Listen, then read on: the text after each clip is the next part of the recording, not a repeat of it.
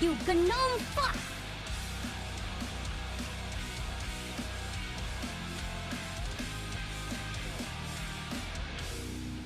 You gnome fuck!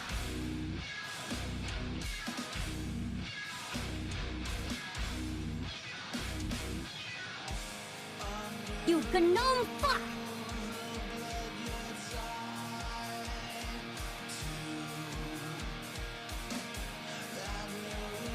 You gnome fuck!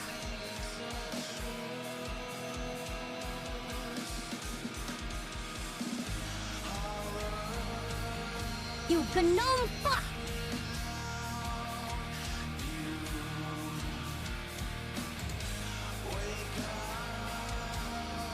You gnome fuck!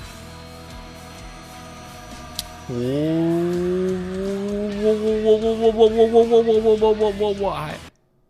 You gnome fuck! You gnome fuck. Ah! You gnome fuck!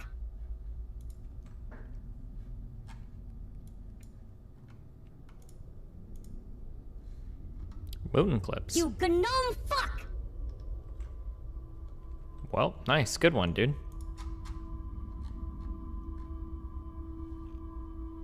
You gnome fuck!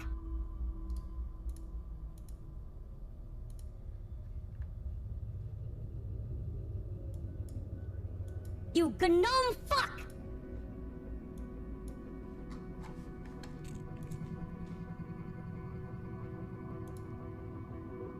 You gnome fuck! What? Hold on, chill. You gnome fuck!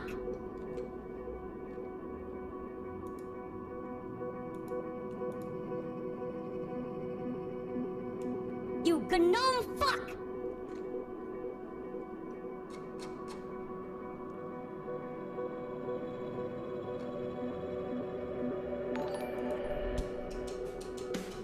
Ben MC, £5. Hi chats and destiny, smiley face.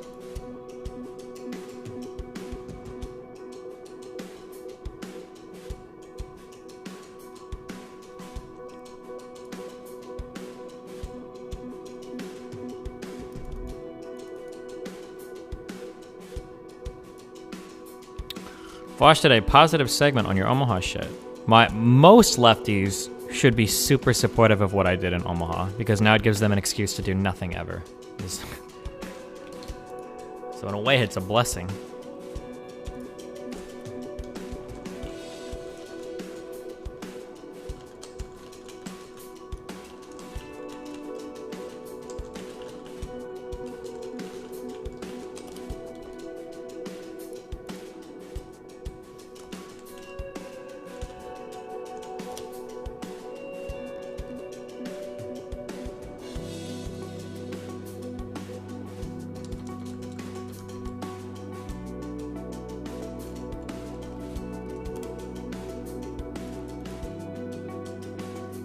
What is Wiki Wand?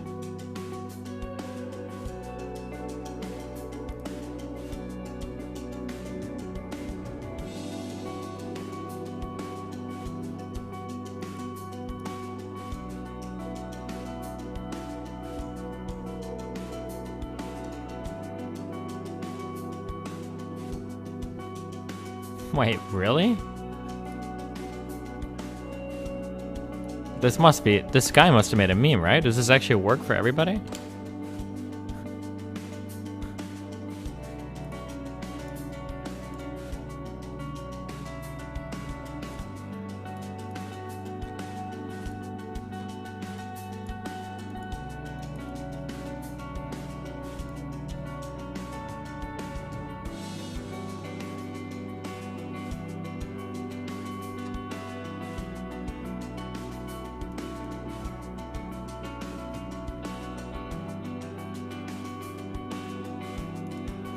One thing that I will say, after going through a lot of profiles and stuff, because I've spent more time on Facebook this past 4 days probably than I have in the past like 5 years, there are a lot there are a lot of white girls that like obsessively post about black issues.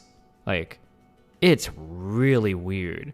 Where I'll go through like 40 posts and like 35 of them are about like black people getting arrested or black rights or black whatever. It's like, holy shit. It's like really weird. Like, that's awesome if you want to be like woke on black rights and shit. I like to think I'm pretty woke on black shit. But man, when that like becomes your entire personality, holy shit, it's like really fucking weird. Or at least, I don't know, it feels really fucking weird to me.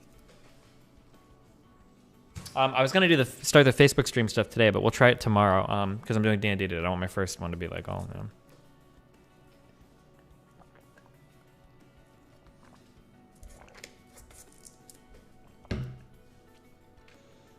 White cis women are fighting for their lives right now because they know they're next on the line for scrutiny. White cis women have already been scrutinized. Feminists fucking hate white cis women. Haha, because they already got all their shit. Dude. White cis women were like, when affirmative action rolled in, they were ready to absorb that shit. And there's a lot of people that are super ass mad that affirmative action seems to just primarily benefit white women. Something people have like taken a little bit. We should like read more articles about that at some point, because it's a big thing that a lot of feminists were complaining about. Wait, hold on. I think something's wrong with my computer screen. One sec.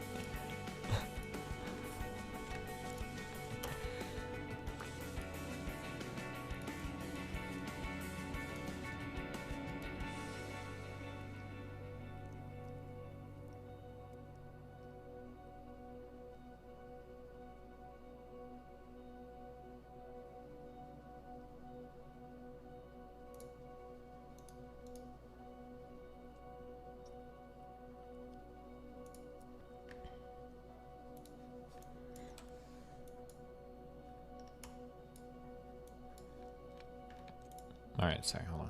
Shit was kind of weird.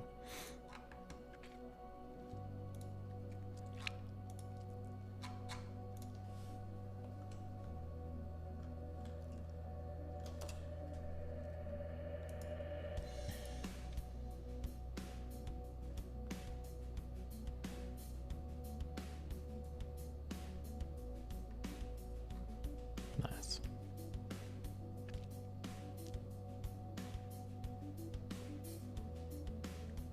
You still have your old YouTube linked on your Facebook? Oh, I haven't like updated or looked at any of that shit. I'll just spend like an hour or two going through it. I still need to do, fuck, I wanted to stream earlier today. I slept for like 12 hours though, holy shit. I need to go through my positions page and clean up a lot of that. I want to incorporate a ton of, what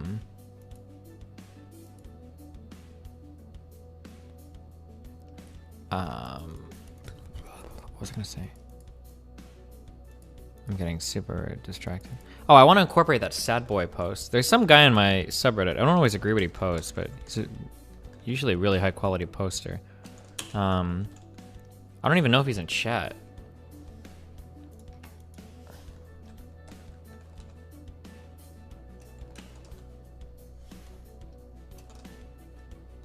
Oh, this guy. Wannabe sad boy. I don't know who the fuck this guy is. But he's like a high quality poster.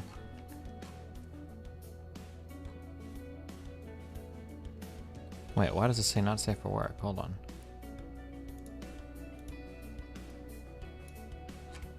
Oh, it just covers the whole post. Interesting. Weird. Because spoilers in the title. Oh, gotcha.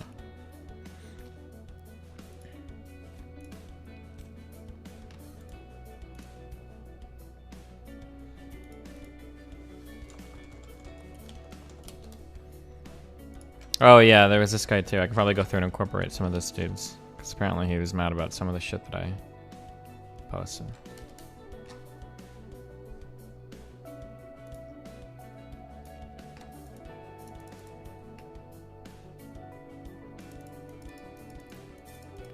Vosh says he wants to follow in your footsteps for camps right now. Would you ever join forces? If he disavowed like 80% of his community, sure, but I don't think Vosh has enough integrity for me to want to work directly with him, but if we have like, I don't know, like side shit, I don't mind.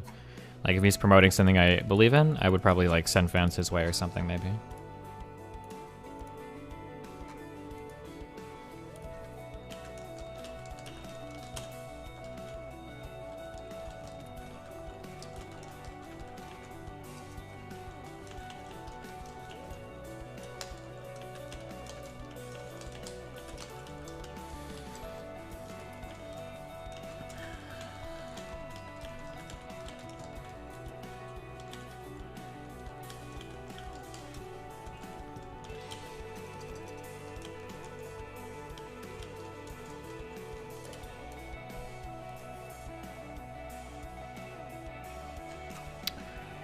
Couldn't you be a little bit more impervious to the same thing happening again if more people were associated with the organization?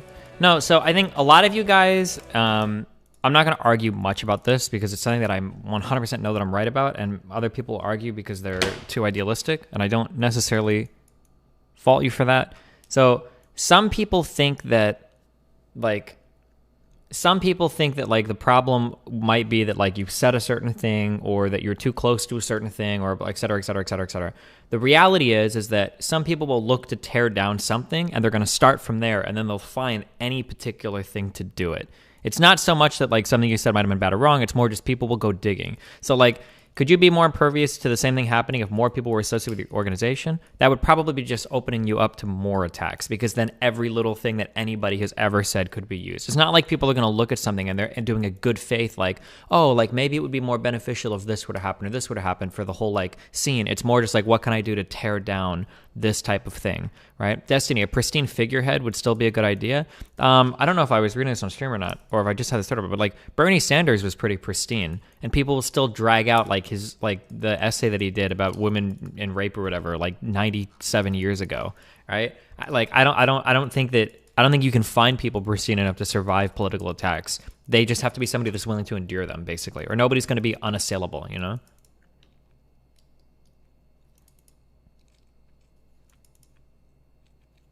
But it must be possible to do this without a spotless figure. Yeah, you just need somebody that's like a little bit like sociopathic in terms of their ability to endure a ton of backlash.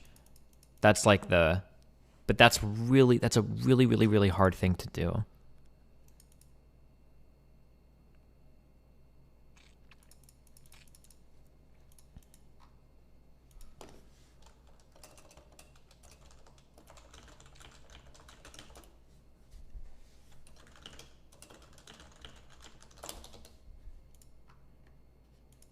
Unless you're a Republican, because damn, dude, Republicans don't give a fuck.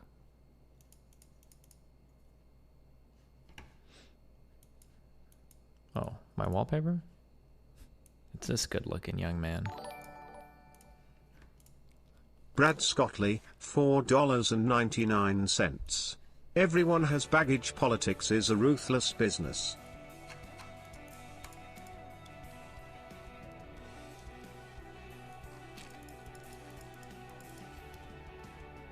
Strategy in these situations is to canvass anyway and bulldoze the candidate, though. Most folks won't be reading the story or the dissociation. If you can get another 10 people out to vote, then the election. Yeah, that's kind of how I was looking at it in terms of election strategy. Because, like, we can have a bigger ground game than anybody else, and we can just go as hard as we want. Like, the other people are only attacking because, like, Mark is getting a lot of attention, and they know that.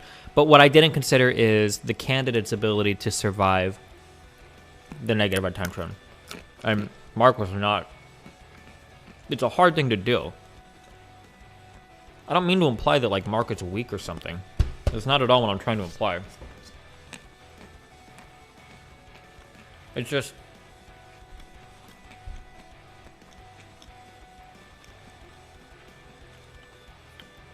the problem is that you have to consider as a teacher, you have, like, a lot of clout and respect in the community. Like, people generally look up to you and defend you and like you.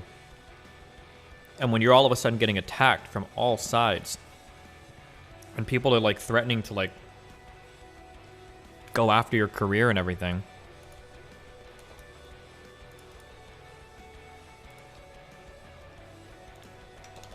Yeah, it's not good.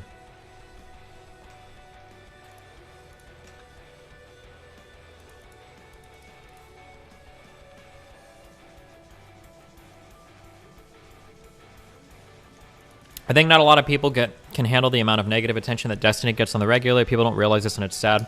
Yeah, I'm not usually trying to jerk myself off for being able to endure a lot of negativity, but I can more than most people that have ever existed in human history. I will say something that is irritating to me, though, is that, like, I think MRK got a ban from the subreddit. I'm just going to start banning fuckers that do this. When people start hopping on Twitter and, like, celebrating, like, some of my largest failures and, like, calling me a gusano and shit, and then, like, I strike back at this person and say, you're an ugly fuck. And then I'm getting these dipshits like Merca writing up these huge subreddit posts, but like, Destiny, I don't think it's okay that you call this guy ugly. I think that you're betraying your like, man, fuck out of here with that fucking bullshit. Like, go cuck yourself out somewhere else, dude. Like, holy shit. Talk about like not giving a fuck, dude. Like, fuck out of here, man. Get the fuck out of here with that shit. Like, Jesus Christ. Yeah, I don't know. Like that starts to get like a little bit much. Like, ugh. Okay. Dan MC donated £5 to Super Chat. Maybe it's time to use redact.dev. Yeah.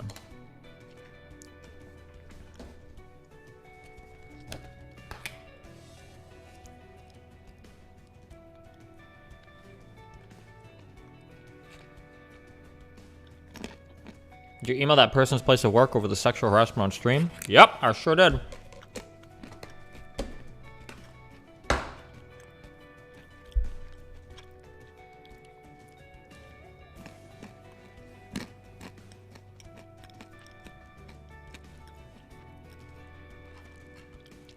Where's the place to respond to these attacks? I think you should stay relentlessly positive and just keep moving forward.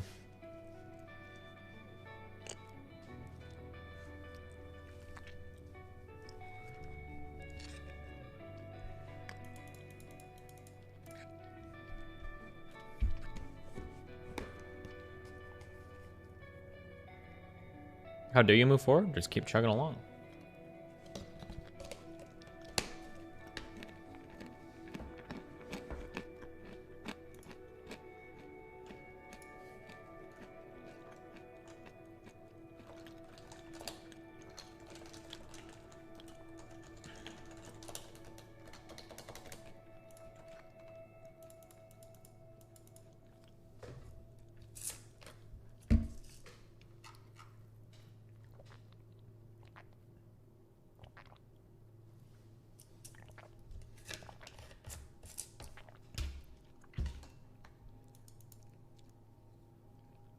How is it people keep saying your community is toxic goes after people from Twitter to Reddit?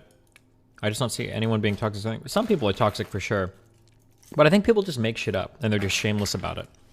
Like, do you remember the conversations that I had? Do you remember the conversations that I had? The 3 people that came on from Omaha to chat? So Angie Phillips was one of the dipshits that was like contributing to this article and is friends with that Amelia and everything, and they're all like shit posting about how horrible I am on Facebook. So Dolphin was the 3rd guy that came on that just told me to fuck off the whole time. I was invited onto Destiny's stream last night for a debate after he just got done bullying or attempting to bully. $4.99. Hold on. Is Mark still it to win? No clue. After he just got done bullying or attempting to bully 2 of my friends. I spent a good 20 minutes or so repeatedly telling him to go fuck himself. How was I bullying either of those 2 people? Like, if you listen to those 2 conversations, it's probably the nicest I've ever been in a conversation in my entire life. How could you possibly think I was bullying? When I brought the one guy back for the second time, the drunk guy for the second time, but that was after this guy was on. Like,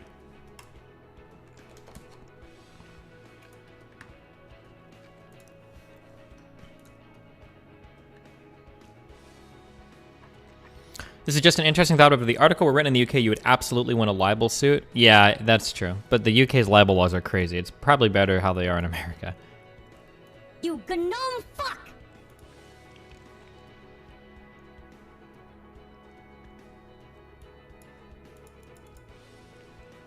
You gnome fuck!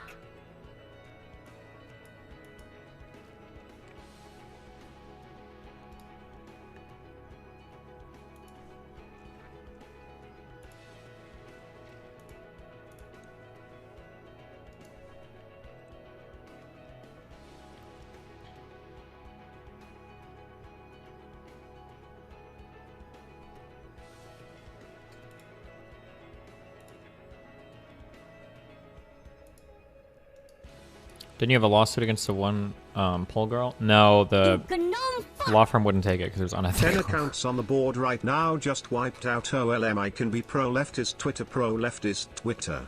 Nice.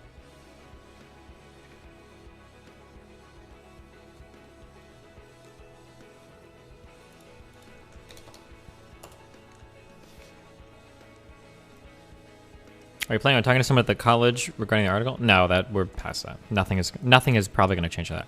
My this is my sociopathic side showing.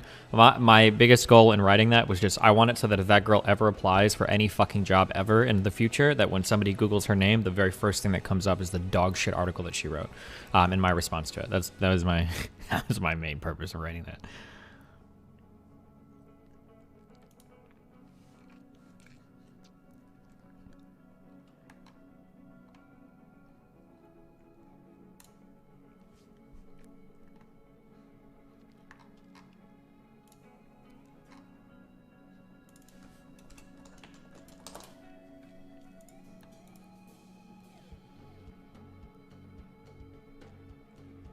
Why do fast food places give you so many napkins? I actually save most of the napkins that I get, and then I just use them for other things around the house. But yeah, I've always got like a pile of like 30 napkins at my desk because, yeah, it seems like they always give you way too many.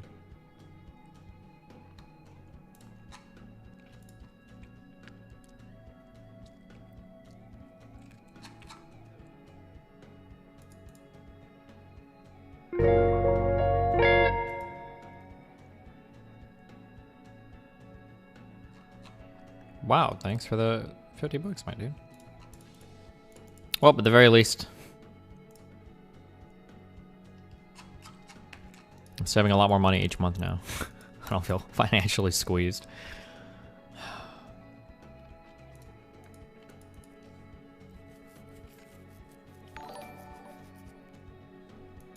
Master Vivi 10, $5.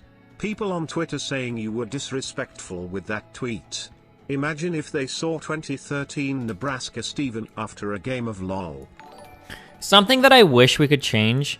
Spectre, $5. Hold on. So Destiny, how was it? Did you like it? Was Scott Bradley's mum good? No, okay.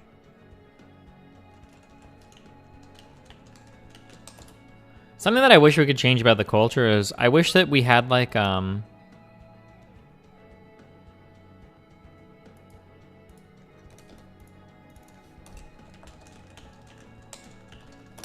I wish that self-defense more broadly applied as a concept when it came to like people being like rude or nasty towards people. Like, I wish that people's minds were geared that way. Like if somebody says something really mean to somebody, people are generally just like, this is bad.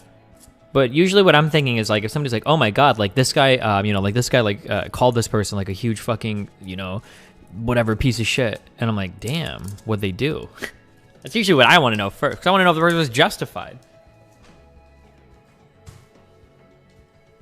But people are just like, no, you should just never be mean. And it's like, boring.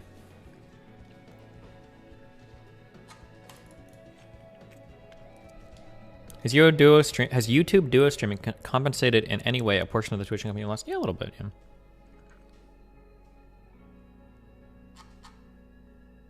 Wow, Opera Cat, thanks for the $5. Why does Opera Cat? Why do you have the same name as the guy on Twitter? It's super confusing. Why do you do this?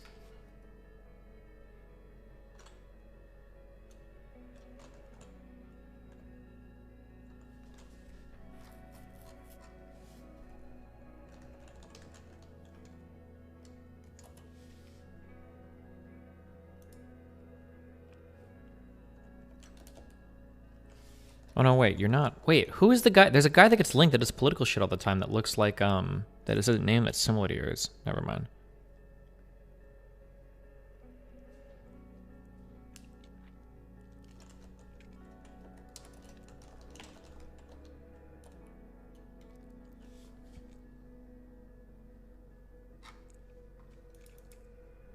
Oh, a trooper. It's that guy. Oh, shit.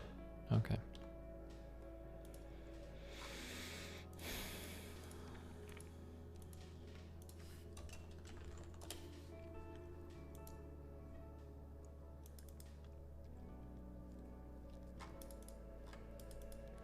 Why are you not streaming Facebook? Because I'm about to do DnD. I think we'll start tomorrow.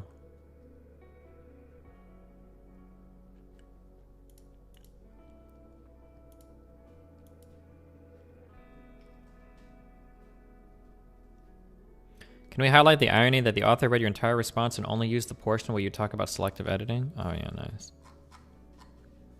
One of my favorite things is in the article, they wrote an edit at the very top about how, like, they wrote an edit at the very top that, like, oh, Hannah doesn't have any affiliation with any campaign. And if you look at her Facebook, she deleted her, I don't know what you call it on Facebook, her reblog or whatever. Which I thought was pretty funny. What a loser. Why would she delete it if it wasn't a problem before?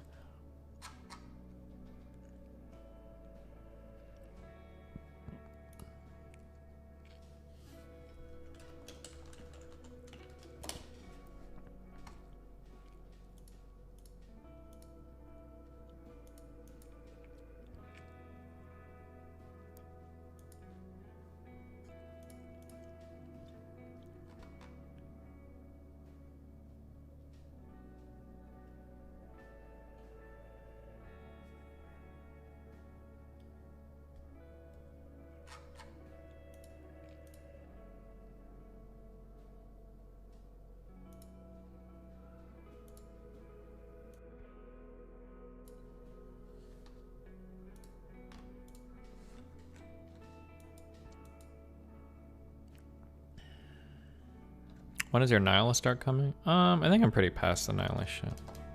What's even the best way to deflect the N-word point? Doesn't seem like, I don't know, just, I think we're kind of, I'm waiting for the general tone of American politics to shift a little, I guess, and then we'll just be here in the meantime. At some point, this stuff will become sexier, I imagine.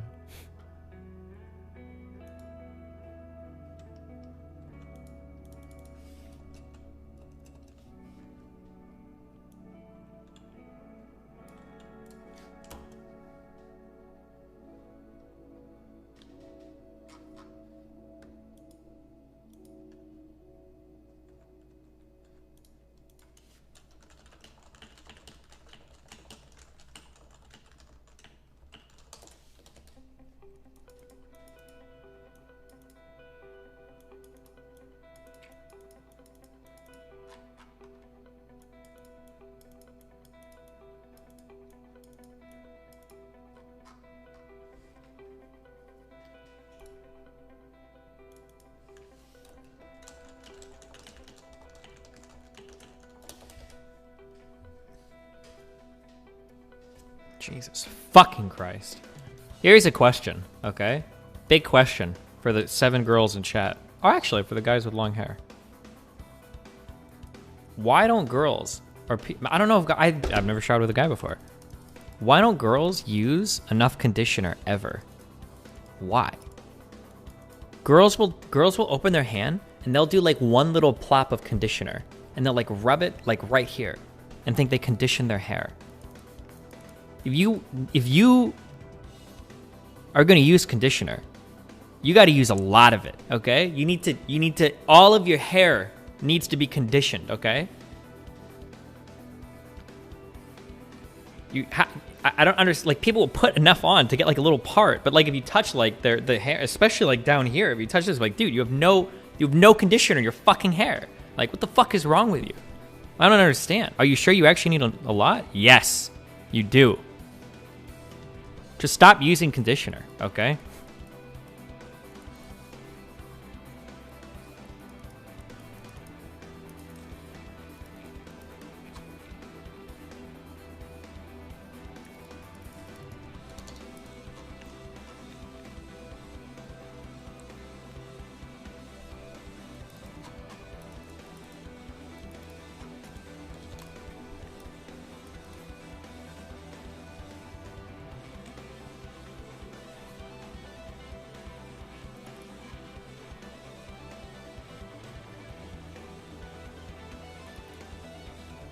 Trickle down conditioning? True.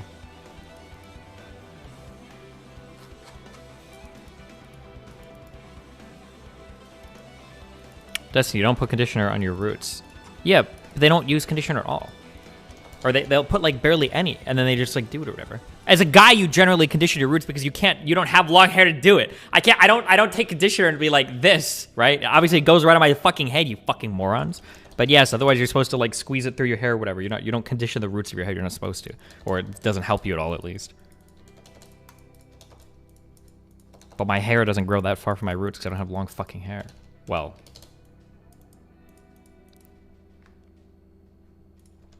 I guess, compared to how I normally do.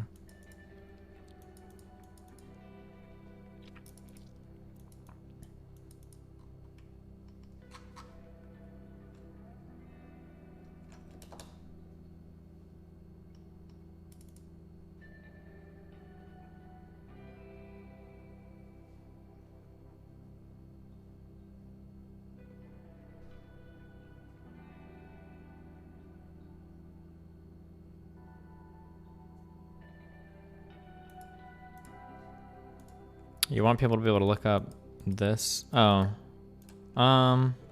Maybe.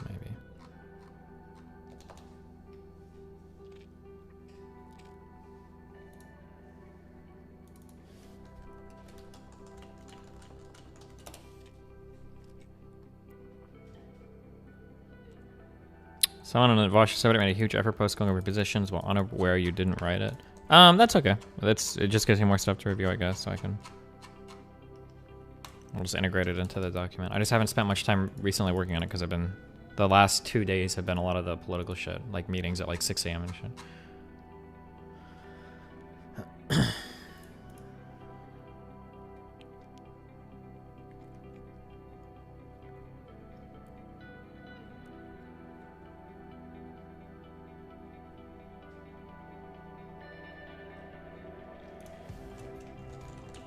Parents are fucking stupid. Nothing you do is going to work. I'm sorry, good luck. I don't envy you.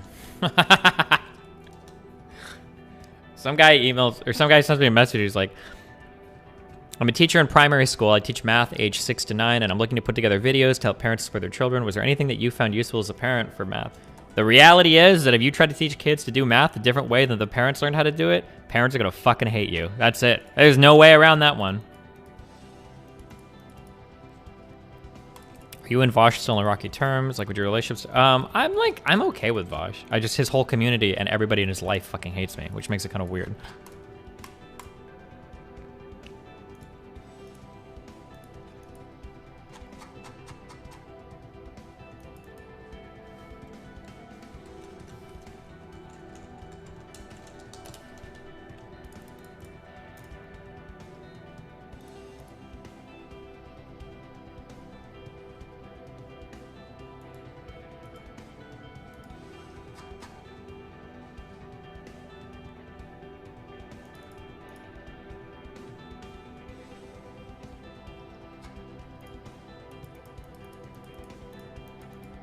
You decided your hair dye? Yeah, I had Bella sent me her whole fucking hair dye routine. I just need to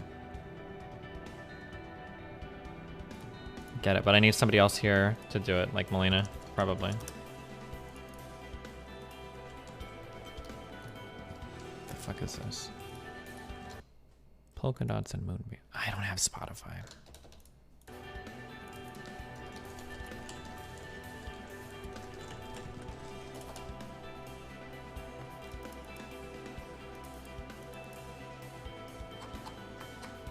What color? I don't know, it's probably gonna be blue.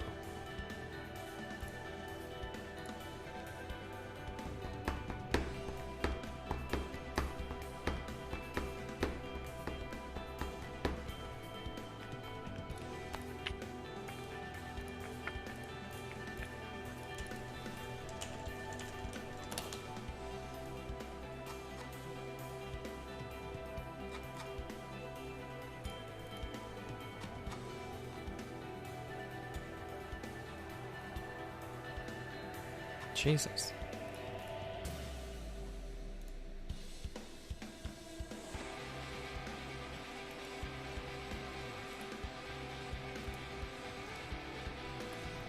Would be bleaching your hair? I think I have to dye it a color, right? Because my hair is darker.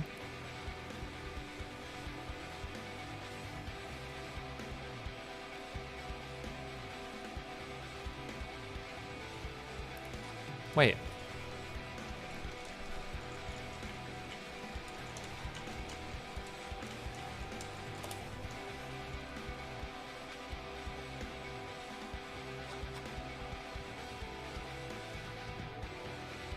Why? What is Weow? Weow. Why is this even an emote? We have so many random emotes in my fucking community.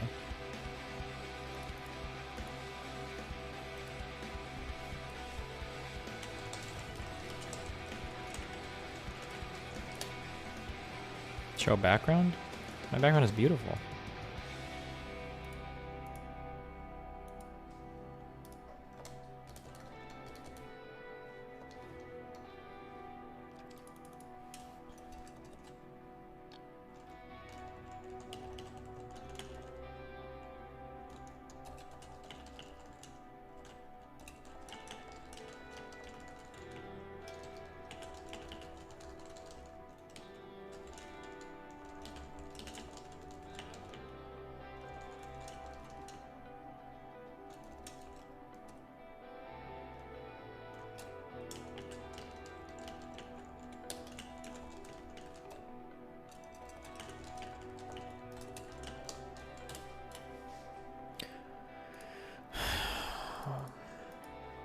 You ever talk to a girl and she's dating a guy and you're like, man, this girl is super fucking cute. Like, we'll just talk to her for a while. Eventually her and her boyfriend will break up and you're good to go. And then they get married. What a horrible world.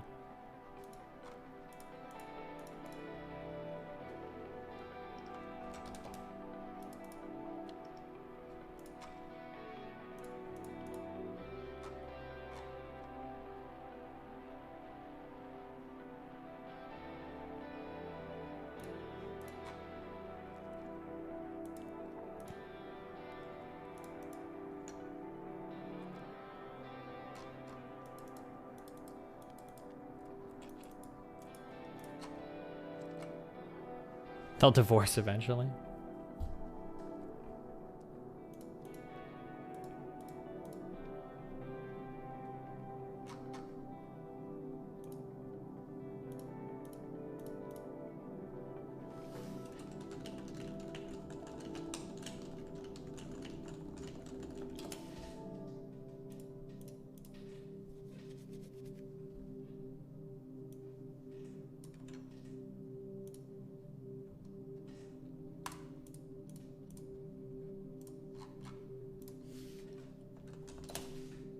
Sorry, hold on.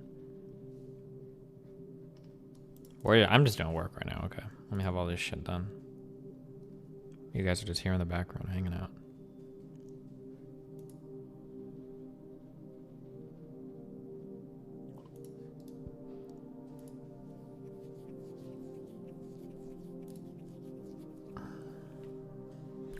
This link should be purple. What? I killed those people. That's what I can be. No, you can't. You're not. I can't. Oh god, I don't know if I can do it. It's shit. It's shit. Actual good meme. It's decent. Oh boy, we're answers all over the board.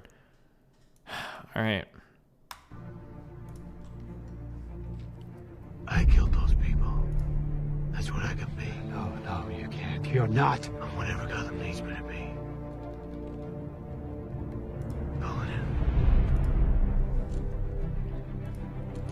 A hero. Not the hero we deserved, but the hero we needed. Nothing less than a knight. Shining. I'll hunt you. You'll hunt me. Okay, just as you so you know, okay, if you're making a video meme, this has to be top tier if you're gonna make it like fucking 2 minutes long. All right. So far, we're not there.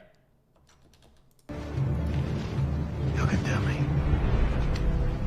Set the dogs on me.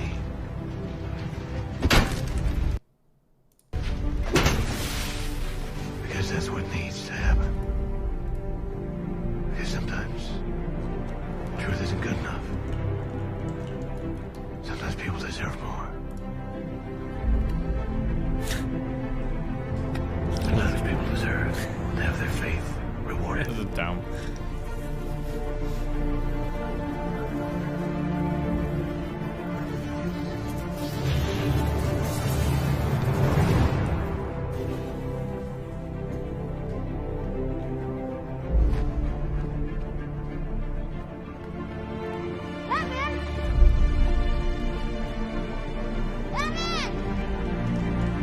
Why is he running, Dad? Because we have to chase him. Okay, we're going in! Go, go!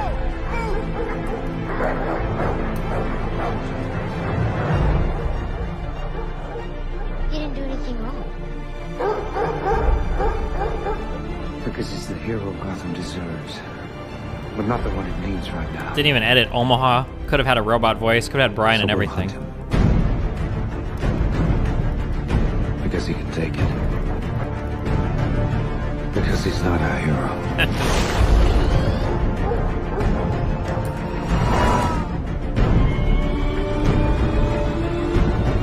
He's a silent guardian. A watchful protector. A dark knight. Okay, nice. Overall, I give that meme a 5 out of 10. Okay. Can I just say, if you have never handled a sword or a gun in real life, one of the most disappointing things is that you find out that these things don't make very much noise at all compared to the movies. You ever notice that, like, in the movies, when they're holding a gun, here's what a gun sounds like in real life, okay? When you move it around. Not even, actually, because there's a moving thing here. But, like, when you move a gun around in a movie, it's like...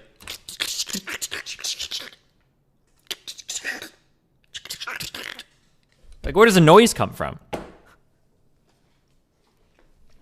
And then swords are the same, too. When you draw a sword from a wooden scabbard, in the movies, it's like... In real life, it's like... Doesn't make it... There's no cool noises.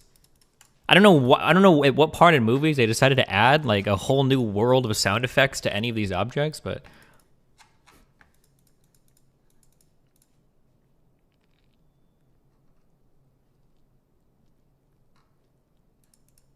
do you drive a blue Focus? I will be banning people that say that I drive a Focus. I drive a Focus RS, okay? This is a totally different type of car. Not to be confused with the family-friendly schnoozemobile called the Focus, all right? Get it right.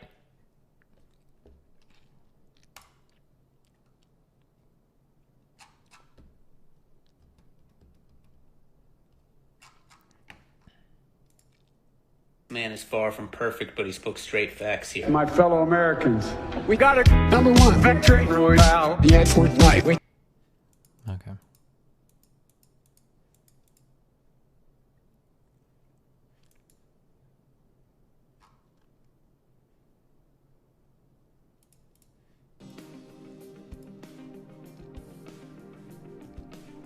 I don't like when people call it a WRX and it's an STI. The thing is, for Subaru, the WRX and the WRX STI at least, I think the STI is just like a slightly upgraded version of the WRX, right? So like, mixing these two cars up, I don't think is the worst thing in the world. I don't remember if do the normal WRXs have the scoop, or is it only the STI? So like, for instance, when I drove a Volkswagen GTI, like, I think a GTI is just like a better version of a Golf. So it's like, if you say like, oh, do you have a Golf? It's like, oh, kind of. I have a GTI. It's not a Golf, it's a GTI. But like, it's, you know, it's whatever.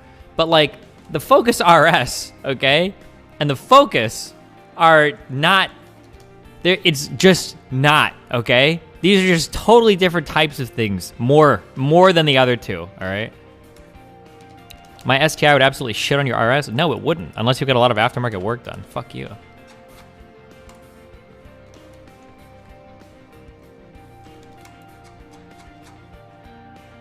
They're both front-wheel drive though, right? The RS is all-wheel drive. I think the Golf R was all-wheel drive, and I think the STI is just front-wheel drive, right? I don't remember if the Golf Rs were all-wheel drive or not.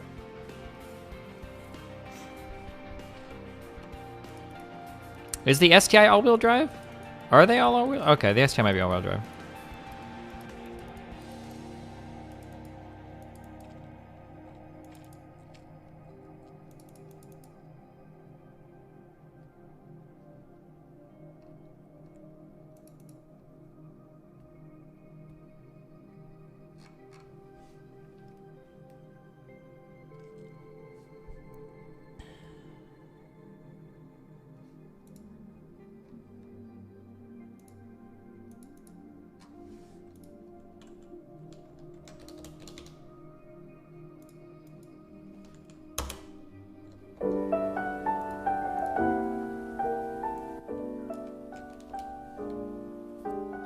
Just a stage 2 STI and it would 100% show in your RS. First of all, using stages unironically, okay? Secondly, yeah, obviously if you have a lot of aftermarket work done on your car, it's gonna do better than a car that is mostly stock. I think the firmware flashed on it, but that's it.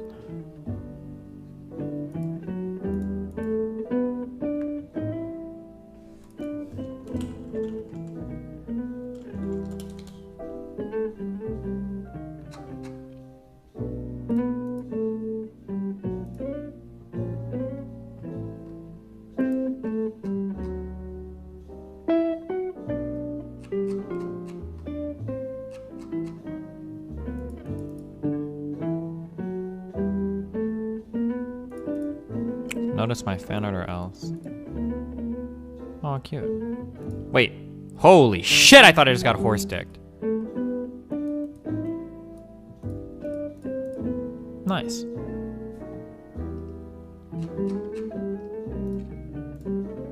Wait, why are these paused? White names Duckers. Duckers. True. And based. Wait, how long have these been paused for? Podliff, $5. Very sad day, but you've still inspired a lot to engage in local politics.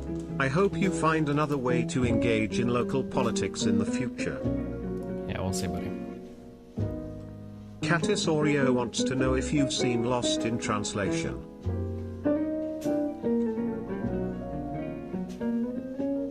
Yo Dest, will you be going on Scuffed tonight? Love you, buddy. Probably not. Okay, Discord messages done. Email time, Ben boys. Riley, $5. Vorsh just spoke about the canvassing situation. Cool. Are you guys cool? Scott Bradley, $5. Here's free stream content for a new YouTube video. Don't Thanks. worry, it's not a keylogger. Wow. You gnome fuck! In an alternate reality, Mark Gudgel would have chosen Mike from PA instead of Destiny, which would have propelled him toward a presidency in 2028. Yeah. Bonus meme. Right to bear arms? More like, stupid. Got him. Common Fable, $5. My parents, like many others, don't trust media and journalism. Stuff like that article just gives them ammo and hinders good discussion. Well, How in God's name do I change my name in DGG? This was supposed to just be a temp name, but now it looks kinda strange, feels weird, man. Hey, can chat do the thing where they post the white dinosaur? No? Guess he'll settle for the frog then. Nick Jones, $4.99. Uchiha's plan Kuitachi works for secret police and is ordered to kill everyone under the guise of a massacre in order to join big bad criminals and spy. Appsign, $20. People in San Antonio, please pay attention to mayoral race. Nirenberg is going for re-election and has progressive policies and good with COVID restrictions. Almost lost last time to Brockhouse, who pulled from Trump's support. You gnome Okay. fuck! I dust your lil focus in my Volvo. Volvo? What is... I don't even know any Volvo If you're cars that are like looking for a competitive good in that horror movie class. to watch, check out Possessor. It's body horror with themes revolving around identity and dissociation. If you Gotcha. do check it out, watch the uncut version. It has a shot of some guy's cock. Gashigasm. Ye posters, Pepe posters, and Degenerate Ooh posters all will be consumed. Wait, by Woo no, Yah wait, Woo what? Yah This is Life Marco Woo Yah Rubio? Woo Yah Woo Yah. Did you guys see Biden is on board with subhuman? He's calling people Neanderthals.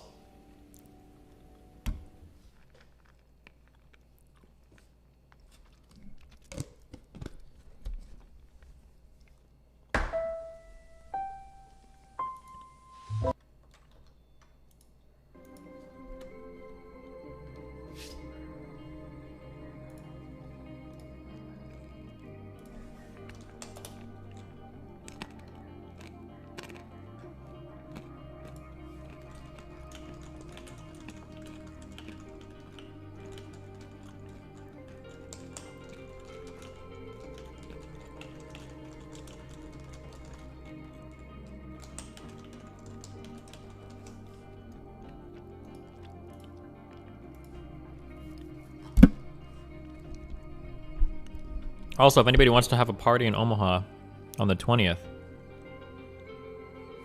I've got a hotel with 20 rooms available.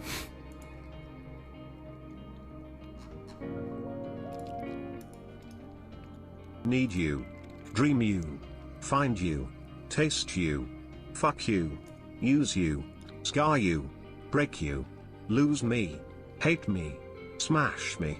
Erase me. Kill me.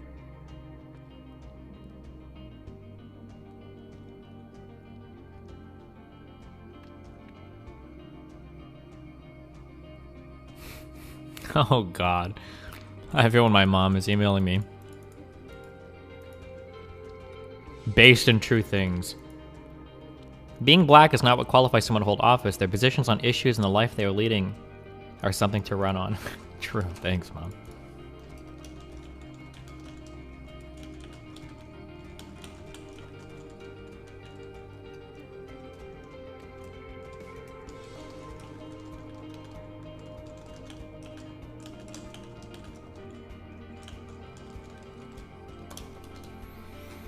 Did I end up emailing Blue Tees University? No, I didn't. I think I would have been justified in doing so, but no, I didn't.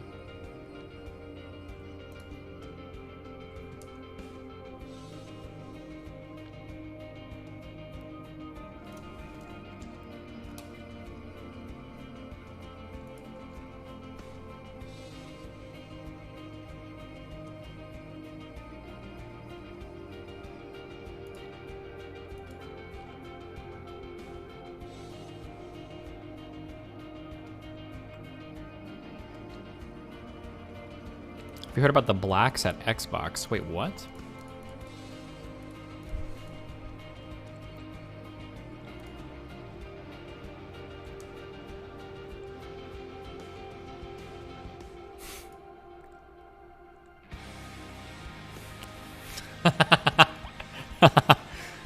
This Boy tweet is a meme, by the way, also, right? Like, come on.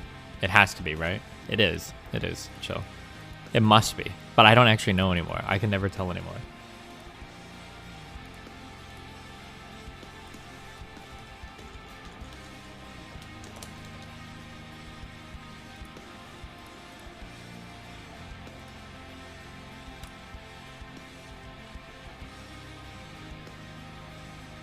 The tweet is real. He's actually tweeted it. No, I'm sure he tweeted it, but when he tweeted it, it was like a meme that he tweeted, right?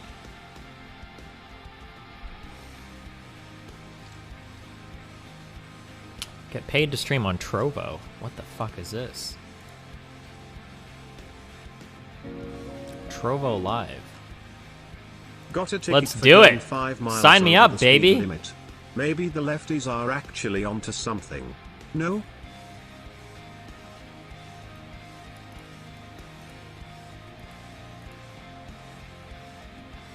5 miles over the speed limit.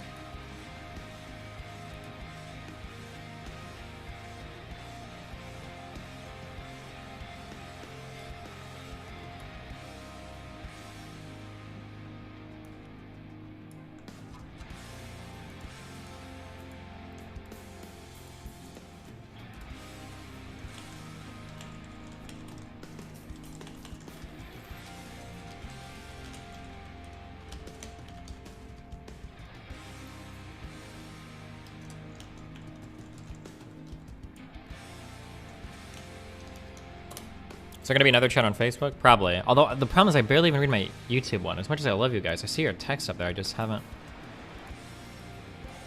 I don't respond much. I think I need to put them all. Maybe I need to just have my screen set a little differently. Ben MC, £5. Any plan on surviving in D&D tonight? We're just gonna be base as fuck. Okay. Maybe if I do it like this, maybe I'll respond more. Alright, I changed my layout of my monitor. Now DGG is way over there, so.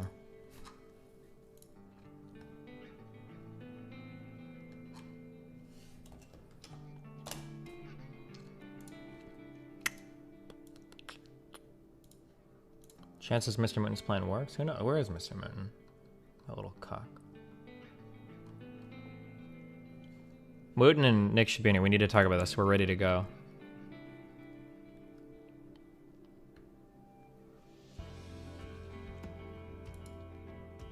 Would it be too awkward to have some service that combines your chat rooms into one panel? Maybe. I could bother Cake and see if he wants to, I'm not sure.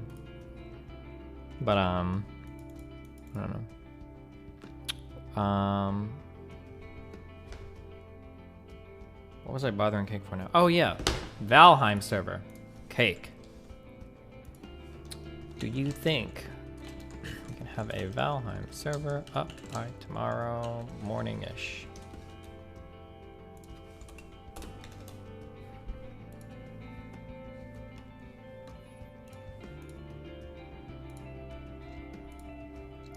Hi, Steven. I'm making it out of your server only through appreciate not interesting. Let me just.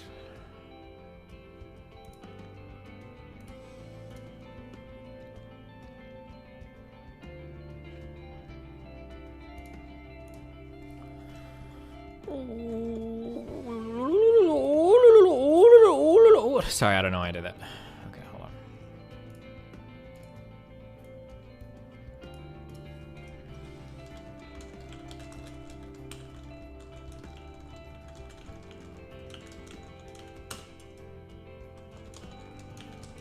You gnome fuck!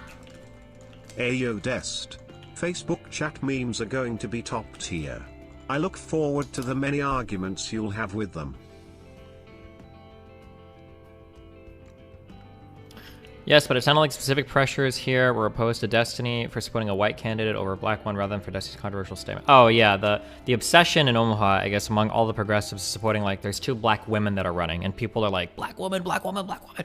Ah! Ah! Ah! So that seems to be like the drive, like the super hardcore drive to, I guess, get that representation in office.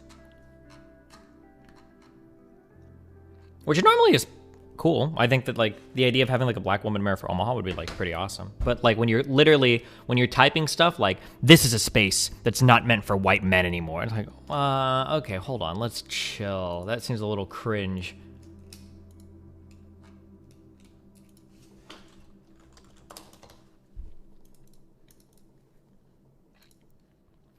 In the future, might it be better to support the Dem candidate instead so that the impulse stuff doesn't work as well?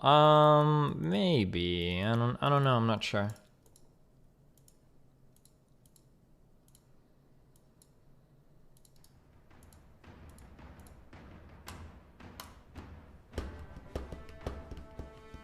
Isn't Omaha like 80% white? How is it not a space for white people? Well, okay, calm down, buddy. Bum, bum, bum, bum, bum. Composer for this movie was so good.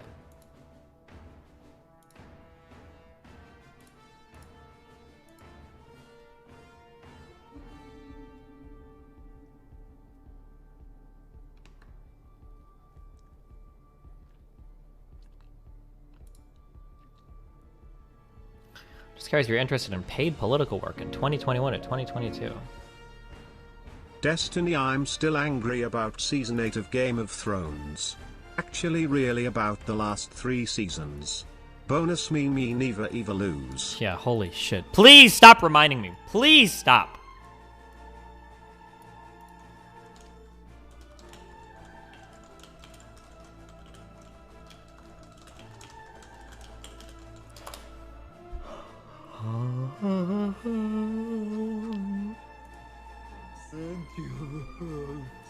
Our toast is I don't have any friends.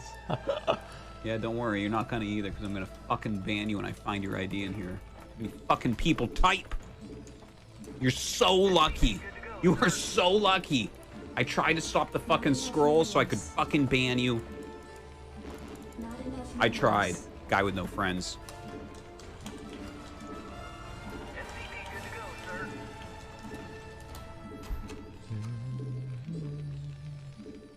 Guys, I don't know. As soon as I read one of your messages, your fucking ID leaves my brain. Ben MC, £20. Hey Destiny, remember to put the YouTube remote Reddit post up when you get the chance and play Fortnite Poggers. I will, I promise I Our will. toast is I don't have any friends. Okay.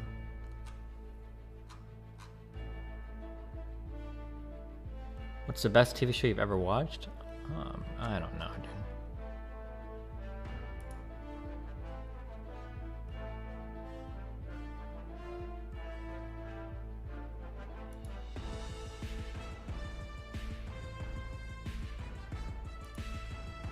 What race did you play in Brood War?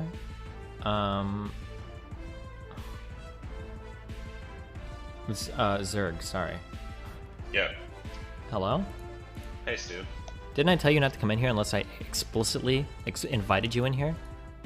Well, two things. One, no, you said the exact opposite. And two, somebody literally just messaged me saying that you want to talk to me.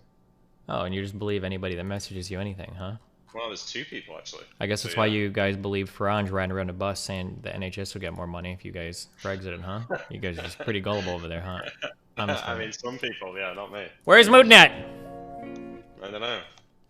I'm sorry Okay, that so all this happens to you basically, in the same week that your party gets wiped in DnD. I'm having a bad week right Good now, luck tonight. Nick. If we get wiped today, it might push me over the edge. Shit, yeah, well, I didn't know whether to bring it up, but I read Also, wait, your mic is really bad right now, so it's either not the correct one or you're really far away from it. Yeah, there we go. Sorry, it was the wrong one. Cool, okay. Yeah, I read about that. I was going to say that. It's bullshit. Oh, sorry, man. Don't worry, I don't care. Thank you, okay. Alright. Okay. We're basically just taking out Darkstones and fighting, right? Basically, yeah, that's the plan. Although, I'm going to try and spam the fear wand. I don't want to hit you guys with it, so if we can set it up so that I can get a free shot at the beholder with the wand without hitting you two. But there is one point we need to be careful of. If the beholder can look at both of the darkness stones to deactivate them whilst one of us is outside of the anti-magic zone, then that person can get fucked. So we need to make sure there's no way it can target both of the dark stones without targeting all three of us. Does that make sense? Mm-hmm. Because if the darkness is disabled and you're not in the anti-magic zone, you're going to get killed. All the beholder has to do, or I'm sorry, he has a 90-degree cone, right, of vision? Yeah. So all we have to do is stay catty. Is it catty corner? I don't know if it's a real word in Britbongerland. Like, keep him between us, and he can't possibly do it. He would need 180 degrees to cover it. So we even have a lot of wiggle room. But we just have to keep the beholder between us, and we're good.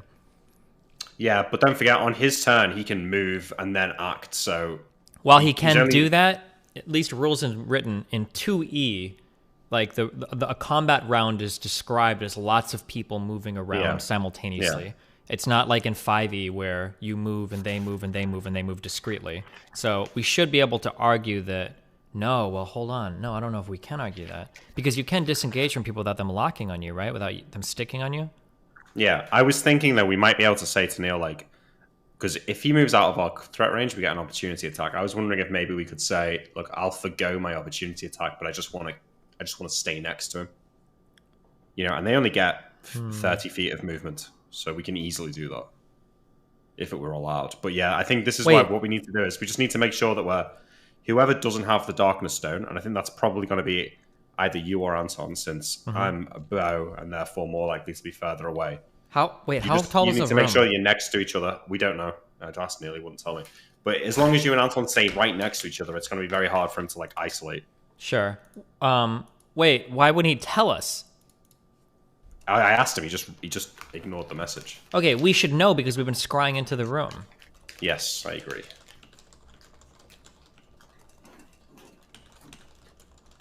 Yeah, I agree. That's pretty important, right? You understand that, right? Because if he just floats to the top and looks down at us, he'll just kill us all.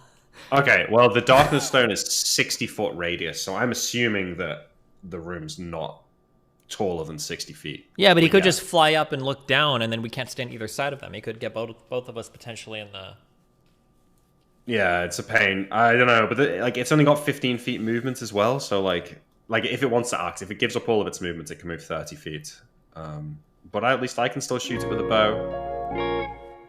You know, when Mitch McConnell runs for re-election, can you come to Kentucky and support him? It's kind of fucked, but yeah. That is a problem. That is an issue if it does that.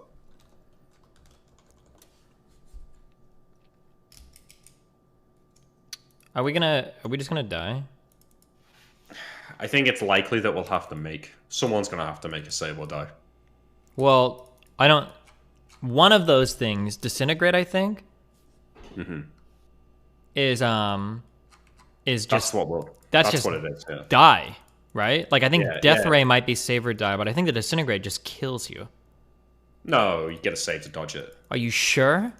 I'm checking now. Because I think one of those spells, I think, just kills you. You don't even. I don't even know if you get to roll for it. Disintegrate. It has a saving throw, yeah. Okay. Does it have a saving throw to dodge it completely? Or is Disintegrate the one that does like 10d12 damage or something? No. It's just to dodge it. Whatever Disintegrate hits, it destroys, including like the wall. And then what about the Death Ray? I don't think it's going to be able to do the Death Ray. It's targeted. So as long as we're in darkness, we should be able to avoid that. Oh, wait. We're going to say it can do the Disintegrate one in darkness? No. Yeah, because it's just a ray. Like, it can just blindly fire it into the darkness. But what I'll say to Neil is that... Because my worst-case scenario is like, right, imagine you're the Beholder. You open the anti-magic eye. You see where you see the person is that you want to target. And then you aim your Disintegrate ray at him. And then you close your anti-magic eye and fire the Disintegrate ray, basically at the same time. Now, in game mechanics, the target isn't moving in that time, so that would work in theory. But in actuality, people are moving around, right? Like you said, it's a minute-long combat round. You're moving, so just because it looks like on the map we're not moving, we are. So I'm hoping that we'd get like a bonus to our save if it tries to do that in the darkness, like maybe a +2. And our saves are pretty good, so any bonus we can get, got a pretty good chance. But yeah, I think the chance of dodging this whole fight without making a single save or die is... It's just going to suck to roll and die. That's so anticlimactic. I mean, I guess you've had this in your D&D experience, but like... Yeah, it does suck, but yeah. But we're well equipped for it. We've got better saves than any character I've ever played. Yeah. I was rolling a lot of ones last week, my dude. I know. Look, I mean, I guess we could just back out, but it seems kind of shitty at this point, doesn't it? Yeah. Alternatively, though, I mean, there's a chance that I just fear one. We come out of the Etherealness at the back of the room. I fear one of them on the first action, and the Warriors need a 12 to save. The Beholder needs a 7. There's a chance the Beholder fails, and then we've got 6 rounds to just get the statue and get out. No, if we fear him, we'd have to kill him, right? No? I don't think so. I mean, we could, because it's 6 rounds. I'm sorry, when I say have to, what I mean is that, like, I'm sure killing that dude is like 100,000 experience. Maybe not that much, but it's got to be a ton of experience, right? Yeah, that's true. Although what I'm worried about is if we try and like chase it while it's feared, Neil will be like, well, you've backed it into a corner, so it's going to use its attacks against you.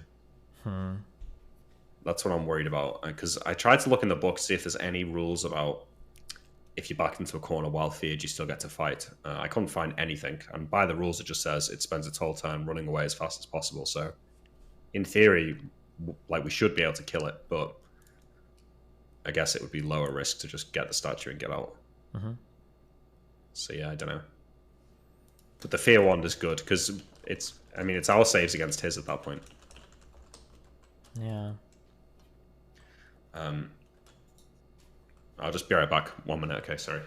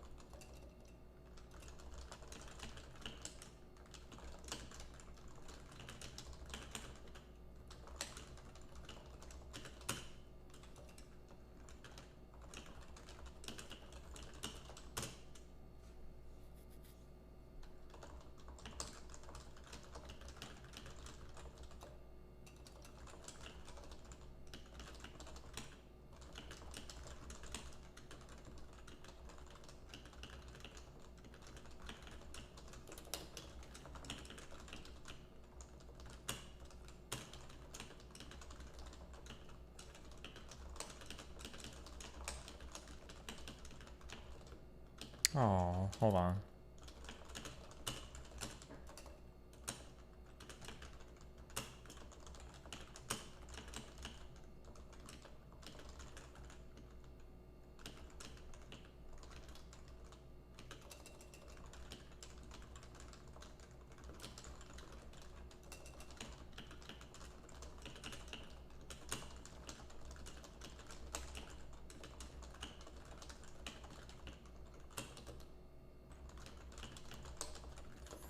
We've had one person that has come and has had like has been like a standout canvasser for all of our events. He's been like one of the best worker people that we've had, and he's talked. I talked a little bit to him. He got kind of drunk one of the nights he was talking, and this guy apparently was like pretty depressed or is like had a lot of problems in life and shit. And he was really excited that he got to come out and do stuff because he felt like he had like more purpose in life and like stuff to do, and he felt like energized and like excited to be like involved in something. And his mom emailed me and sent me like this long email about how she almost said no, and she didn't want him to come out because she thought it sounded really weird, but apparently he's like changed a lot, and she's like really excited about like how he is and everything. And then she's like super proud of all the work and everything he's done. So that's a really nice email. That's cute. It's nice to get it, but it's sad at the same time. Yeah. Wait, what? It's sad at the same time. It's not going ahead now, right? I thought that's what I read. Sorry. Oh. Okay. Okay. I'm just gonna listen. You guys are the magic guys. I'm just gonna be your hacking and slashing. Okay. That's what's gonna happen.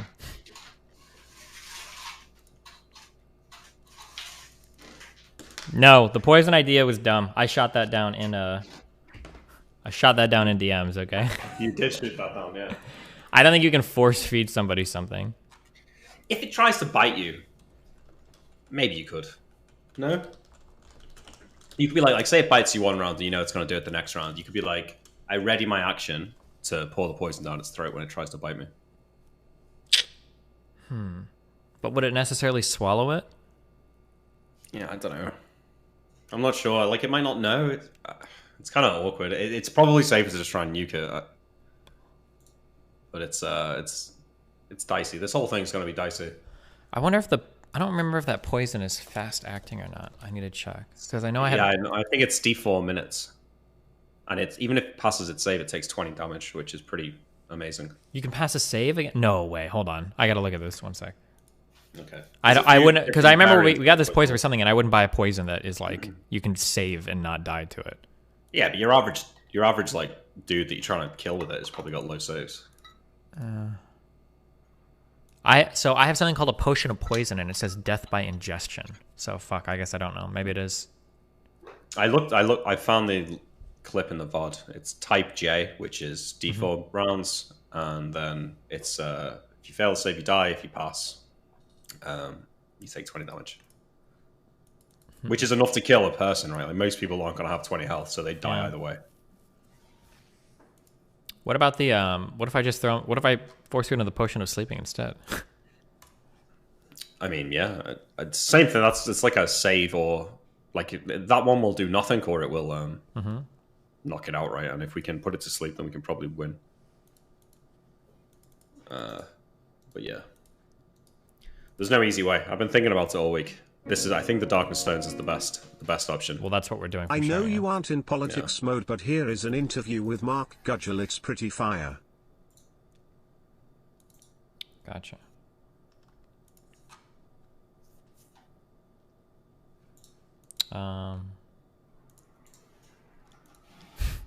Ralph is emailing me to do more kill stream stuff. Jesus. I watched that. That was funny when you were on that. Jesus, yeah.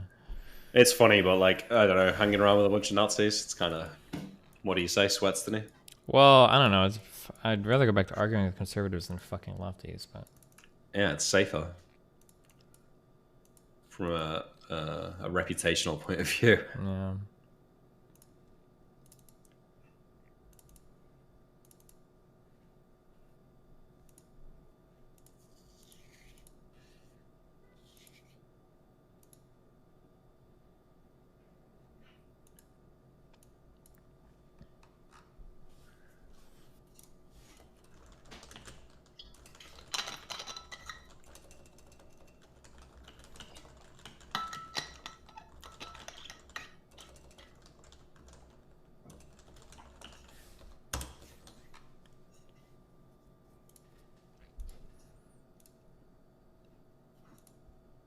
So what else have you got in your inventory? Anything else that might be useful? We've got all those magic candles. Like, we've got the firewall candles, which people have been talking about that. Like, that's an option, but I think it might be I feel like the firewall shit is going to do, like, fucking 2d4 damage if they're inside it or something stupid, you know? It does pretty... I think it might be, like, 2d6 plus something, depending on the level of the caster. So it should be, like, 2d6 plus 14. but it can cancel it with its eye, right? So, and it can just fly in the air. I don't know. It seems a little bit like we're going to use a lot of action economy trying to get it to work, and it might not do anything, and we would have been better off just trying to attack it down. Keep in mind, we need to be careful because we can probably only do so much when... How do you mean? How do you mean?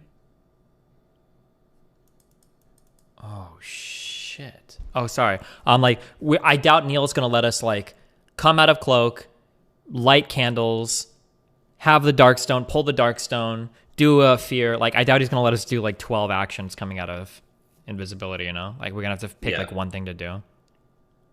Yeah. I think we open the round with, we appear, I'll use the wand, and then you two go and engage after that.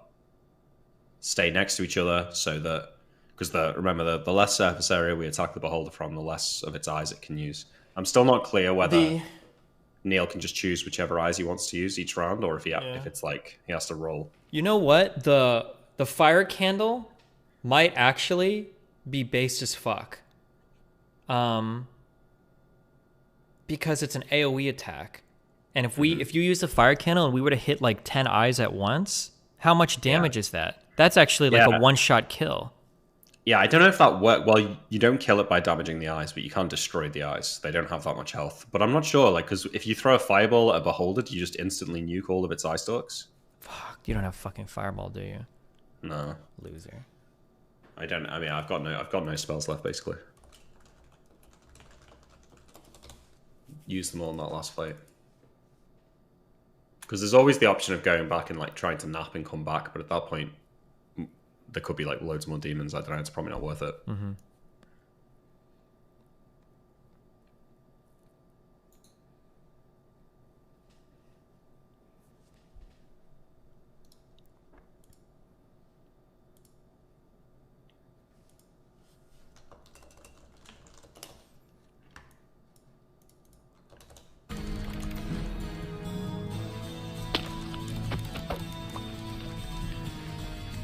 Options. Options. FOV 90 slider. I can't believe there's more than one person trying to do this stupid Game speedrun. banning Vatikud. Sorry, force and clip. Say that again? I can't believe there's more than one person trying to do this stupid speedrun that mutants do. Oh yeah, no, well it's originally like I think XQC and Forsen were the two streamers that started racing over and over again. Oh, okay. Yeah, I never played Minecraft. It's It's Zoomer what? stuff. Zoomer stuff. Wait, how old are you? Same age as you. Yeah, shut up then. Okay, chill. Okay, sorry.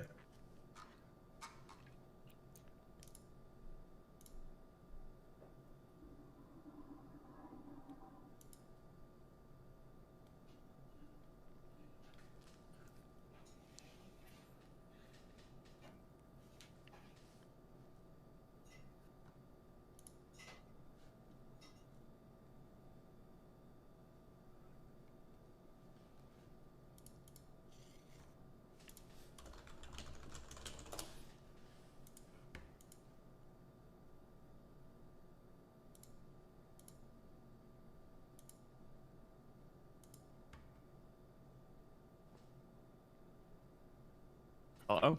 Hi. What's up?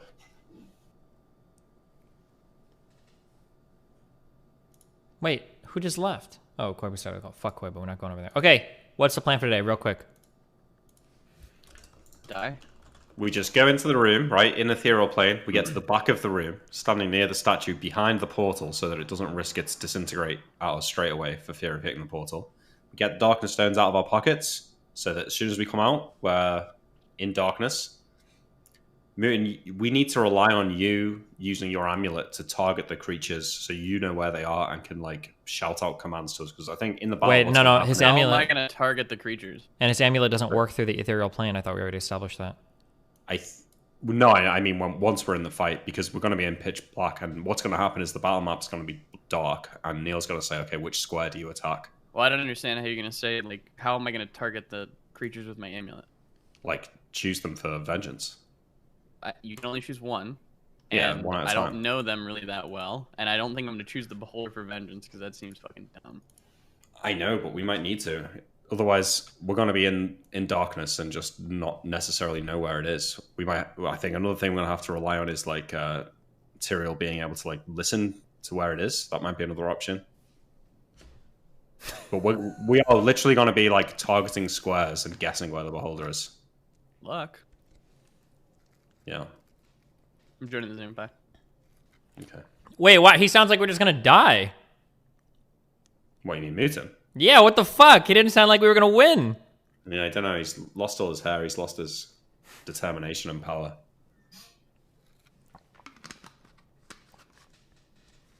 It's alright. We're going to win, Steven. We're fucked. No. Fuck, hold on. I gotta look up this detect noise real quick. I think I have to be, like, still for a while. Oh, shit, really? A good thief pays attention to every detail. No matter. His ability to hear tiny sounds is much better. Listening to something. Okay. The thief must stand still and concentrate on what he's hearing for 1 round. Ugh. Okay, well, just don't mention that to Neil. Got it. Get away with it. Yeah. True! God damn it. We're gonna die. No. It's gonna be fine. We just gotta dodge the disintegrate ray. Our saves and are death good. ray. No, I can't use the death ray in the darkness. Oh, it's gonna use the disintegrate. Oh god. It's gonna do the same thing as we. Where it's gonna have to randomly pick where to fire its disintegrate ray because it's not gonna be able to see us. And then we're gonna fuck our rolls up. Yeah, well, that's a possibility. All right, look, let's join the other call. Okay. Wait. Hope. No. Wait. No. Nothing. There's nothing. We're fucked. I'm following you guys. You guys are the magic guys, so I'm following you. Good luck.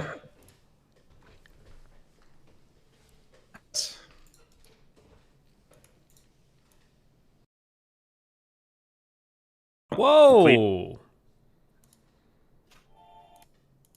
But yes, it is.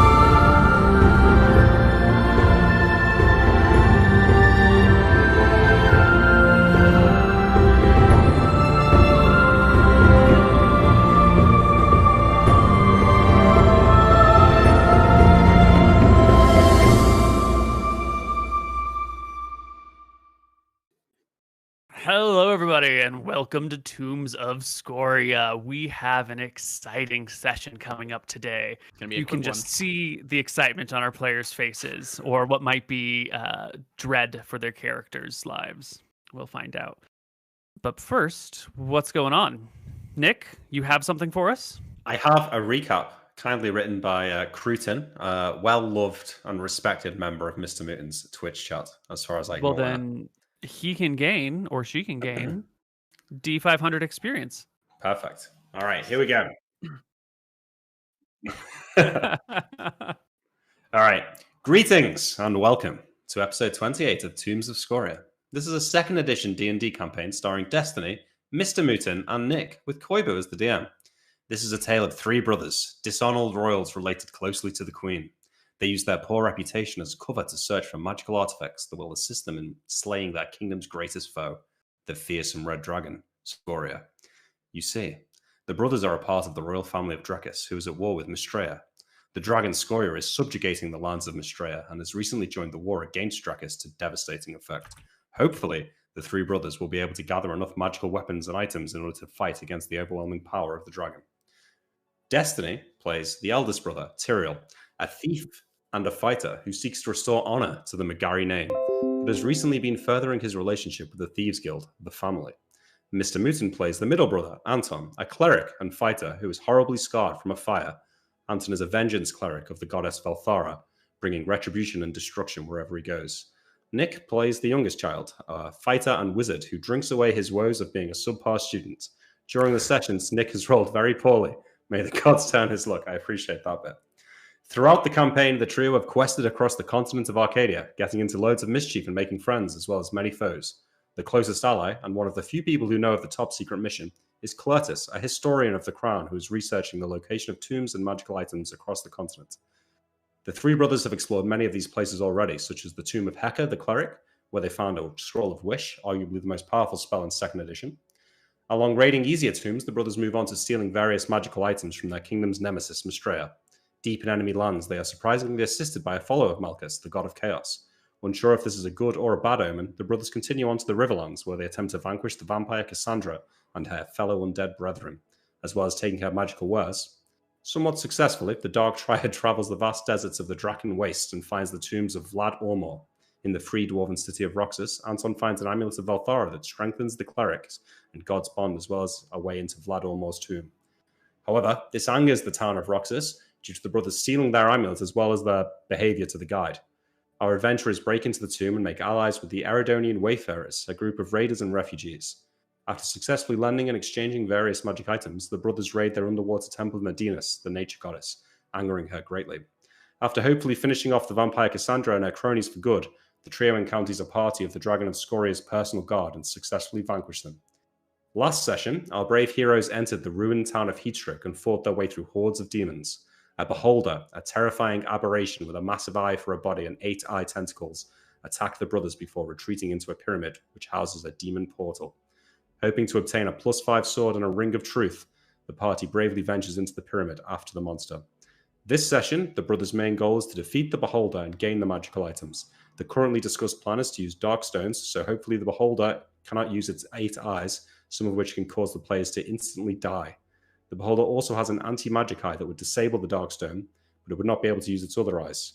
Will the players be able to outrule Slayer Koibu, or will this be another Koibu campaign ended by the demons? Wow. Yeah. Quick little recap of everything.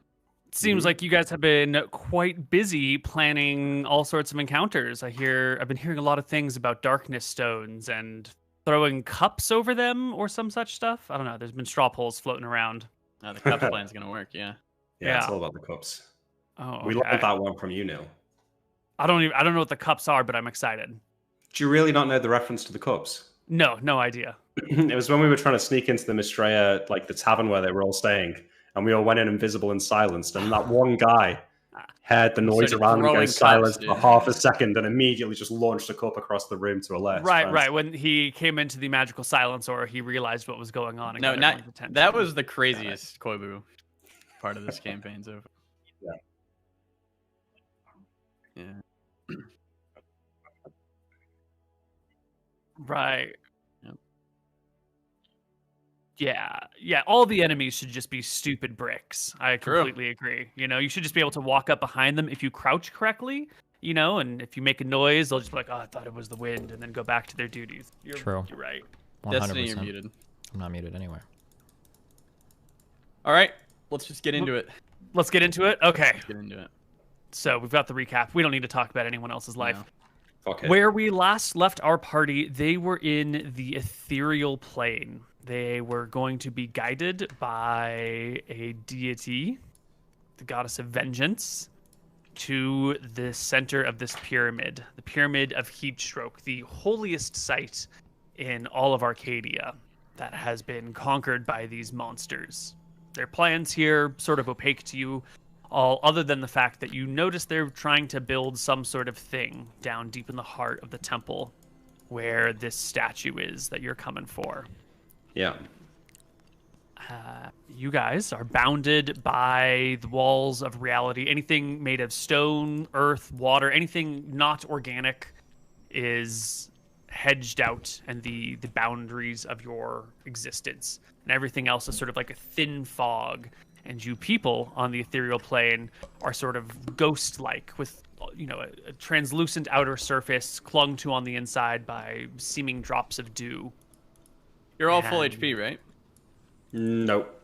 Do you want, as we're walking, I'll whisper, do you want me to give you my last healing spell?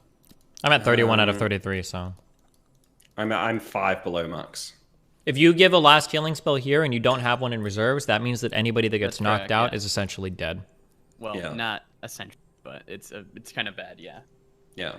But I'm also, I guess, yeah, fine, fuck it. Okay, you don't get the healing spell then. Do we, can we, like, drink our this. potions in the ethereal plane, or what can we interact with ourselves? Oh. Yeah. Can we talk to You can drink your potions. You can talk to each other, but certain things aren't going to work, you know, especially anything made of organic matter is going to be wonky out here. Wait, how much HP do you have, Nick? How much are you off max? He's 5 I'm off max. five off. Do you want a potion of healing, or do you want to drink yours? Yeah, if you've got one, I'll drink it. I think it's probably. How much does it do? 2d4. He gave me one, I thought. It's 2d4 plus 4. Which on average is 9. So it would be a little bit of a waste, but. This might. I'm giving you a potion and I'm force feeding it to you, okay? 2d4 plus 4. You're automatically full HP because you can't roll. I'm going to ready a 1-pound bag of Velthara temple soil that I have on my character sheet and I've had for a long time. I'm also going to mix in. I have 50 small sharpened twigs. So they're about this big, and it's for one of my dumbass spells. So I'm gonna mix in like a handful of like small sharp twigs into that bag as well. Okay, you got a bag of earth and twigs. Yep, and ready that on my side. Okay, and then I have. We specifically talked about bringing bags of flour. Originally, I was going to use these to reveal invisible people, but I guess instead I will ready one bag of flour, with the goal of like shaking it around. Where are we at? Where are we at right now? You are in the temple, walking, following the amulet that Mooten holds before him, which is his guiding beacon. Incense is very pungent, correct? Yes. I'm going to mix in a little bit of incense. My thinking behind this is it's going to help us be able to find the beholder whenever I throw it on the beholder. So, like, let's say the beholder moves, I might be able to smell and see where he went with the incense. It's going to be harder, obviously, but if we're in magical darkness, maybe the incense will give us some idea of where he's at. Okay. Also, Cyril, do you have another potion of healing? Just because I think it's worth all of us having one on. I thought Okay, I've got 5 you did. I've just drank one now, so I've drank the one you gave me last time. Oh wait, add that back to your sheet because I subtracted one because I was saying I gave you another one. So okay, add that back to your sheet. Right. Yeah. What's your life at, then, Mr. Mooten? I'm at. I'm full. Okay. Give me one of the darkness stones, Anton. I'll pull out one of my 2 darkness stones and I'll hand you one. Okay. I just added. One left now. I maxed my HP and I deleted one more healing potion. I was down 2, so I imagine I can't roll. Yeah. Okay. We have darkness stones. Do they work in this dimension? Light is not really a thing out here. Okay. Yeah, so there's no light, there's no darkness. These have negligible weight? Yeah. Wait, did you give it to Cyril? I gave it to whoever asked for it. So yeah, I've got one, and you've got one, so Cyril, just make sure you stay next to Anton, okay? Okay, Mike. Oh, wait, okay. Who has the darkness stone that I just gave then, too? I do, Imric. Okay, thank you. Yeah. Just want to make sure I'm not losing it. Yeah. Okay. Well, you make your way through the pyramid and find yourself coming down a staircase. But the pyramid is sort of twists and turns, and all you see is darkness at the edge of reality and a little bit of mist in between. So the path to get down here, which you're going through quite quickly, is maybe a little confusing to you when there's no landmarks. There's no, We're not going to be coming out through the staircase. We're not leaving this way. Tyrael, since I have this incense, do you think it'd be wise if one of us I'll produce oil that I have. Would it be wise if one of us threw oil on it? So then the incense, the fucking sand, and the soil will stick? Or do you think we both should be throwing a powder at it? I think we should just both throw powders. Okay. We should know when we're at the room now. Right, because we'll see the statue. I believe the statue would... Yeah, go ahead. Please? I was going to say, I think the statue should stand out a bit more than, like, other creatures because it's made of stone, right? You would not see any features. It would just be it would be the bounds of your reality. It would just be the wall. Sure. It would be a darkness. Okay. Unassailable darkness. Godspeed, brothers. I'll say a prayer to Velthara. Yeah, please do. Please keep us safe during our journey and our battle here, Velthara. Me and my brothers, we wish to serve you more. And if we get out of this, I will make sure to convert Imric over to you. So I'm just sitting... My goal is just sit next to Anton this entire fight, right? And kill the monsters. Yeah. Okay. Where is Nick going to be? Sorry. Imric, where are you going to be? I thought you wanted Tyrael near you. I think that whole plan, it's going to get messy because the beholder's going to be moving around. I think, like, in theory, yeah, let's set up... Shouldn't I be near you to protect you because you're weaker? Correct. Yes. Yeah, okay. But we're not going to know where the beholder is in the room, so we're not going to be able to set up. You are. You're going to smell the incense. No, but I mean, when we come out of the ethereal plane, we're not going to be able to come out in the formation. Oh, what? we might. Of formations. What? Who is headed down the staircase first? Me, because I'm a Chad. Yeah. Who's second? It's usually Anton, Imric, Tyrael. Is that the case in this situation? Yeah, because I'm going to be next to I'll be next to Imric. I'm going to be fighting next to him. You come down the staircase. It is a roughly 30 by 30 room, raised dais in the middle, pair of must be horns coming out, and a featureless statue behind it. Where would you like to go into this room? Okay, I'm going to request, even if it's a crude square, we need something drawn. Yeah, draw me a square. Mooten. Let's do the entrance on the bottom side. Okay, here. Square on the top. Statue in the middle, which is a... Is Velthara at least in all of her might?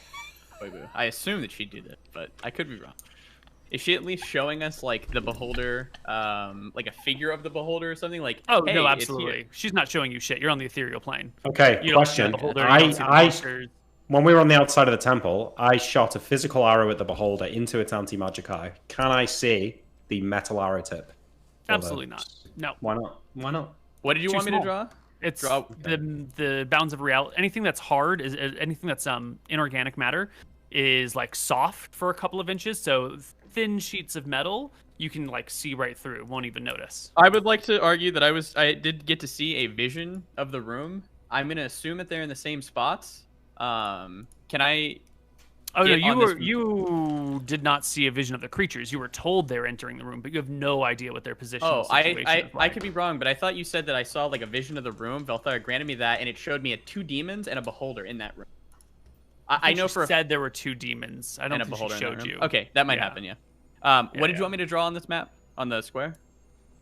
You said at the bottom there's a blank and at the top there's a blank. Yeah. I'll do a doodle. Oh, you've got it. Yeah. And then there's like a staircase that comes out this way. Okay. And then anything there's at the top? No, there's like a little dais in the middle. Okay, well, then the beholder is going to be right here with her demons. Boom. Guaranteed. That's a Mr. Moon guarantee, too. Okay. Mr. Moon. This is not a square. Wait, are there literally line tools in this game? Yeah, there are. I didn't want to. This is my artistic representation of a square. I don't want to be like chat, but are we really not getting a battle map for this battle? Who said that? Okay, I don't know.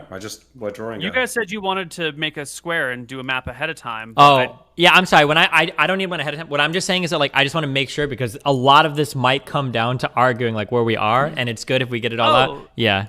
Yeah. No, I actually I have a battle map for you. I just wanted you guys to put yourself on a space. Yeah. Okay. Understood. No problem. Gotcha. Yeah. So where do you all want to be when you walk into this room? Well, I think our goal, according to our magical brothers, when you walk in or come out of etherealness. Sorry. When you walk in, you get to position yourself before you come out of etherealness, right? I think we're at the back of the room, so if the beholder fails its fear save, it just leaves completely.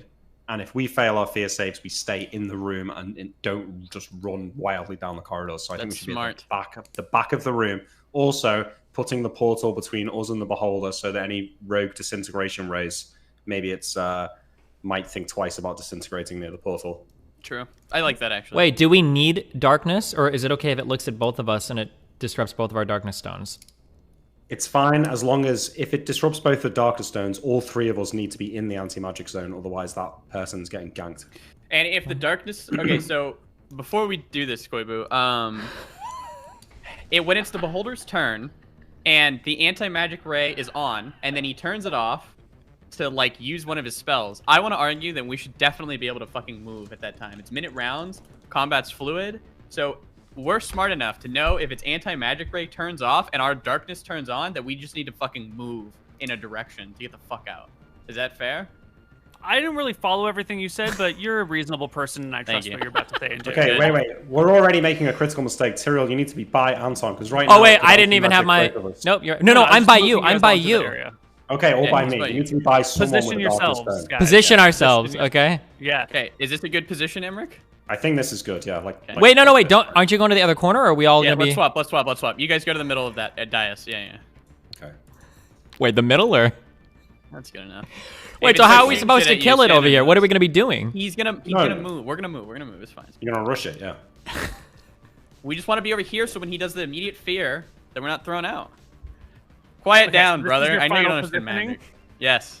Okay, wait. Right. Where are your darkness stones? Mine is in my pocket, Neil. My pocket is not zipped, so the darkness should still work, and it's not in a hand. I don't have to hold it, right? That's fine, isn't it? Yeah, it's in your pocket. And it would still work, right, in a pocket? Yes. I don't see why not. Mine has always worked where I have my shield and I can just hold it in my hand if I want the darkness. Is that fair? Yeah, sure. Oh my god, you're making me nervous, Neil. What are you doing? And then right before we come out of darkness, we're all just gonna jump. So that we jump into reality, okay? Does that sound like fun? Yeah. Mm-hmm. Cool. Is this the positioning that you guys want? I see it's moved slightly. Yes. This is it. So okay. He's going to call it out, and we're all going to jump in the air and then jump into reality, okay? All right. You call it. The party leaps. Reality sets in. I Everyone scream roll for initiative. Valthara. Wait, why are we rolling initiative? Do we not get a surprise round here? I would argue surprise round. I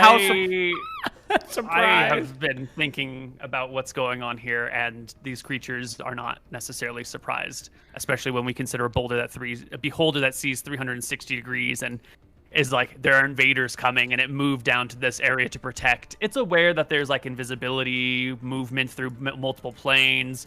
The creature's ready. They're all ready for you. What do you want it to be for flower and stuff, Koibu? 3? 3, yeah. Neil, are we playing this without darkness on the map? Because we're in pitch darkness here, right? I the whole room you is are. magical darkness. Okay, cool. You guys can't see shit. Oh, why would I roll a 10? Fuck, it's already happening.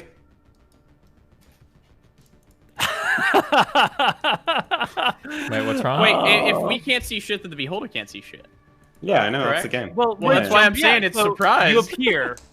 There's darkness everywhere. Roll initiative. Okay, there we go. I see the initiatives have been rolled.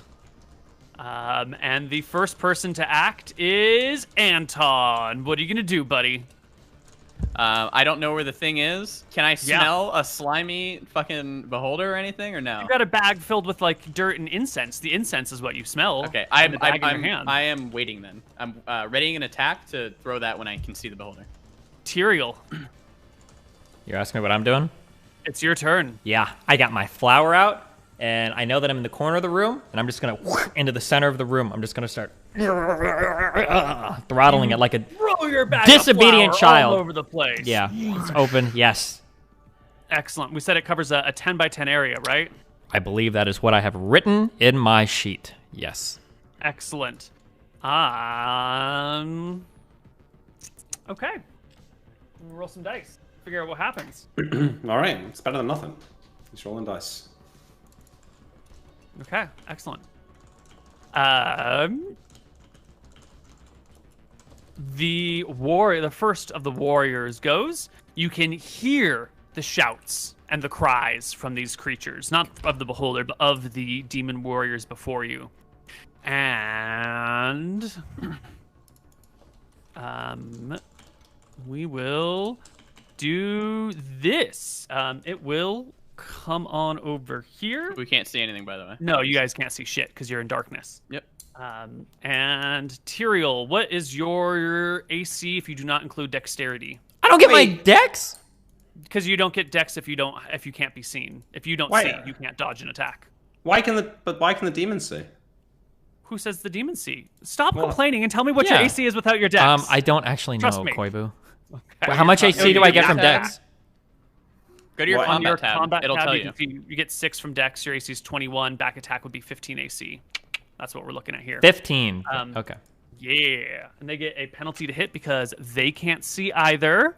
Nick, trust me here. I've been doing this a long but how time. does he know the square to attack is the question. Do you want me to tell you exactly how everything happens all the time, or do you want to play some Dungeons and fucking Dragons? Yeah, Nick. Okay, Nick. Fine. Bitch. But if we die, I'm not taking the blame for it. Okay. I'm doing my best. I'm trying.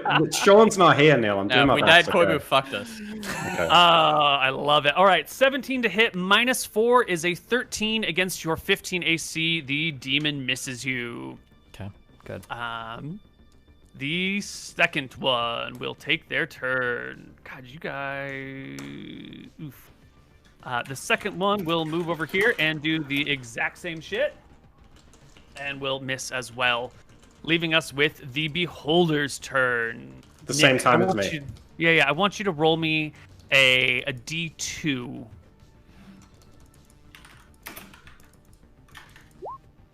That's good, Nick. You wanted high. Probably. Yes, you did. Can I ask a quick question? This is really important, actually, to these turns. Yeah. If you are in magical darkness, can you see outside if there isn't darkness? So let's say you're dark. So you're completely okay. So if you've got 5 feet of magical darkness around you, you can't see what's outside. You're just completely dark, right? Yes. Understood. Okay. Yeah. Nick, you're going at the same time as the Beholder. What are your actions? I fear wand into the center of the room. I'm in the back left corner, so I want to just fear and hit the rest What's of the the room. angle of your wand? Well, it's a cone, right? So I'm pretty sure that I can just hit the whole room. I aim it at where the beholder was on the map, in the middle. Which you wouldn't have seen, but sure. You aim towards the middle of the room. Yeah. Okay, let me deal with the Beholder first, then I'll come to you. Anton. Yeah. There is light. I throw my bag of soil immediately as soon as staring at you. You chuck a bag of soil in the direction of the Beholder. Can I make me a roll to hit? Can I have vision? Since I can see right now, and then they can't. Is that fair? Yeah, If it's too complicated, we don't have to. It'll take me 1 minute to set up. We're cool. Okay. And what am I rolling to hit here? Just a D20? D20 plus your level mod. My level? Yeah. Don't forget your war gloves. That should work. That should be an extra those. +1. Steven keeps those. Okay, sorry. I need your token, which should have vision. Okay. And 20 plus 5. 16. Excellent. Let me just set up some form of light that is you only and not the other players.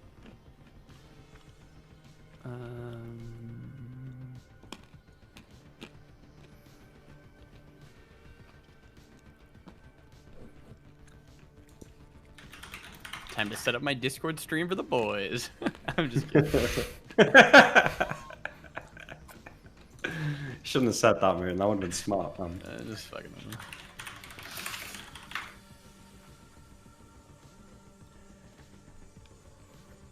By the way, I'm doing this so I can call out positions. I think it'll be helpful for them to kind of know. We also all agreed to be like Dragon Ball Z in this. We're screaming every time we attack somebody or get hits, so that we all know where everybody is. Correct, yes. Before we left Wicthra and Orentha, we were actually a team of semi-professional Overwatch players, so we're used to calling out positions and everything as like combat is. Yeah. Oh, if we get out of this code, can we have a tournament arc? No, shut up. That'd be so sick. We'll do it if only one of us dies here. There'll be a tournament arc to find the strongest fighter in Wicthra and Orentha. That's true. That's true. Yeah, that is good. That's true. Whoever dies can make like 5 characters and they can fight to the death. Let's see which is the best. Oh, this is Velthara's second most powerful cleric. Okay,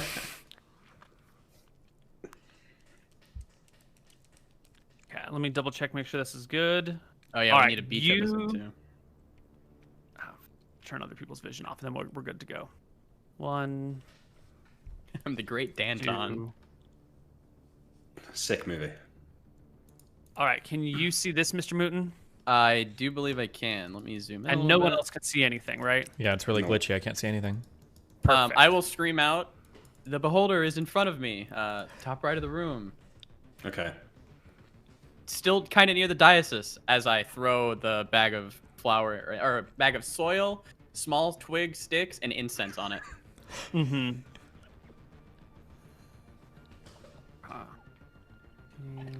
Fictional.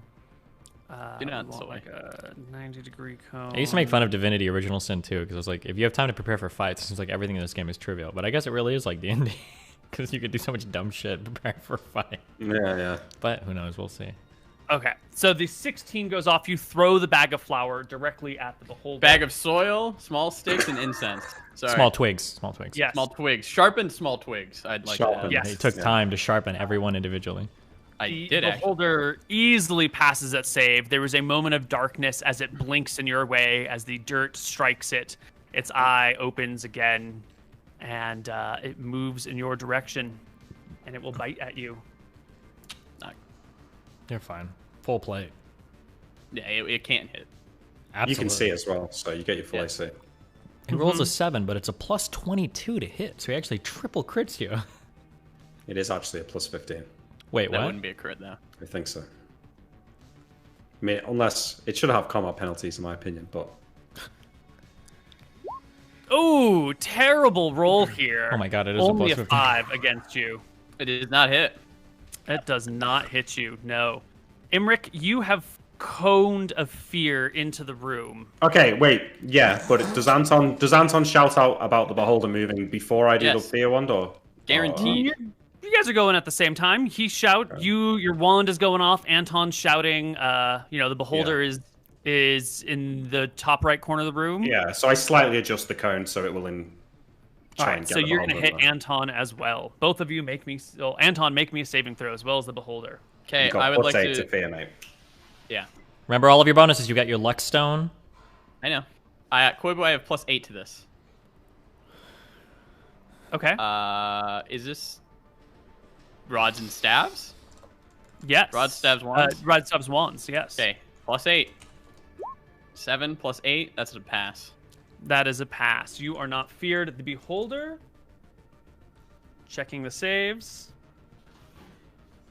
It's not a super high save. Oh, no, it's well within tolerance. Okay. The beholder passes as well. And it becomes initiative round. I heard. So I dodged an attack from a demon in front of me, right? You dodge. Oh, you're right. He gets second attacks. Thank you so much. Both of them get second attacks against you. Wait, not on the first round? No, on the first round. They get 2 attacks per round, yeah.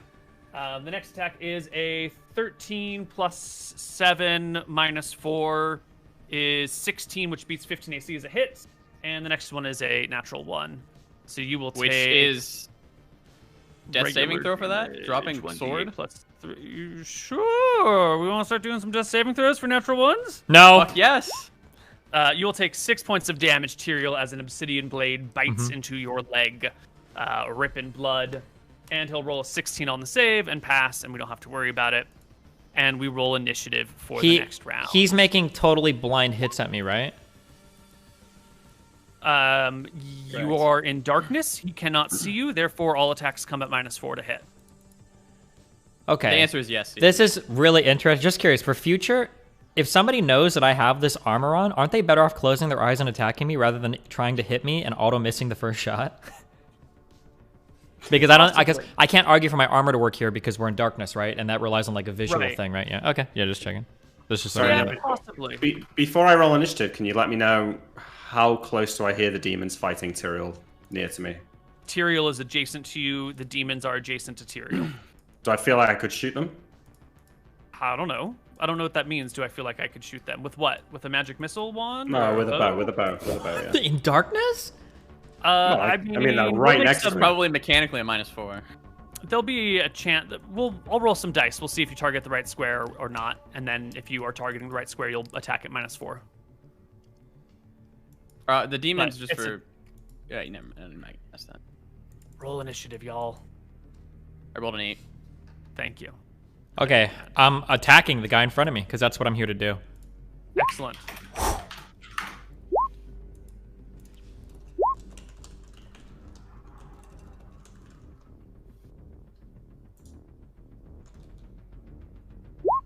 How big is the cone? Are the demons feared as well or no? I would assume not. You don't know. Okay, is the answer. Don't worry about it. Thank you. Don't worry about it. Anton goes first with another 8 on initiative. No. I got a 10. Oh, sorry. Yeah, I'll change that. Oh. Well, Anton still goes first. Wait, wait, am I going first? No, Steve goes first. He has a 6. Oh, you got a 6, but it didn't update on the initiative order. Because we can't click our tokens. Okay. I can find a way to fix all this darkness. I know a better way to do it. That just shows the map. Just drag us out of the room.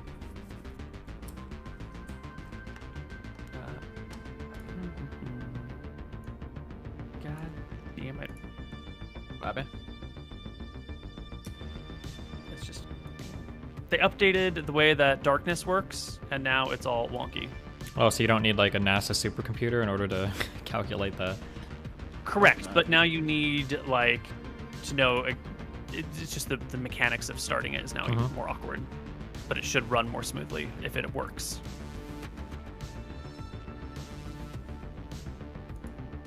Okay, I'm gonna move you off this room for just a moment. This needs to be done right.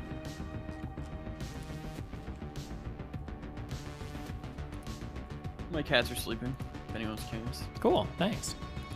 So they can keep me up all night. Just eat them. Eat the cats. Oh, okay. Here we go. This is the way we want to do it. Just for clarification, I can't see anything now. Yeah. And your token should have light. Perfect. The beholder should be emitting light. And if I move you back here... Yep. You can see now? Anton, can you see? Yep. Sorry, yeah, I said yes. Yeah. Oh, can perfect. Okay. Yeah, I can hear you. Yeah. And Nick and Tyrael, you guys cannot see, correct? Correct. Excellent. Okay. Cool. Tyrael, you go first. You want to attack the creatures beside you? The one in front of me that I hear. I know I can hear him. Okay. Yeah, absolutely. The one that hits you. Yeah, you know exactly. You know the right square where he is in. So go ahead and make me an attack roll at -4 to hit. I'm a thief with extra special ears. Do I get a -3 to hit? Because I hear. Nope. Okay. We're gonna be here for a while. Oh, one of those extra demons should have hit you because you both get a You get a -4 to AC and hit when you're in darkness, so it actually washes. Oh, too late. Oh, fuck. Oh, well, it's too late. Go ahead, make your attack roll. 13 against demon. Wait, you get a -4 to AC even after getting a -4 to your You get a -4 no to dex? hit in darkness and a -4 to AC in darkness because you can't see anything coming, and you lose all of dex bonuses. So, in theory, it becomes sort of a wash where neither person is just kind of like both people are flailing wildly and hitting each other, but you lose the dex bonuses. Anyway, 13. They're not getting like AC for their shield or anything right now, right? They don't have like. They wear shields. Okay, good. All right. Yeah, AC 13 against AC 16 is going to be -4. -4 on the 16, right? Is this attack of yours including a -4 already, Steven? No. So mine would be 9. 9, okay. Yeah, so it's going to be a wash, and you're going to clatter off of their hard scales. Gotcha. That seems weird that you get, like, you lose all of your dex, and you get a -4 to your AC as well. That seems... but okay. Yeah, because you don't get your dex because you can't see what's happening, and then you get a -4 on top of that because there needs to be some sort of significant penalty, even if you don't get any dex bonuses. Okay. Certain amount of avoidance. I don't know. Anton, now it's your turn. Natural 20, 28. Ooh, with the Spear of Rohana against the Beholder before you, the one with the eye. Are you targeting its body or its eye with this attack? I probably am targeting its eye. I don't know what the answer. I don't know what the correct answer is, but I'm targeting its eye. Is it double damage? If he doesn't call shot, does he not just have to roll a D100? Oh yeah, that's probably. No, I'm just gonna let him pick which one he wants. Okay, cool. You stab it in the eye. You will clear by 15, so you will do 3 times damage dice. Okay, here we go. Come on, roll good. 1, 2, 3. So that's gonna be 4, 5, 6, 7. Plus 7 is 14. 14 plus another 4 is 18.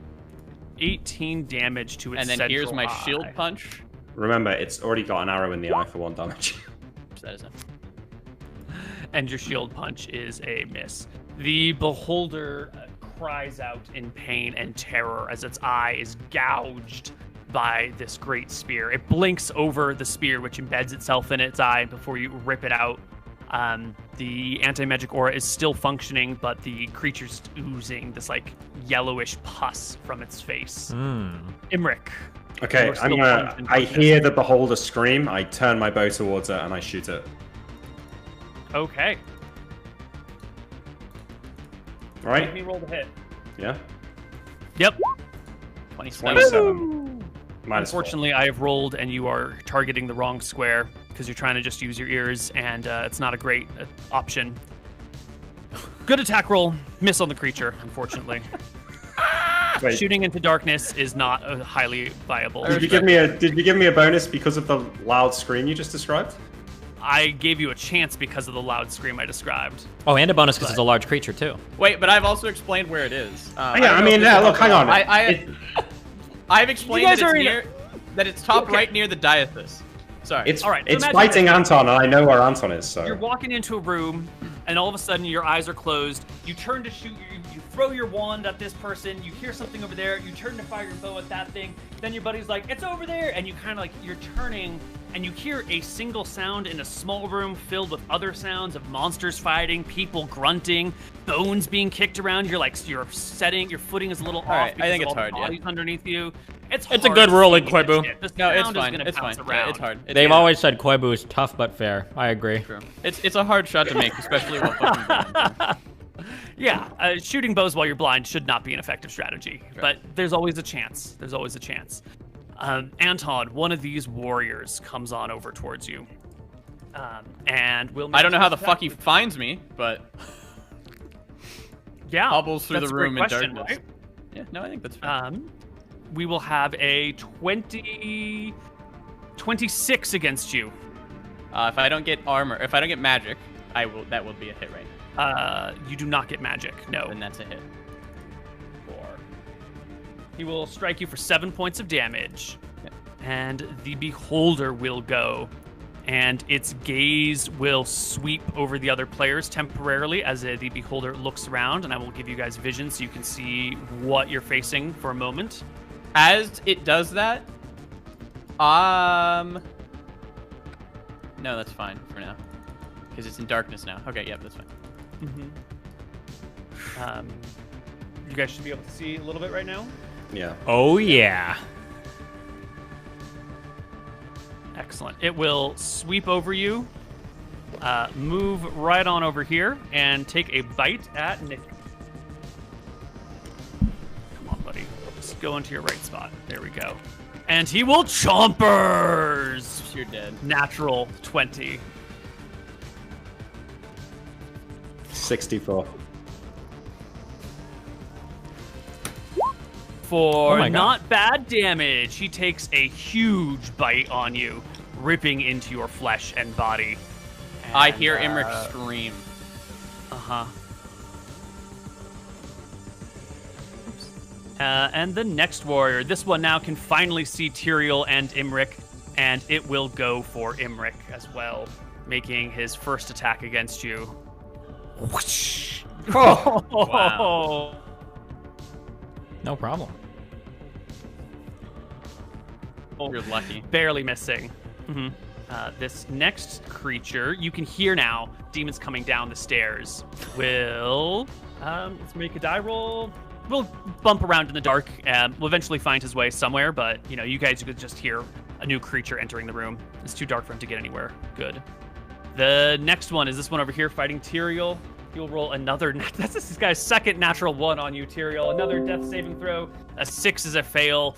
The demon slips on the gore and the bodies and the sacrifices below and ends up prone before you. And then it is next round initiative. Wait, no, we have second attacks. Second attacks. Did Anton not get an attack of opportunity on the beholder because he can't see? Is that the reason? When it moves out of threat range. Okay. Yeah. Okay, I guess I'll do my second attack. Yeah, Tyrael, Anton, second attacks, please. I'll attack this demon, I guess, right here. That's not the prone one. I don't know what your desire is, but the one below you is prone. It's prone. Okay. So I get plus something to hit it or something, or +4 to hit. +4 to hit. 32. 32 is and it's going a 19, to so by 15. Yes. You will roll me 3 times damage dice. How much is that? 6 and 11 13. is 17. Right, 7. Excellent. And Anton, you rolled a 12, is no good. And all the warriors get second attacks, except for the guy who fell prone because he's a dumb fuck and he loses his turn. 2 attacks against you here, Anton. We get There's 2?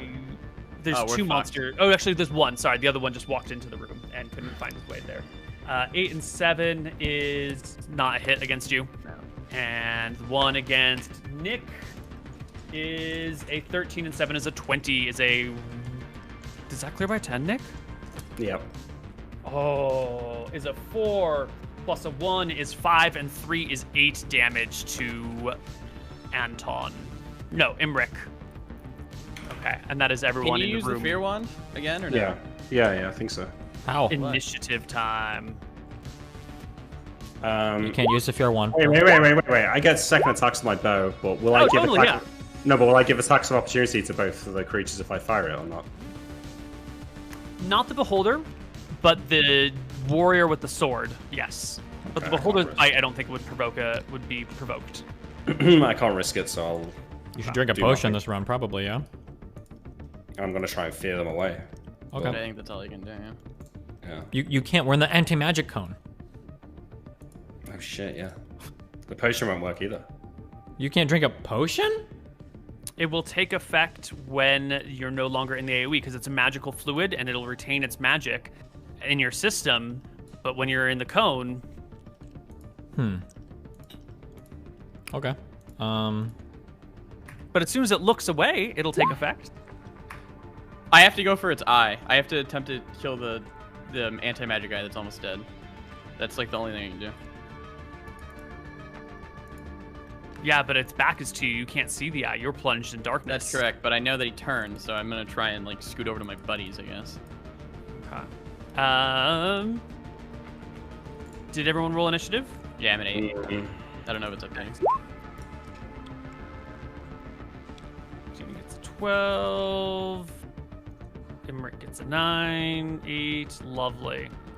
Okay, first warrior goes. This is the prone guy. He's gonna pick himself off the ground. Shakes.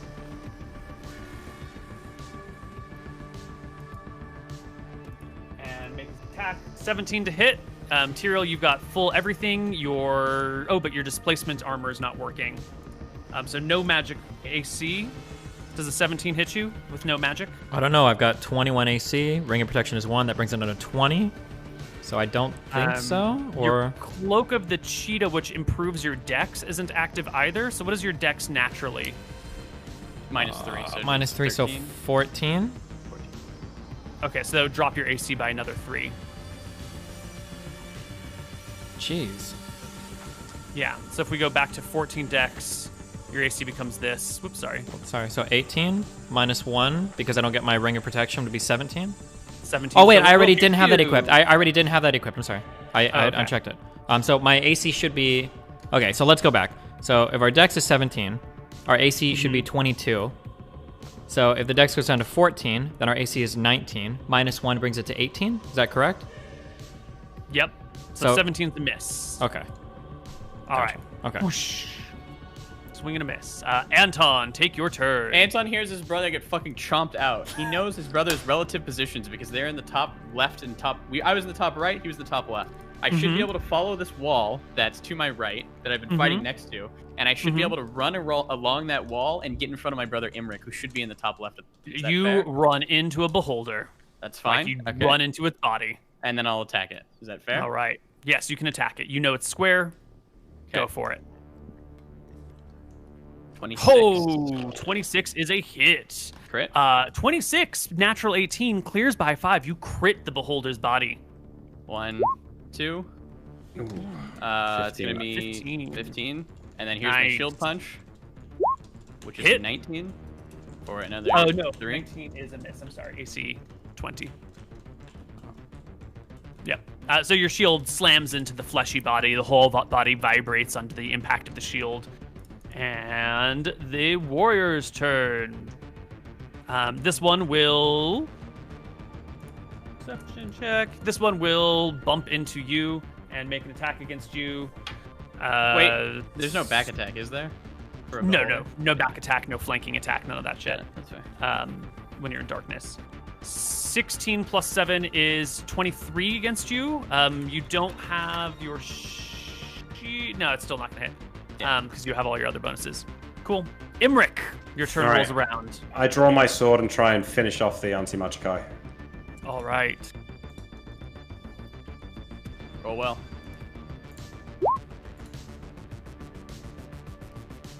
$13 against the beholder's central eye. There's no magic bonus into this, right? Yeah, -2, so 11. It's going to be a miss. I was going to say 13's a hit, but 11 is a miss. The beholder blinks for a moment as the blade comes, bounce off the eyelid. Your next attack gets, dodged as it lifts up a little. There are many attacks in a round. None of yours will succeed. The next warrior will get himself stuck in a corner looking for Anton and can't find him. Nice. And the beholder will take its turn. Now, it really wants to get some of these eye attacks in here. And Nick, you've got the stone?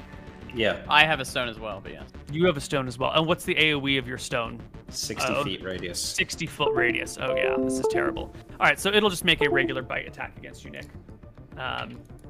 Although it 10, doesn't know 15. that also. So it might try to close Yeah, its has eye and no do something. idea. Yeah, and maybe he fucks up because he has imperfect information. That would be cool if it tried to close its eyes because of imperfect information. Yeah, combat is chaotic. You don't always know these things. Combat is chaotic. I have Please. made determinations for the creatures, but 10 and 15 is a 25 against you, Nick, which will single crit you for 4d4. And I think you're going to fall unconscious. 2 plus 1 plus 1 plus 2 is 4, 5, 6 points of damage. The wizard goes down. The next warrior will take a swipe at Tyrael. Natural 1. Tyrael will take his turn. Death saving throw for the fuckboy? 7 on the death save, which is a fail. And let me go to my handy dandy table of what happens on death saving throws. His weapon slips from his hand. This demon is disarmed. Okay, I've marked him as disarmed. Tyrael, the guy to your right is the disarmed one. This guy is disarmed. This guy is up. Am I able to step here and attack this? Totally. It'll provoke attack of opportunity from this guy, but you can do it. Don't give a fuck. Let him swing at me. 19. Okay, well, what does he do? Damage. It's a hit. I believe so. 6 and 3 is 9. Really? Mm-hmm. Oh shit! Hold on. I just fucked up. We had 27 minus 9. Okay, I will step forward and I will attack the eye. Okay.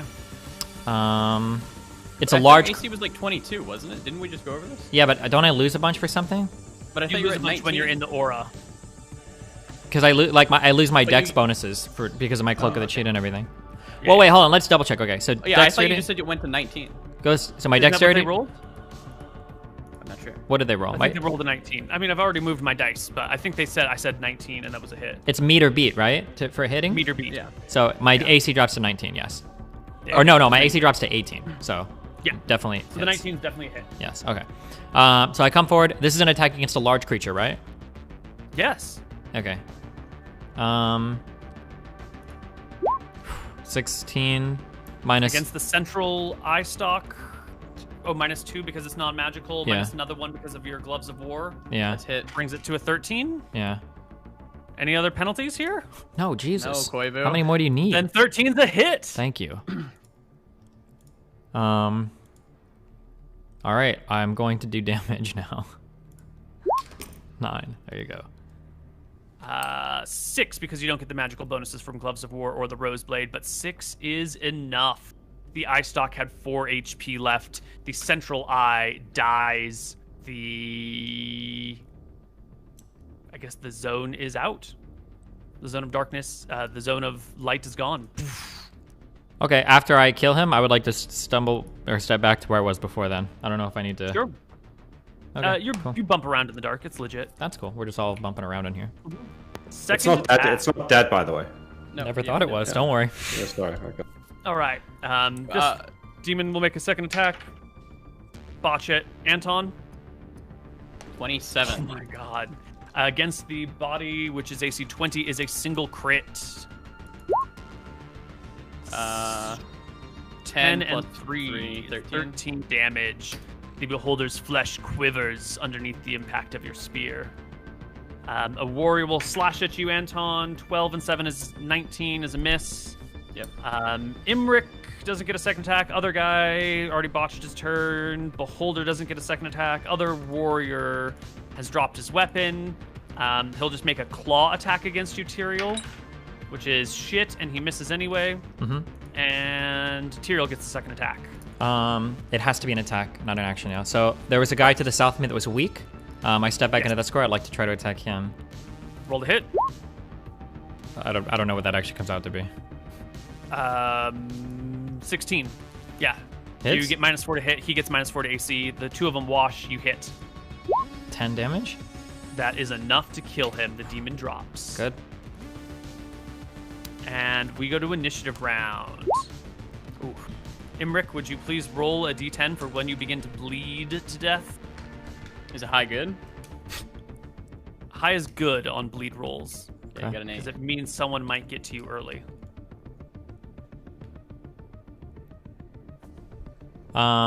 Potion is 1d10 plus 3 to drink, right? Yes. Plus 5, I think. Plus 5. I want to say he does 5. But I could be wrong. Modifiers. Potions are 5, yeah, according to the DMG. Okay, cool. So my initiative is 7. Excellent. And Anton gets a 7 as well. Okay. I'm gonna attack if I'm first. Sorry. No, there is another demon who goes before you. This guy throws himself tooth and claw onto Tyrael, swiping with one claw and the second claw. The first one is a wild miss. The second one is going to be a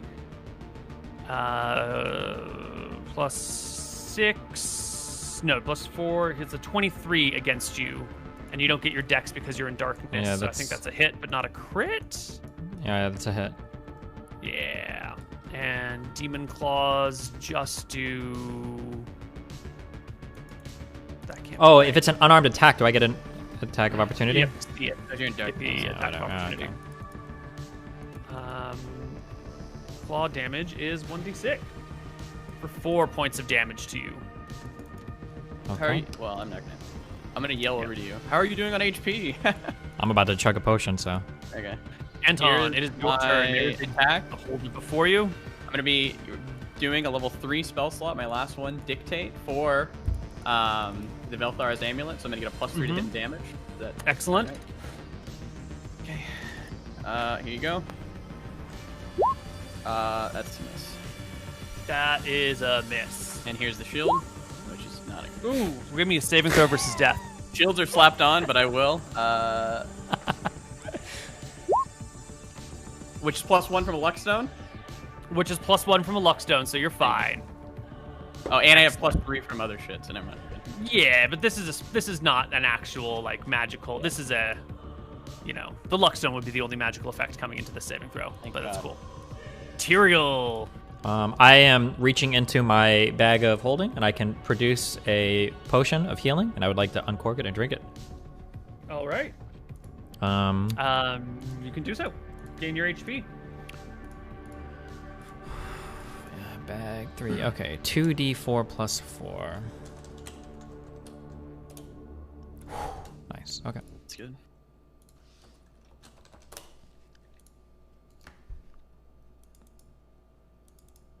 Okay. Imric, bleed a point. You're fine, Emmer. And a warrior will attack Anton with a 15 and 7 is a no. Oh, yeah, and you don't have any. There, yeah. No, that's dark. no. You don't have any dex to add to here. Excellent. The Beholder will use one of its AoE eyes in the direction of Anton. Anton, give me a saving throw versus fear as a wand. I'm good at these. Rod, stabs, and wands. That's a success because I have +4, +3, so. And +1 from the Luckstone, yeah. Yeah. And unfortunately, it will clip some of the warriors in the background. Ooh. Pass one fail.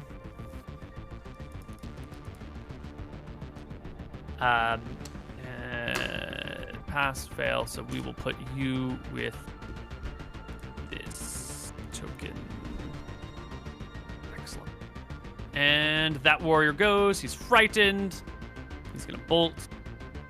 And second attacks. No one gets second attacks this round except for one of the warriors against it. Oh, no. Go for it, Anton. 17 is a miss.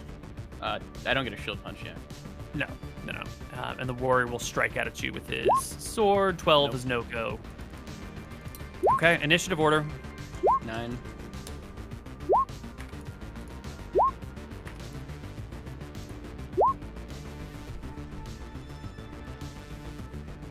So sorry, Nick. I already did it. I Wait, see it. What does that mean? Nick's at -3 after this one. It's fine. Okay. Tyrael. I would like to step back up in the spot that I was in before. Mm-hmm. And then like kind of reach forward. Do I feel the hand? Or do I, I'm sorry, not the hand. Do I feel the eye? Is he here? Do I bump into him? Yes, you reach around, you bump into the eye, you bump Big into roll, the demon, you Steven. step on Imric's face. Fuck him. He's doing fine. All right, I will take an attack. Now, is it like -2 since it's a large creature in darkness, you know, easier to hit? It's not large. What do you mean it's not large? The Eye of the Beholder is not large? No! These beholders are size large. Yes. Yeah, because he let me roll large damage. So. Yeah, shut up, Nick. Yeah, Nick, shut up! Sorry. You're dead. Stop talking.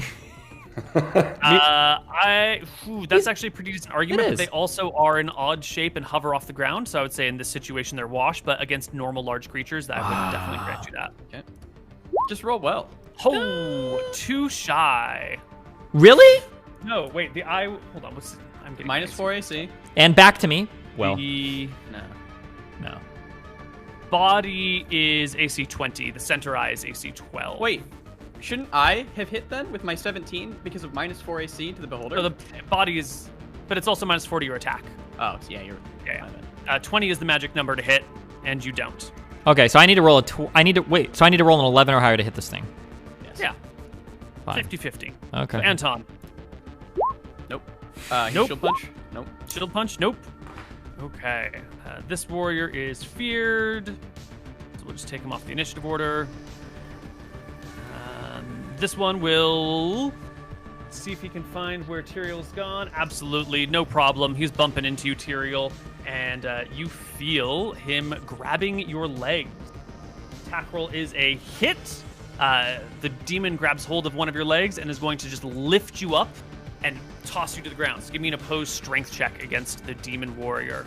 He has +4 to this because of Yeah. Nice. Ah. All right. There's Critical too much failure. blood and viscera on the ground, on the demon's hands, from Imric, bleeding down Tyrael, not to mention the eye of the beholder that, like, spewed goo all over you when you finally cut it out. Okay, his now, hand cannot get a hold of it. normally, you need to see them for attacks opportunity for melee strikes. I can agree with that. But if he's literally grasping me, I should be able to stab at what's Like grasping a stab me. down. That's fair. Yeah, I'll give you an attack of opportunity since he did grab hold of you and botched all the other things. That seems fair. 23 is crit. definitely a hit. That's a crit, right? Not clear by 10. I would say unfortunately. Oh, okay. Even with him being prone? Ooh, with him being And prone, -4 to it does AC? become a 27, True. which will crit. There we Sorry, go. that's why I was We'll going meet Oh! Yeah. I needed these against the eye. 19 but- damage. Okay. Your sword cuts deeply into the warrior. The other one will, again, try to murder Anton, but instead of swording Anton, because this just Here isn't we working. go. Bullshit. Here it grab comes. Yeah, He's here gonna it wrap comes. his arms around you. He's gonna give you the long hug goodnight. But he can't even get his arms around you. Your shield gets in the way. You bash his hands against the walls. He wraps one arm around you. Can I get an attack of opportunity for this? Not with a Grapple. spear. What about my shield? Ooh, are you left-handed or right-handed? I'm ambidextrous. I put the fucking bullshit into it. I want to be ambidextrous Okay, too. What side is your shield on? My shield would be on my. Well, I'll say yeah. My shield would be on my right. I'll say. I think that. In your right hand? Yeah. Okay, my so your be on my shield right is hand. on the wrong side because That's he's fine, attacking yeah. from your left side. Damn. So That no looks shield. cooler though.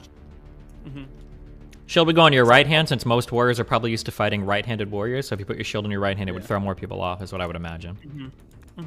Second attacks. Second attacks. 24 Skewer. for 8 on the beholder.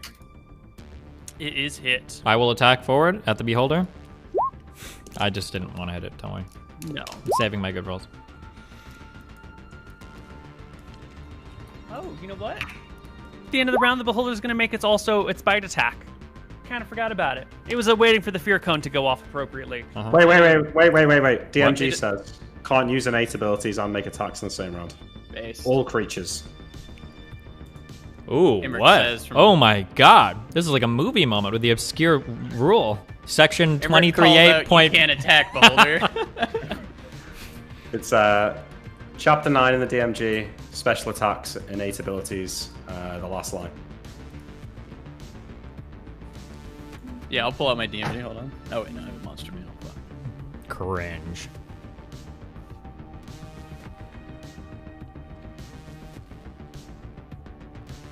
Since who controlled the Gayard character? Was that Sean or somebody else? That's Ryan. Ryan. Oh, Ryan. Someone else. Yeah. Don't worry, I'm gonna handle that statue.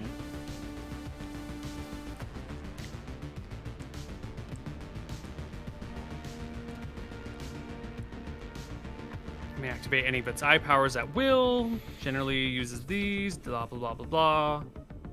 Withstand hit points. Blah blah blah blah. And you're saying DMG what page? Chapter 9, special attacks, innate abilities. All right. You're really going full on. Can we take a quick 5-minute break for this? Yeah. Okay. 5-minute break. We're back. We'll be back. Be back.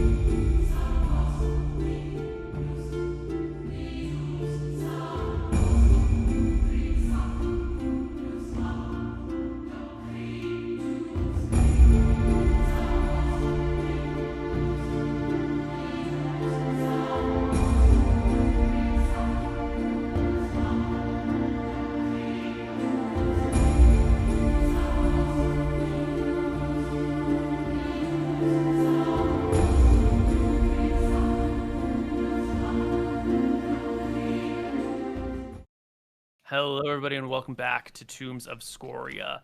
The Beholder's Eyes are semi-autonomous individuals and can function in addition to the turn at the same time that it would make a bite. A dragon can't bite and breathe, but a Beholder can gaze with one of its eye stalks while it bites with its main mouth. No problem.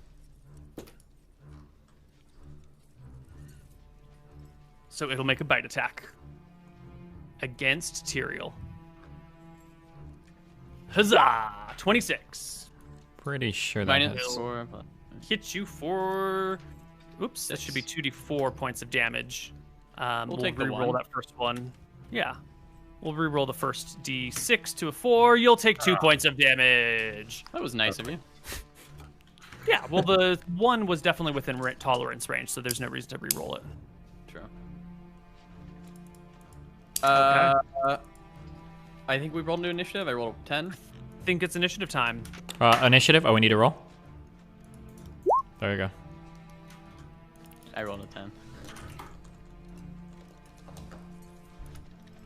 Piece of shit, stop moving. You will do this. You will do... You're gonna do... this. You're gonna do this.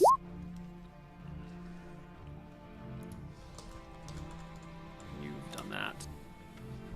Flee, flee, flee. You can't get in from there.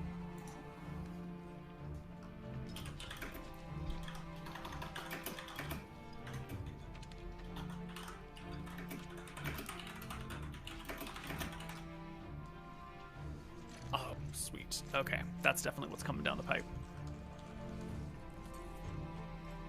This Beholder is going to get the pipe. What?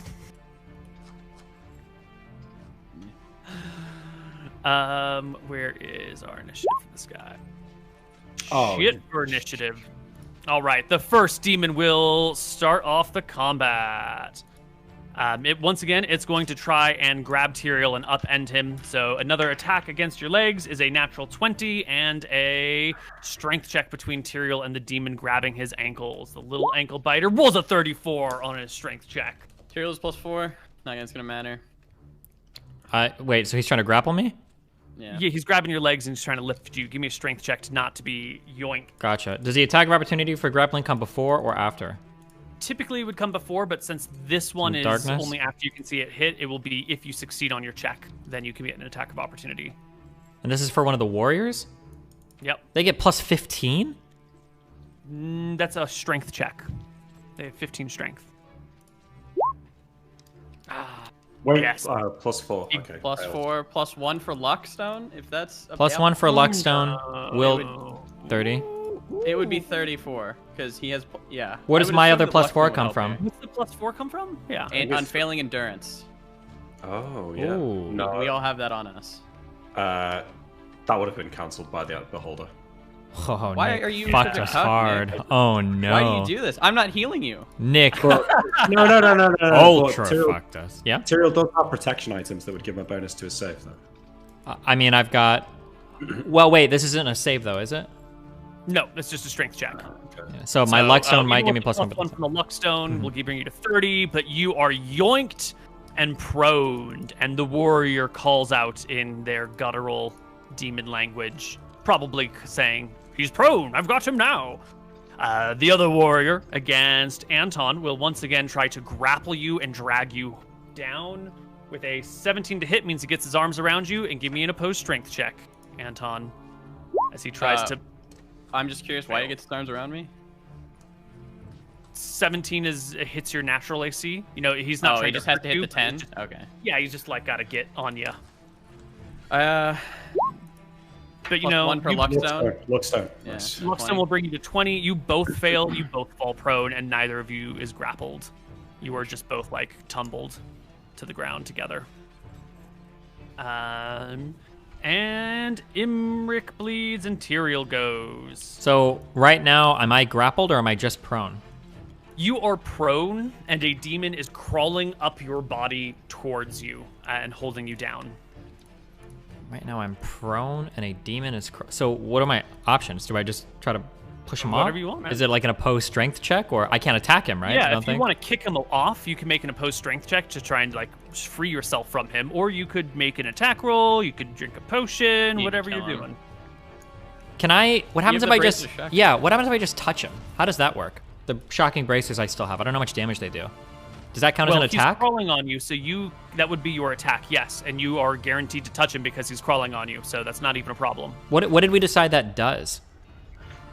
I don't think we know. 2d6? Are we finding out? Yeah, we're finding out right now. Why don't you touch him? Find out what it does. Okay, touch him and find out what it does. And then, just to be clear, so I've got like my little magic boots, and I've got my cloak of the cheetah. There's no way that I can like jump to move him off me or anything, can I? You're prone, so I don't know how you would jump. Okay. All right, then, and then if I did swing at him with my sword, I imagine it would be like a massively reduced to hit. Or you would have a penalty to hit, but then he's also close to you. What weapon are you using? A sword. An arming sword. Just a regular arming sword? Yeah. I think it would be a wash on the penalties. Okay, I'm going to go with the guaranteed hit. The bracers of shocking. 1d8 plus 6. 1d8 plus 6. Is that what we had agreed upon? That's what I see people spamming in chat. I don't know what that means. Well, you fucking don't listen to Yeah, chat. I have no idea. Well, you were looking it up. We heard you banging away on your keyboard. Yeah. I looked it up. But that's Oh. not surprising. But wait, if I do the bracers of shocking, can I attack twice with that? I should be able to. No. No, it's only one attack? Ability that goes I think you're better off using your sword. Neil, last time you said it was just D8, but by the book it should be D8 plus the caster level. Right, and I think that if you were casting the spell, it would be that way. If it was a wand of shocking grasp, it would absolutely be that way. But when it's an activatable item that you can just do all the time with no maximum charges on it, I think it's just going to be a flat D8. Okay, in that case, fuck these bracers. I just want to attack him then, because I want both my attacks. The bracers don't give like an extra like stun or anything, did they? I should know because I've been hit by them once before. I think by Cassandra. No, they just do damage. They just do. Okay, yeah, fuck this, and I'm just gonna attack him.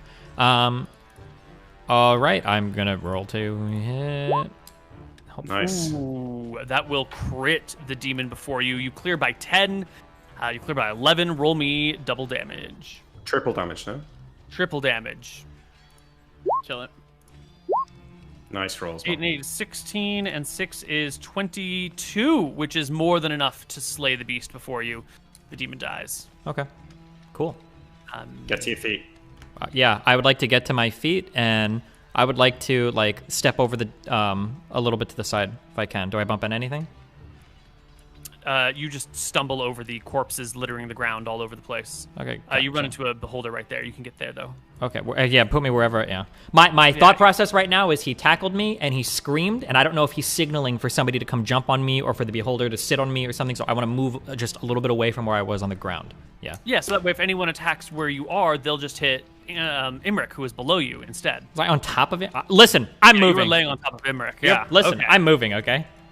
Cool. You've moved. Anton, you are grabbed. You are prone. You and the demon are both prone, fumbling around on the ground. Okay, you then both failed your strength checks. Sorry, I'll go with that spear attack. My goal was to get up without penalty. Is that fair? He's still holding on to you, and you're both prone. I'll need something from you to... Oh, wait, no. He's not holding on to me. He's not holding on to me. He didn't... So, he grabbed you. You both failed your strength checks. You both fall to the ground, but he still held you. But he didn't pass his strength check, so I would assume that his goal was to... prone. Well, what's the difference between him passing his strength check and failing at that? Failing. He just... So, if the demon had passed, then he would have been in the position that he wants, where he's like pinned Anton to the ground or something. Instead, it's more of like the demon grabbed you and you both fell, and he's like got an arm on you, but you're both like sprawled out. You know. Well, then I mean, to escape this, you would have like a strength check at +5 versus his strength check or something, and it wouldn't take an action. Whereas if he had succeeded, it'd be a full round action to break out. Okay, I will use my strength check at +5 then, if that's... Yeah. Roll well, Mooten. Don't fuck us. Enough to break out of this guy. 23. 20, yeah. 23 plus 5, 29. 28. 29? Versus his 29. You Versus got his 25. Yeah, you easily break out of it. No penalties. You still have your whole round ahead of you. Go for it. I attack the beholder. Use a shield punch. Miss. Oof. And I missed the spear earlier. Yep. Beholder's turn. The beholder will fear ray you again. Anton? +8. Just roll well. That's a pass. Sorry, pass. Yeah, it's a pass. Okay. And the beholder. The beholder will.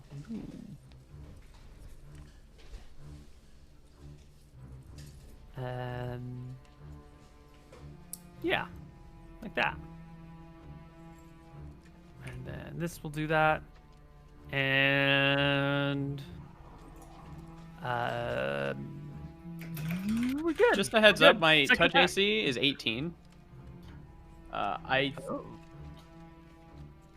Yeah. Touch AC is 18. I assume 5 from magic, 3 from shield. 5 from magic, yeah. Yeah. I don't know if that's going to matter at all. Can I get an opportunity attack on the beholder due to the fact that I'm attacking it and then it moves immediately after me, so I can kind of feel it moving? You need to see it to make the attack of opportunity. Yeah. Okay. Can I wildly just stab in the... Well, I hear it moving, You can make a second attack in the space that it was in if you want. Well, I know it's not there. Because I heard it move away. Okay, I heard the beholder move away. Is that fair or not? Probably not, because it floats, right? It doesn't touch the ground. It doesn't make sound as it moves. Okay. Sorry. Then I would have attacked. Oh, but actually, negative sound. Hold on. So if you close your eyes, if something is really big in front of you, even if it's floating, if it moves to the side, you'd hear the echoes coming from the other side of the room. Kind of like how when you're sleeping and it goes silent. That's true. I am very wise. And I'm going to give one more added argument to that. The Eye of the Beholder is incredibly slow, too. So you would like have this, it would be like a, you know? And I'm sure he breathes. Okay. Because he's a thought. Can I argue for this then? Second attacks, the beholder is incredibly slow. As he's moving away, maybe I get an attack off. Maybe we can roll something like that. I can maybe hit it while it's walking away. You can only move. So slow, Koibu. It's so slow. He's real slow. You're not gonna want me to pull. Oh, and Moon put the incense on him. I have the incense on him, so maybe I can smell and attack as he's going. No, the incense idea is trash. It's garbage tier. There's incense everywhere. The smell is overpowering. You do not echolocate or scent locate. So I can't hit him at all. On no attack of opportunity, but you can strike the demon that was grappling you, and that will hit and crit. They'll clear by 10. You can do 3 times damage dice. Garbage. For shit. 9 and 2 is 11. Thank you. Okay, we can get the fuck out of here. I'm gonna go over. I'm gonna heal Nick. Nick's gonna reduce the thing, and we're gonna fucking teleport out in the darkness. He doesn't have his anti-magic eye anymore, so he can't stop us. Let's roll initiative. Wait, I get a second attack, don't I? Oh yeah, totally. Okay, wait, so if I feel in front of me, did he move? Yeah. Okay, the eye is no longer, and if I reach around, he's not anywhere? You bump into something. Oh my god, you're bumping into all sorts of things. All sorts of things. Well, I will all sorts of things. Take a swing at whatever is near me. Why don't you make me an arrow off of your character in the direction you want to attack? Wait, where does he feel? What does he feel the thing's at? Wait, where do I feel the thing? You know, the ground is unstable. There's something in front of you. Did I feel something like here? Yeah, there's definitely something there. Oh fuck yeah. You're so dumb. You're just hitting the diocese. It's not I would hear if it's a fucking stone fucking pillar, right? It's a, maybe. Give me an intelligence check. To hear stone? Give me an intelligence check. It's a battle, Steven. It's crazy. Oh my god, it's plus a confusing 1 for battle. luck. You're looking around. You're trying to figure out what's going on. Wait, my luck stone. I'm feeling very lucky. To decide what's happening around you. His luck stone. His luck allows him to feel. His luck stone is a 21. Okay, yeah, that's definitely the dice beside you. How would I not know that? Okay, well. You should just know it because we saw the map. I saw your mom. Everyone else has got it figured out. Can I have the rest of my movement for this round? Yeah, you can. Wait, so what are the rules in terms of am I allowed to stumble into something until I hit it? Like, can I just move around here until I bump into somebody? You can try to move around until you bump into things, but it's going to be slow movement and it's going to be slow bumping into things. Fine. And it might. Okay, slow movement. I move here. Anybody there? Where? No, not in the square that you moved into. Okay, I moved here. Oh, I bump into anybody? Freedom. Here? Freedom. Here? Freedom. Here? Freedom. Here? He's just wandering in circles, yep, everybody. Good. He's getting nowhere. He's stumbling, here? In the slick. Yep. I do hit something here? Nope. Oh. You're still free, my friend. What about right here? You're still free, my friend. Right here. Probably moving. How much movement speed do I have? I think you're gonna be done here. I think you're done. It's dark. Okay, you're I would like my walking on movement. gore and bones, and it's slippery and it's messy, and you already used your attack roll. Yeah, this is and cringe. you're stumbling around in the deck, dark. Okay. I'm moving up to the top left where I know Imric is. He should be somewhere over here. Is that fair? Oh my God! You run into a wall. You're just fucking here. Whoops. There you go. Okay. I'm gonna try to find Imric. Can I stumble around? Can I feel him at all? Give me a perception check. See if you can find Imric over here. Can I argue wisdom at all? Perception. We have a stat for this.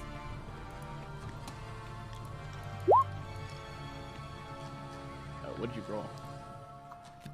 Cringe. You're digging around. You're finding all sorts of corpses, and you keep thinking it's Imric, and then you're like, wait, no, this is a dead arm. Oh, maybe this is Imric. No, this is just someone's random piece of cloth. Oh my God, there's so many bodies under my feet. Yeah. Okay. Do I have more movement from this or no? I'm not gonna Steve you where I walk around 90 times. I'm just gonna do one more. First of all, I've done 90 times. I've got like 120 fucking feet of movement. I should be able to move this entire fucking room, even stumbling in the dark. So don't even start. You're cringe. If I have more movement, I'm gonna move 5 feet up. You can't. There's a wall there. Okay. That's You're fine. stuck. Thank you. Yeah, you're in the corner. Monster's turn. This one. No, chill. initiative. This was the end of the round. Oh, this was the end of the round? Yeah, this Oh, was the end of the okay. round. Okay, never mind. Initiative. Nick is about to have a fucking heart attack. Oh my God. Take your blood pressure medication. I didn't know I needed it. I'm thinking, sorry. Yeah, it's fine. You're thinking he's dying. Yeah, well, I gotta find him. I know. It'll just I be guess I'm gonna perception check spend to my... find him. Yeah, I'm gonna spend... Well, can I spend my action of that round? Maybe to curve the perception check? Because I know his general location. I know he's in the top left of the room, so I should be able to follow this wall that I'm at all the way over to find him. And you're definitely in the top left of the room, and your action to find the right person in a sea of corpses is the perception check. Can I give something to help me? Okay, so I'm spending my whole action this round to find him, and that's the Yeah, perception. that'll be a check? perception check to figure out where he is. Okay, that's what I'm gonna do. Okay. What's the roll? 3.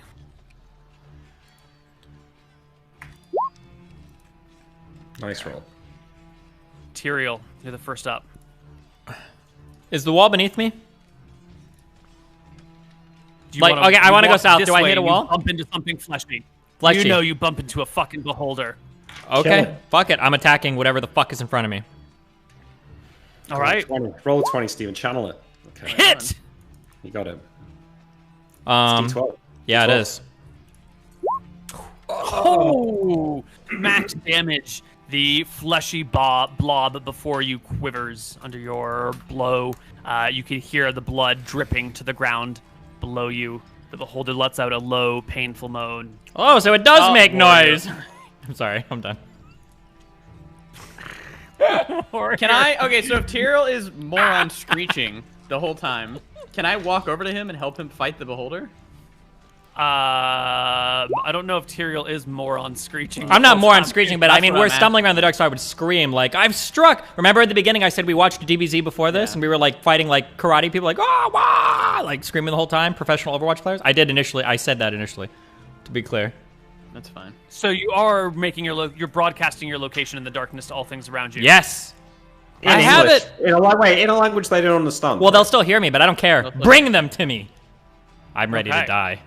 The warrior goes with the 19, natural 19 on the perception check. He finds Anton. That's fine. Okay. He will attack Anton with a natural 1. Oh my god. And pass on the saving throw. Anton, it is your turn. Perception check. You can do it. There's a demon. Okay, I'm allowed to hacking at attack you. this demon too, correct? And then at the end of the round, I should be able to look around a little bit. I'm going to allow you to make... You can spend your round finding your ally, or you can spend your round fighting the demon. But pick one. Okay, I probably need to fight the demon then. My ally's not going to die this round, so... Yeah, fine. You can wait another round. Yeah, okay, I'll attack the demon.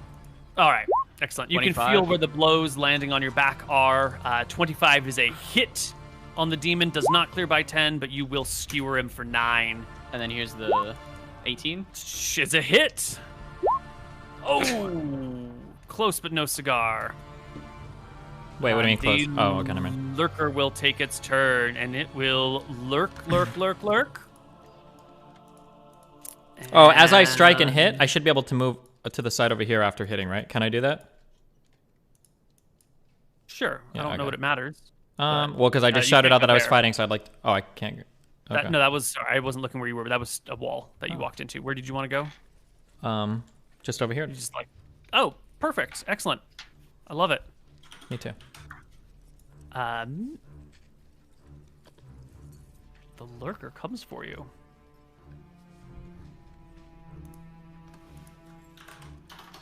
And it will... This is a rough attack, but it will try to... It'll make its claw attacks against you.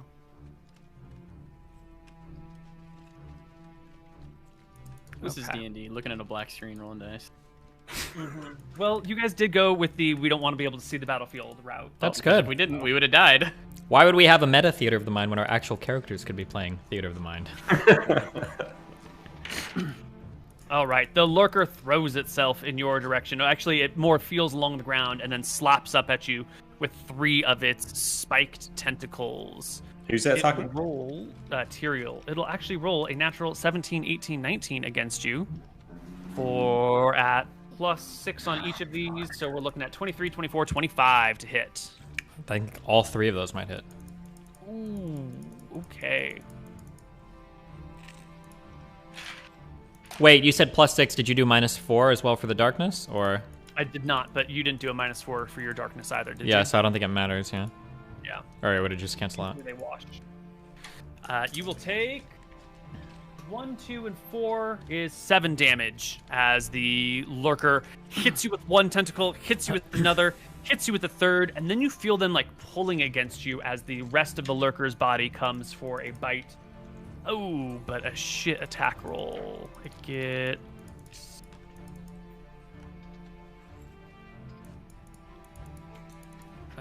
bite.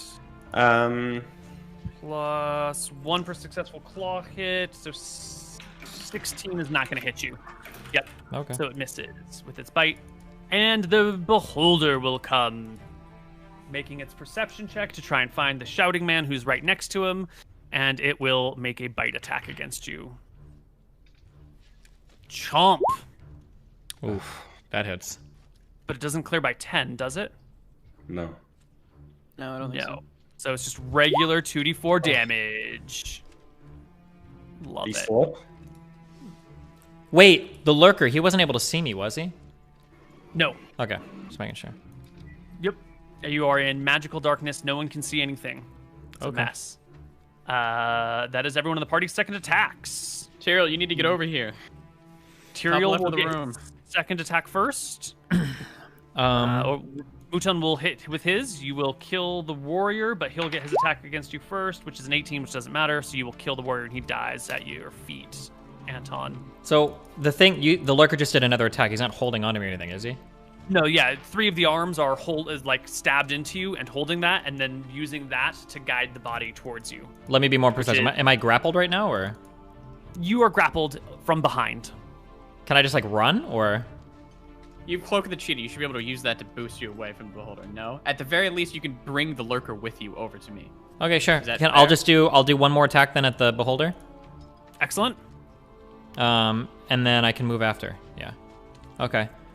Make your attack roll. Hold on. I'm trying to find a nat 20. Hold on. I'm looking. Oh, wait, you want mine? Yes! Oh, so close. You will crit the beholder.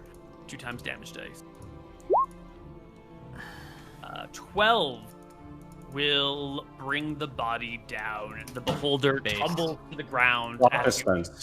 Do I hear it die? Okay. It falls to the ground. You hear and you hear the bones underneath it crack. The weight of the body brings your sword down before you pull it out of the creature. It is either dead or playing possum on the ground to make you think it's dead. Fuck off, Koibu. Can you imagine? Fuck off, Koibu. Okay. As I hear it die, yeah. Okay, I don't know how coordinated or whatever it is. Can we place our? Can I shout to hide your darkness stone? Is that something you can easily? You can. Yeah. Me, yes. And I shout Amberx should be not hidden. Mine. No. Yours should be hidden. It was in your pocket that you had open. When you fell down, I'm assuming you fall onto your pocket. Your pocket's probably on the ground, closing the darkness stone. Koibu? Fair. If it's going to spread darkness while he's standing and it's in a pocket, then it's going to spread darkness when he's prone and it's in his pocket. It's not like the pocket now finally closes. Okay, well here, does a light... I would like to pull out my light stone. Does it cancel? That works, yes. Oh, that'll do. Okay, Yeah. I will pull my light stone out then of my bag of holding. I'll pull mine out if I hear. Let me see what's going on in this dog shit room. Correct, they cancel Koibu just to make it whatever it would be normally. Okay. Now see? that I'm here... I can't. I will give you vision then. There you go. Okay, so this guy has like me semi-bound. If I move away, is he coming with me or what? He's attached to your back. So if you walk, you will drag him. But he's not going to take opportunity attacks, correct? Correct. Okay, wait. Can I walk? Do you see what I'm highlighting? Yeah. Can I walk like this and then my friend gets an opportunity attack as I walk by him? For sure. For sure. Almost certainly, Koivu. He walks by me, You wouldn't be able to go this way. You could do this, dragging the creature. Give me a strength check to drag the lurker behind you, because 2 of its limbs are still on the ground, and it's going to dig in. Okay, wait. If I fail my strength check, am I just not allowed to move, or what? Yeah. Okay, wait. Well, I don't. You're not gonna be allowed to move. You've got it. You gotta do it. He rolled really poorly. Easy. Yeah, you can. Yes. All right, you drag the lurker behind you, and you walk this way, trying to 26. position him. Oh yes. Stop it, Neil. Just let it happen, Neil. Just let it happen, Neil. All Just right, let it happen. You do it. You run the lurker through. I assume I crit. Twice Yeah, or 3 totally. times? Is it a triple damage? It might be a triple. You're gonna murder it. It has only 9 HP. Oh shit. Oh god. The real question is, do you murder it so badly you run it through and stab Tyrael in the back? What? I wouldn't have been able to hit well. No, he's attacking the body, not the limbs. Yeah, but the thing is grabbed onto Tyrael, right? It's like That's shoved fine. into You it know and what? it Because for the grabs first time Tyrael this on it. entire fucking session, it would proc my armor. Okay. And True. True. You wouldn't proc his armor because the guy is attached to you. So even if you look like you're in the wrong position, he's attacking the thing. You're on the other side, visual or not. Give me a second attack roll against Tyrael, and if you succeed, you do half damage. Ah, you Yes. Okay. Woo! You murder the lurker. It dies. Jesus Christ. Okay, we're out of initiative. I immediately heal Imric. wait, are we out of initiative? No. Oh. Okay. Yeah. Let's just chill. Okay. Well, there's nothing in the room, so I think... I need 1 moment of silence. So unironically, I'm not memeing. Can I drink a potion as like my item interaction, and then also use my detect noise as a thief? Potion is an action. It will take your round. Okay, I'm just going to drink a potion then. Okay, Cool. can I heal Imric You can, then? you can heal Imric, and that is Okay. your 1 turn in between reinforcement arrivals that you are granted. Am I just on 1 HP now? You are at 1 HP. You are... Let's go take a look at the rulebook. Wait, does he have? Is he allowed to do a turn this round though?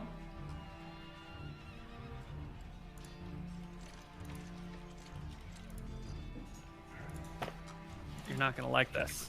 I know. We already did this last session. Or the session before. Because you have a potion of healing still, right? Oh, but you're gonna be like fucked for a while, right? I don't think you can get magical healing twice. Really?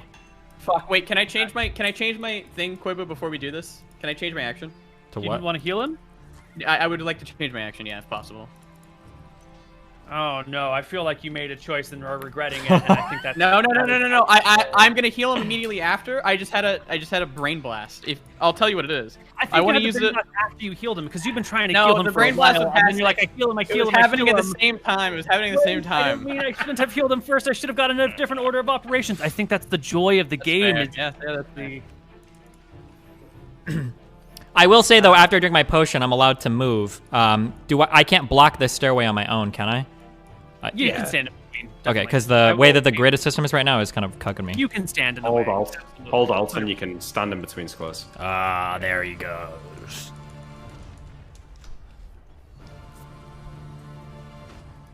Where's the death store rolling? Is that the DMG? Neil, can we get an X on the beholder, please? Yeah, please. We need that there. That's important. I want to illusionate wall spell. Okay, This. thank you. Wait, as I move over, do I see the other eyes like peeking out anywhere? Are they moving anywhere, or are they all pretty still? Oh, the creature is dead. Okay, just checking. You're fine. Or he's a good actor. Okay. Nick, what is casting a scroll? Plus what? I think it's 3. Might be 4. Mostly, if you don't know, it's 3. That's usually what I do. I think so, yeah. Okay, hovering on death's door. Da la la la.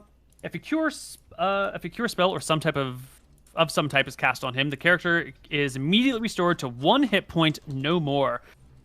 Further cures do the character no good until he has had at least 1 day of rest. Until such time, he is weak and feeble, unable to fight, barely able to move. He must stop and rest often. That says cure. Cast spells.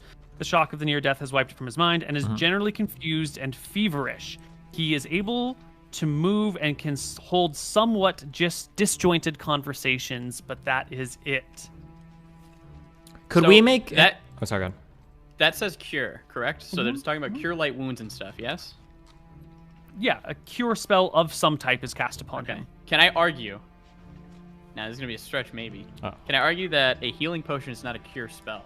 That is a potion in and of itself, and I think that does something different than a magical healing from a god. So I would assume still magical healing, and it is still divine in origin because only clerics can make healing potions. Okay. And I think the broad language here is to imply you cannot gain magical healing until you've had 1 day of natural healing. Well, if I napped him, he could get natural healing in an hour. But... Oh, if you napped him, that's a whole new ballgame. Yeah, totally. There's no way that this elixir of health might counteract like any of the effects of near death or anything, is there? That I would assume would. Well, there is actually a section that I stopped reading, which I shouldn't have stopped reading because I didn't realize you had that on you. Yes. If a heal spell, heal is a very specific spell, not just a category, is cast on the character, his hit points are restored as per the spell, and he has full vitality and wits. Any spells he may have known earlier are still wiped from his memory. Even this powerful spell does not negate the shock of experience. And you have what was this potion you have? So I've got normal healing potions, but there was a half dose left in the basement where we got the dragon potion and the amulet of Elthara. It was called an elixir of health, and there was half of the vial remaining. Let me look at the elixir of health real quick, but that conceivably might be That's legit.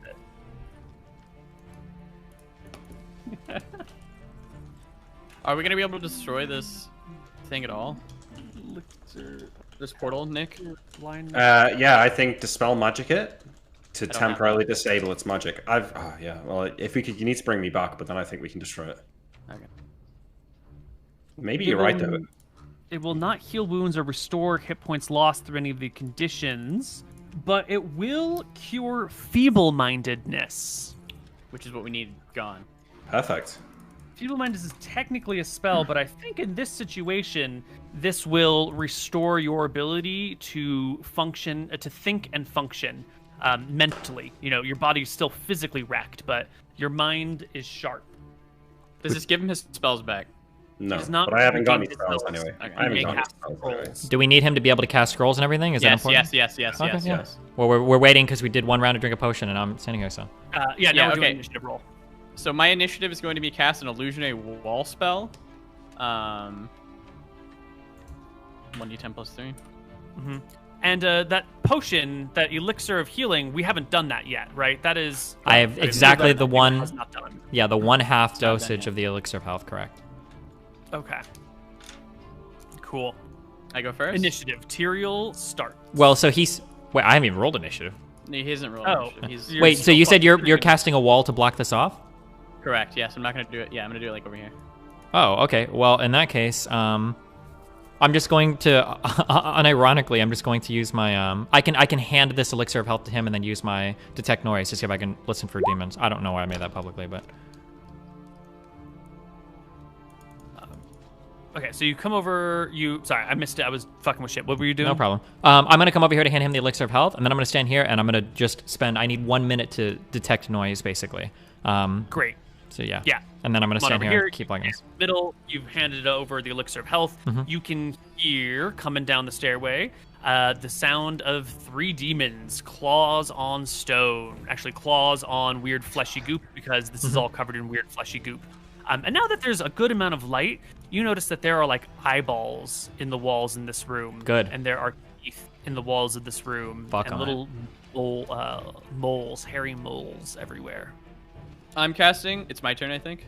Yes. Casting an illusionary wall spell right here. have and where are you scrolls. getting the spell? I have 2 scrolls of this. I think Illusionary Wall is a wizard spell, though, and can only be cast by wizards. Oh, It's is it not really? a cleric spell. I mean, I tried to can. cast it. So. Yeah. If I Yeah, would I have known you that would as have a character? known. Yeah. Would I have known that as a character? If so, You then would have I'll known change that. it. Yeah, that's fine. Okay. You can I'll hand Imric one as he does his thing. He should be able to receive healing now, correct? No. Since he's unenfeebled, or no? Okay. No. Okay. He's still he has not yet drunk his feeble-minded potion. I croak out, Anton, hold the door. Yeah, I've got I walk over here and I'll help Yeah. Tyrael hold the door. 2 brothers. I will ready an attack. Okay, you guys are ready there. Not Anton, Imric, you're going to try and choke down this potion for your action. Yep, I drink the elixir of health. Roll That the seems spit. fine. If someone else has handed it to you and uncorked it for you, I think you can bring it to your lips and you can suck it down with both hands very gingerly, very slowly and carefully. And at the end of the round, you will have your mind back. In the meantime, coming down the hallway, we got warrior boys. Can I get my attack off? Yes. God. Moon, you've been rolling like a god. I know. Had some good rolls. Seriously. Holy I shit. assume like double crit, but I threw 3 out there just in Yeah, case. no, you're right. 5 and 4 is 9, and 7 is a 16 against Plus a this shield guy. punch. Do I get that as well? That's a... No, you get ready. You can ready the spear attack. But that's it, though. Can I save that 7 for later? No. The first warrior will strike out at you, Anton. Miss. He will thwack, and the other one will slap out at Tyrael. Thwack. Save. Natural 1. You might lose a second attack, though. The second attack won't hit because of my armor yet. Ooh. Yeah, second attack won't hit because of the armor. Does he not lose his second attack from failing the death save? Yeah, the death save. Oh. God, there's a lot of natural ones. Where's that table?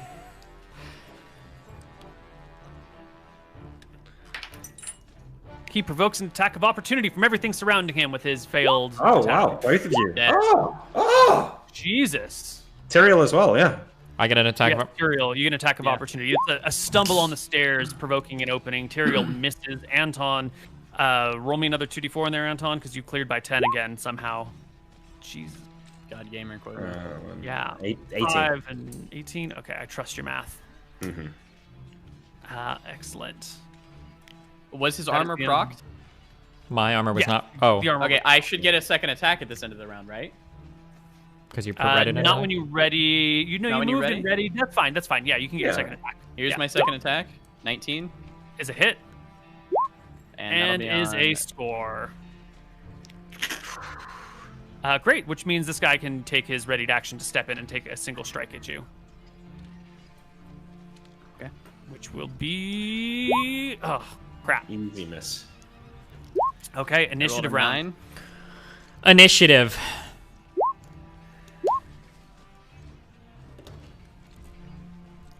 Where is it?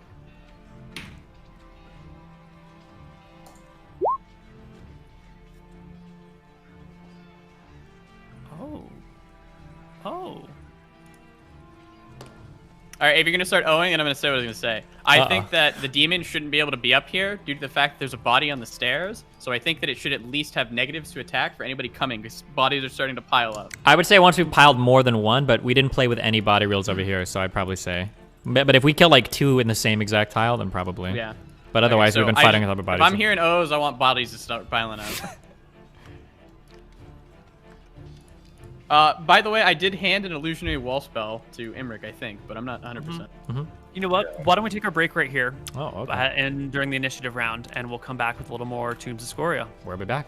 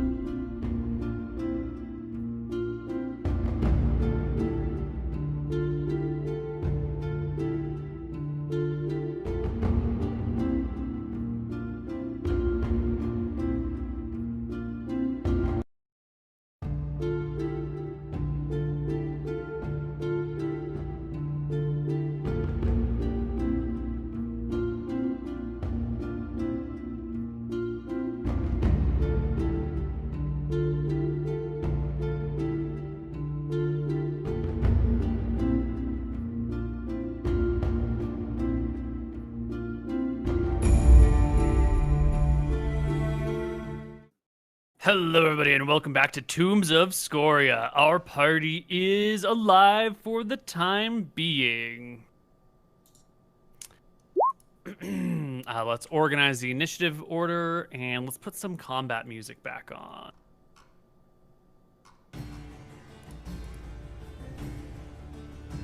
You guys can all hear that? Yep. Yeah. I think so, yeah. Okay. Anton, you get to start. Oh, I already rolled it. I'm gonna ready an attack, I guess. Oh wait, they're still in front of us. Yep. I will attack. Here's an attack. Wait, did we already roll initiative? Yeah, we did. Okay.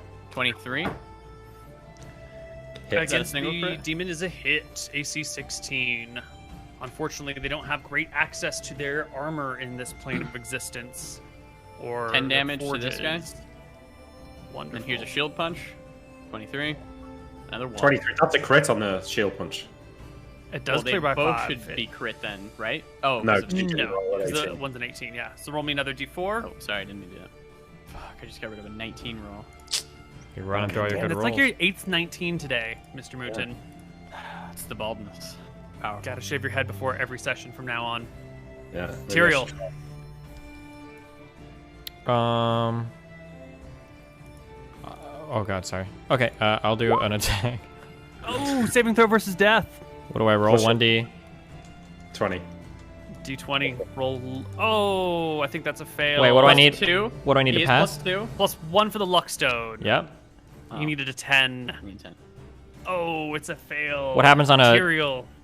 He's gonna roll on his little. Wait. Do I get? Does this count as like all saves? Is this a save? If I have a bonus. No, this is not a magical saving thing? throw from rings or anything. It's not a magical effect. This is just a how badly did you fuck up roll, and I'll give you the luck stone. Okay. Tyrael, you drop your weapon. It is thrown away from you. Roll me a 1d8 for the direction the weapon ends up. You know what happens. 1, 2, 3 is actually going to be 1, 2. It ends up like somewhere over here. Wait, I want to gets flung out of your hand. Can I argue that Anton, in his dexterousness, can grab the spear? You have the spear in one hand and a shield in the other. You have no free hand. Imric. Okay. I look up the stairs. Describe to me the top of the stairs. Is there like a corridor? You can't see the top of the stairs. You can see like a little bit of the stairway going up, and then, roof. Okay. I read the illusionary wall scroll, and I'm just going to put a wall as far up into the stairwell as I can. Well, we'll call it right about here. Okay. And I will make a wall for us. A green wall. Boop, boop, boop, boop. All right. The warriors go. The first one will attack Anton with a 14, then one against Tyrael with a 20, and second attacks from Anton and Tyrael. Nope. Can I move over here to get my sword? Provoking attacks of opportunity from both creatures. Can yes. I spring over Anton? Or I'll just use my boots of springing to spring back, and then I think I need to roll a D100 to check for stun. Is that every time or just the... Yeah. Boots of springing and striding? Yeah. Yeah. Am I supposed to roll high or low on this?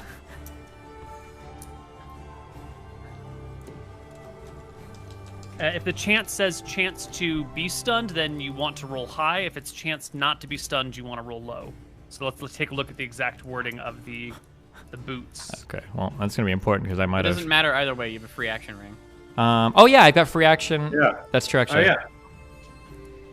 You are wearing it. Yes, I am. Free action and petrification.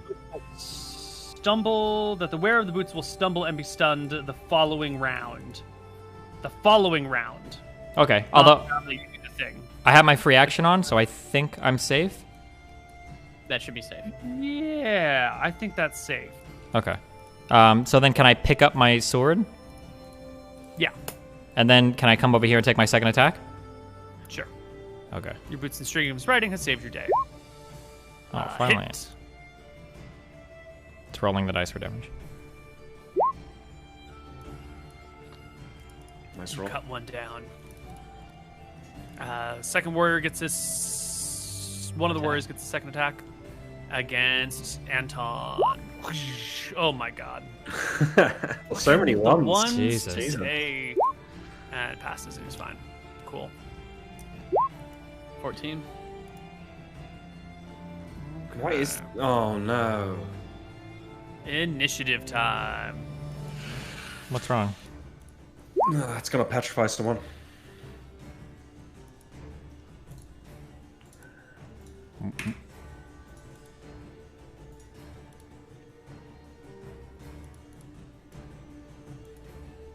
Okay. We've got our initiative order. The gate breaker is going to go first. Now, you guys don't know this, but gate breakers aren't smart. They're not the greatest, most intelligent of creatures. They're usually thrown out to in combat situations to trample over everything, break down walls, and petrify the enemy. So it sees the wall that it knows isn't there, but it's dumb. It's dumb as bricks, and so it's definitely going to need some sort of save to see through the situation. So, this was a cast off of a scroll, right? Correct. Okay. In check? I was just going to give it a saving throw because any intelligent creature would know what's up and. But it's super high hit die, so it's like pretty much guaranteed to get through it. Right, this would mean that... Oh, okay. Okay, that's fine. Nick, stop arguing. Yeah, fine. You can hear the sound of a large creature on the other side of the illusionary wall, stamping its hooves against stone, bellowing with its deep lungs, and you can see like a little bit of green mist start to leak through the illusionary wall. I'll yell out to Emmerich. Do you know what that is? No. Okay, me either. Emmerich, take your turn. Alright, I pull out the reduced scroll and cast it on the statue and pick it up and put it in my bag. You can cast the scroll at the statue. The statue will shrink, and you can crawl and pull your way over the corpses and bodies. Can you? Do you have enough friction to do that? Or are you just going to pull the bodies towards you? I mean, he's not enfeebled anymore. He should be able to just walk, right? His mind isn't enfeebled, but his body still is. Just give me a strength check. It should be easy.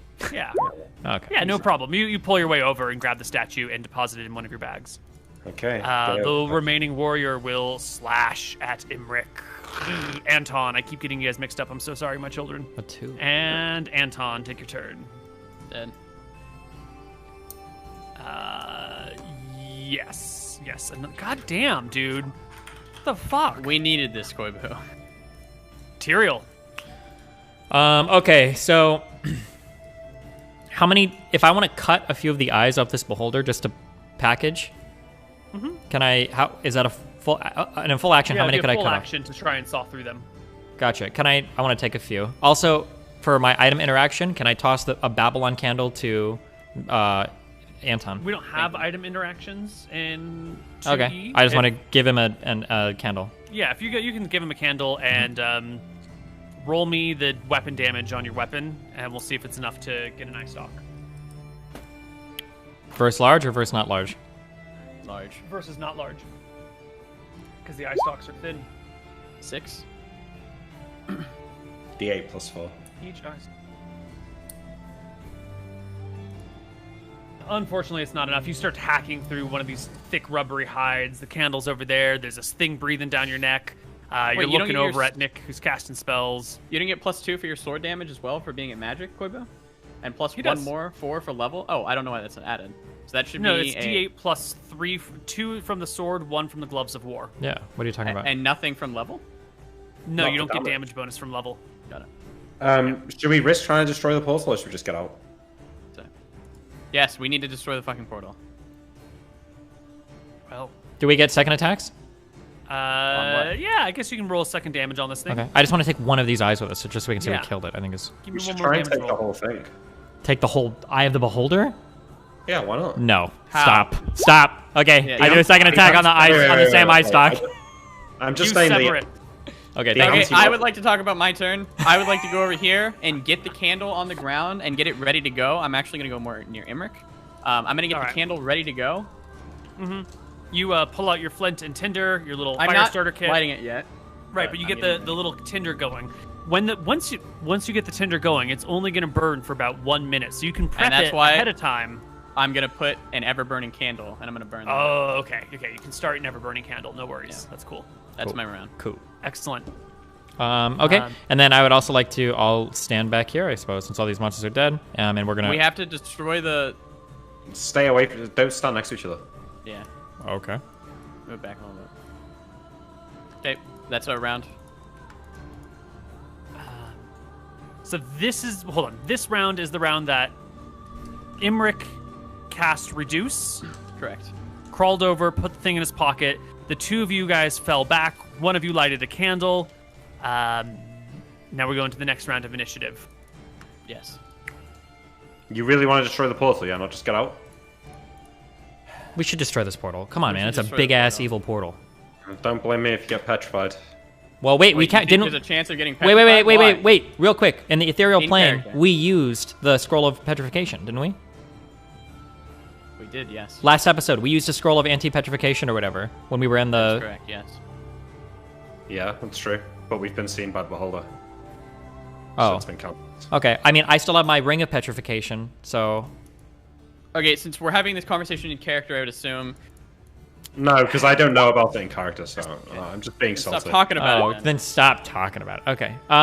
Initiatives. Initiatives. I need dice. So okay, yeah, I don't know how we destroy this. What are you guys doing? You want to destroy it? You're gonna physically rip it to shreds? You're gonna hack it with we brought a hammer and chisel. Remember? We brought a hammer and chisel, but how hard is this gonna be to chisel? Can't I just rush and like try to fucking knock it over give me with my shield? Initiative at +3, and you can just try and brute force this one down. Wait, okay, real quick. I'm sorry. Tyrael takes charge. First step: reduce and take the statue. That's what we're doing right now. Already happened. We already have it. That's like in a bag, and we've got that That's secured. in a bag. Right? We're gone. Okay, Yes. that's done. Okay, then in that case, did the dispel also dispel the portal? Can you attack it then? He hasn't done that yet. I haven't done the dispel yet. Okay, that's what needs to happen. And then after that, you can try to attack the portal. Okay. I'm gonna stay here near the entrance, and my action is gonna be to drink a potion. Okay. There. Initiative. I have an 11. You have an 11. Yeah, sorry. Imric has an 8. That's okay. Anton goes at 11. Tyrael goes at 7. Were there other magical items in this room? Do we see anything that stands out, like a magical sword or amulet or something super special on the ground or anything? No. You can't see it. Maybe because if you of the... search the room, but Okay. as it stands, no. Okay. Okay. Tyrael, you are first. You ready your action. Imric, what are you doing? Wait, I thought you were drinking a potion too. Drinking a potion, yeah. Oh, you're drinking a potion. Okay. It is consumed. Roll your hit points. Okay. Or whatever it is that you're rolling. Yep, 2d4 plus 4. Ugh, plus 7. Imric? 2 secs. I'm just checking my character sheet for something. Just in case I had another stone wall scroll, but I don't. Alright, just to be safe, I take out a Dispel Magic Scroll, and I'm going to dispel the portal specifically. To try and temporarily spend any magic on it. Roll me a 1d20. You want high. Yeah. Okay. Level 14 caster? Oh, don't worry about it. I know what's going on. The Thong are fucking stupid. They are dum-dums. They are just like the Gatebreaker. 1, 2, 3, 4, 5, 6. Oh, there's 9 of them. 7, 8, 9. Okay, one of them, at the very end, all of these thungs start coming up. They're trying to figure out what the fuck is going on. One of the thungs is smart enough to move through. Can he get past the other ones? Wait, yeah, I was gonna argue. Can he really get past the other ones? The other 8 or 9 that are in front of him? Well, like at least 6 of them are in front of him. We'll take a moment here. They come down the hallway and they stop because they see the wall, which isn't supposed to be there. But they have plenty of knowledge, which I'm not going to bother explaining, on that there ought not be one. So one of them that sees through the illusion bothers to go He just forward. keeps going. The other Yep. like, Okay. what? Huh? Yeah. That's fair. So one will come on over here, and it will bite Tyrael. Wow, 19 No. is gonna miss because it's never seen you before, and I think it's your AC is higher. Well, not yeah, my AC is higher. Anton, your turn. Okay, Anton is going to use all of his might, and he's going to rush through this portal, the demon horn, and he's going to try to break the horn. Excellent. If need be, I'm going to use my Velthara level 3 spell to help this, if possible. If not, then I won't. That would be for weapon attack. Okay. Well, he got it for a head. He got it for a headbutt last time. It's true.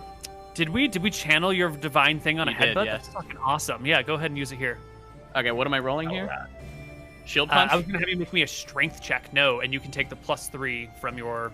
Ooh, no, that's a bad precedent to set. But you can, give it a +1 for your third level spell. Ah, 19, close. 20. No cigar. You hit the stone. It quivers below you, beneath your shield and your body mass, but it does not break. It does not shatter. It does not tumble. Can I get a second attack at the end of the round to try to do it again?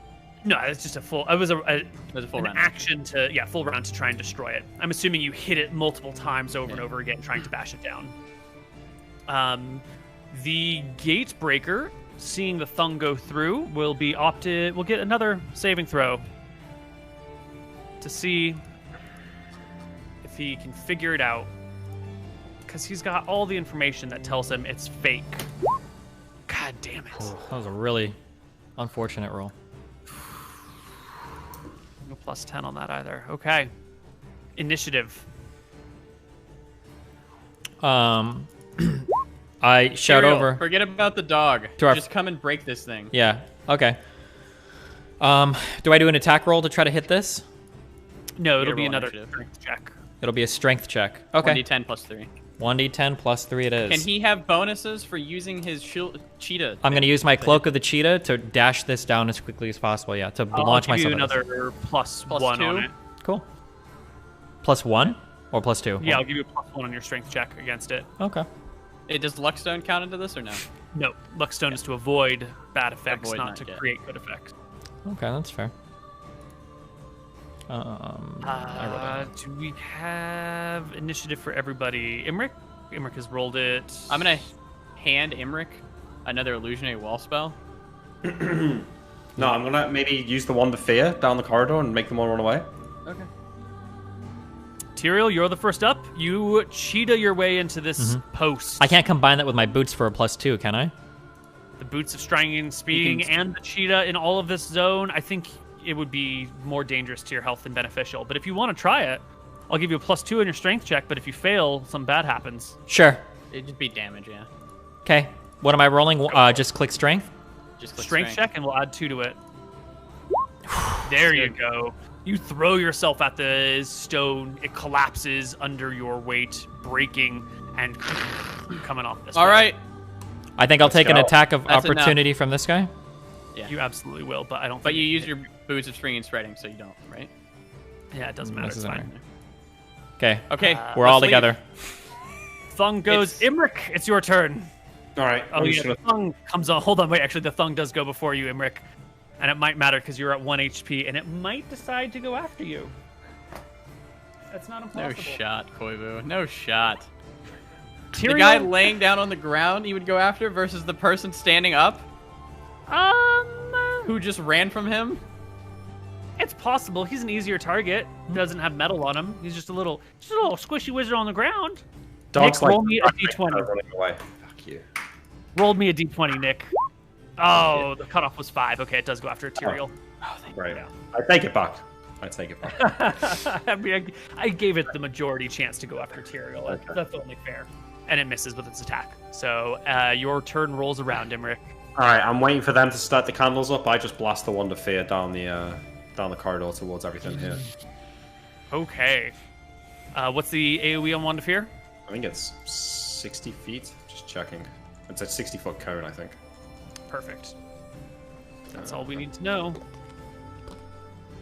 All right. Our Gatebreaker will make a save. 60 feet. 13 and will pass. Unaffected by the fear spell. The thung needs like an 18 or some bullshit, and Pat fails, and the other ones up there are probably all failing as well. Who cares? They're thungs. All right. Anton tells his brothers to grab hold of the candle, and we're gonna think back to the ship. Correct? Yep. The set that we spent 2 weeks on, so we know it real well. Correct. We'll think back to our sleeping quarters that we all bunked in. Yep. And Anton is going to grab the ever-burning candle. And as we all grab hold of the candle, Anton is going to use the candle, and we're going to teleport it to the ship. And in a blink of an instant, feeling hot and cold, the party vanishes. How much of the candle went away? We weren't that far. It should only be like an inch, I think. Okay. Yeah. So we have 0.4 left. Can you add that, Tyrio? There shouldn't be 0.4. What point? It's half of the candle. Sorry, half of the candle. Okay. Sorry. Yeah. So 4. It was at 6 inches. 4 inches. Yeah. Or was that 5 inches now? Okay, hold on. Okay. Yeah, it was at 0.5 inches, or it was at 0.5, whatever that means. Which means half of the candle, so it should be at 2 inches now. So we have 2 inches of the candle left. Yeah. Yes, that makes sense. 1 inch. That makes sense. Don't put it at points because when using inches, which is a base 12. Yeah. So we have 2 inches left. Sorry. Okay. Cool. Woo. That's all you need. 2 inches left. Good fucking job, guys. You arrive on a boat. Okay, that's what Emmerich, bring out that statue. I gotta chisel his head. But wait, I grabbed my brother's hand. Wait, we saw that he was evil. He was evil. We need to kill him so we don't have to worry about him. We're not in the position to fight anymore. We'll just chisel a little hole in his head, and when we turn him back to listen, we can't turn him back without the Queen's Wizard. Maybe we should ask her first. Maybe he could help us. I am not letting this person come back. I will throw the campaign over this. Just a heads up. Oh well, I won't let it happen. If out of character Mooten wants to kill him, then we gotta kill him. True. I mean, I'll hand it to you if you insist. We'll do this, we'll go when we get back. We'll chisel him. I'll let him know that it was pure evil and everything. So you appear on the deck of the ship. Okay. Emmerich, like, dying on the ground. The various sailors kind of pop up and are alerted. Wait a minute. What? Uh-oh. We're thinking of the deck of the ship. That's independent from its, like, location in space, if that's what you get at. Because you've let me teleport to the Wizard airship before. Have we? Yes. Wait, what are we arguing over? Whether or not we'd make it onto the ship? Trying to say we're going to teleport in the fucking water. Yeah, the location of the ship is unknown to you. You're imagining a place, but the place is mobile. So I'm wondering. He's teleported to the airship. So I wasn't going to say anything, but I was going to argue that could you theoretically construct like a room and then move that room around the land and always be able to travel to the room as long as you know the room? Right, that's not normally legit. I think you guys... But I would also say that the Earth is moving all the time, too. So if you know any place on the Earth, technically... That's relevant reference frame, to be fair, I mentioned specifically the quarters of the ship. So I don't know if that helps at all. Not the deck, but the quarters. So nothing's really changing. Other people said deck. That's close enough to the ship, but it's near the ship. He did say the quarters, and we agreed. I said specifically the quarters of the peeps. Is a few miles away from where you last saw it. So would you end up... You know, if the ship was on the other side of the world, you definitely wouldn't have appeared there. A few miles might make a difference, though. It's not prepared for this. Well, didn't Emmerich teleport to the Wizard airship before? Shouldn't this just be an easy... Emmerich has never teleported anywhere. No. Not Emmerich. I meant Malachus. Or Malachi. Malachi has... Wizard airship, not the same as regular boat on ground, right? That's a... You know, there could easily be things to help people get there and back. Whereas a regular boat, I think you guys splash into the water. That's got to be... Okay, wait. Before you do it, what about a spellcraft check? Why would that make a difference? Maybe to know that this was going to happen and we could divert what we were going to teleport to. Yeah, maybe Emmerich would have known. I don't know. I think this was obvious to many people in the situation. I don't know why we didn't just go back to our skiff, but we can go to the ship. Yeah, it would have been easy just to say we go back to the skiff, we go back to the place that we landed. There's a whole bunch of options. I think you guys plunge into the ocean. Okay, well, good thing we have free action. Yeah, but do you have water breathing? No. You can stay afloat, right? In plate mail? Have to figure it out. You appear in the water, and I think Anton is gonna start to sink.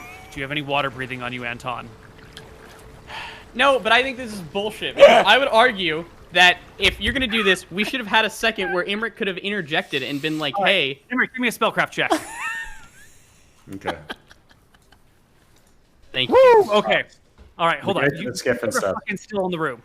We go to the Okay. skiff instead.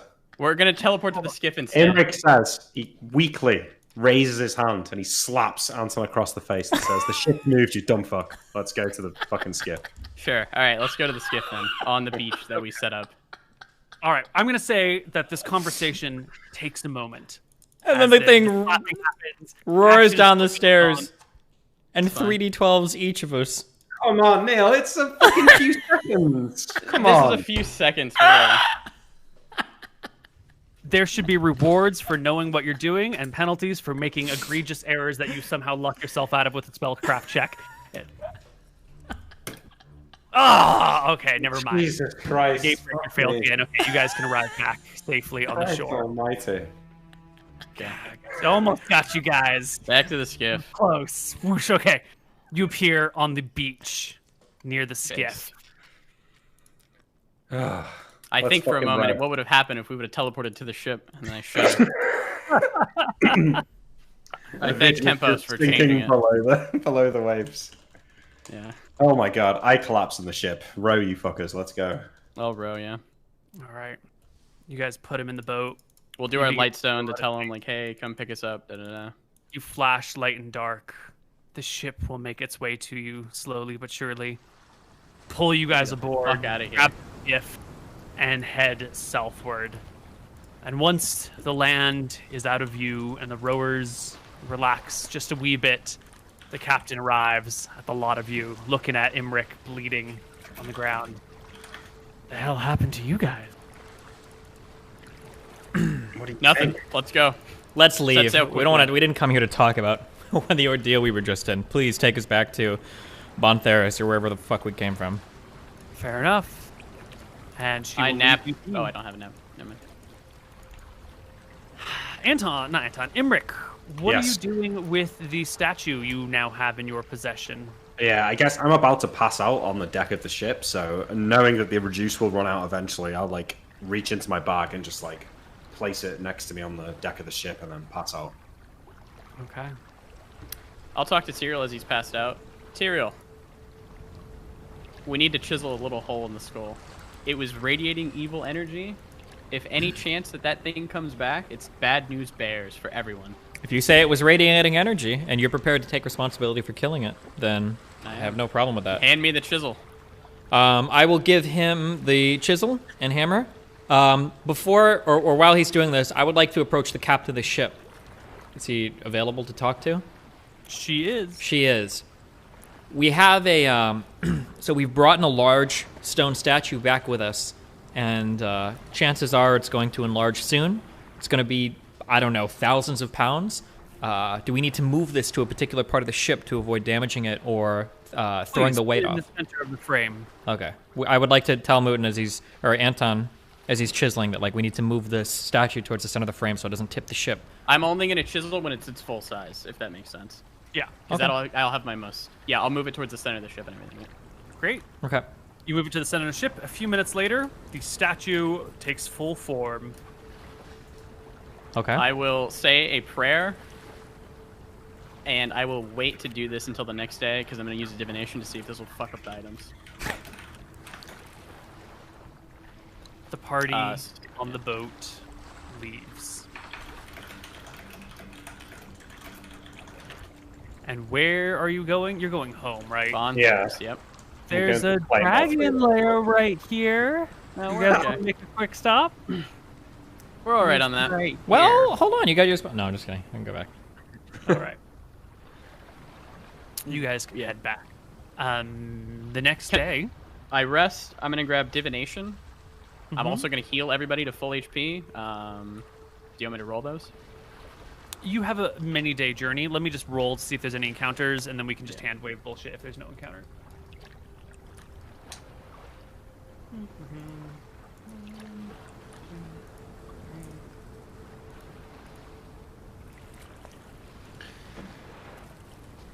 Man, these last 2 sessions have not been good for my Heart. Yeah. That was intense. Good job though. No, you rolled like a fucking chat there. Okay, I'm gonna use divination. I'm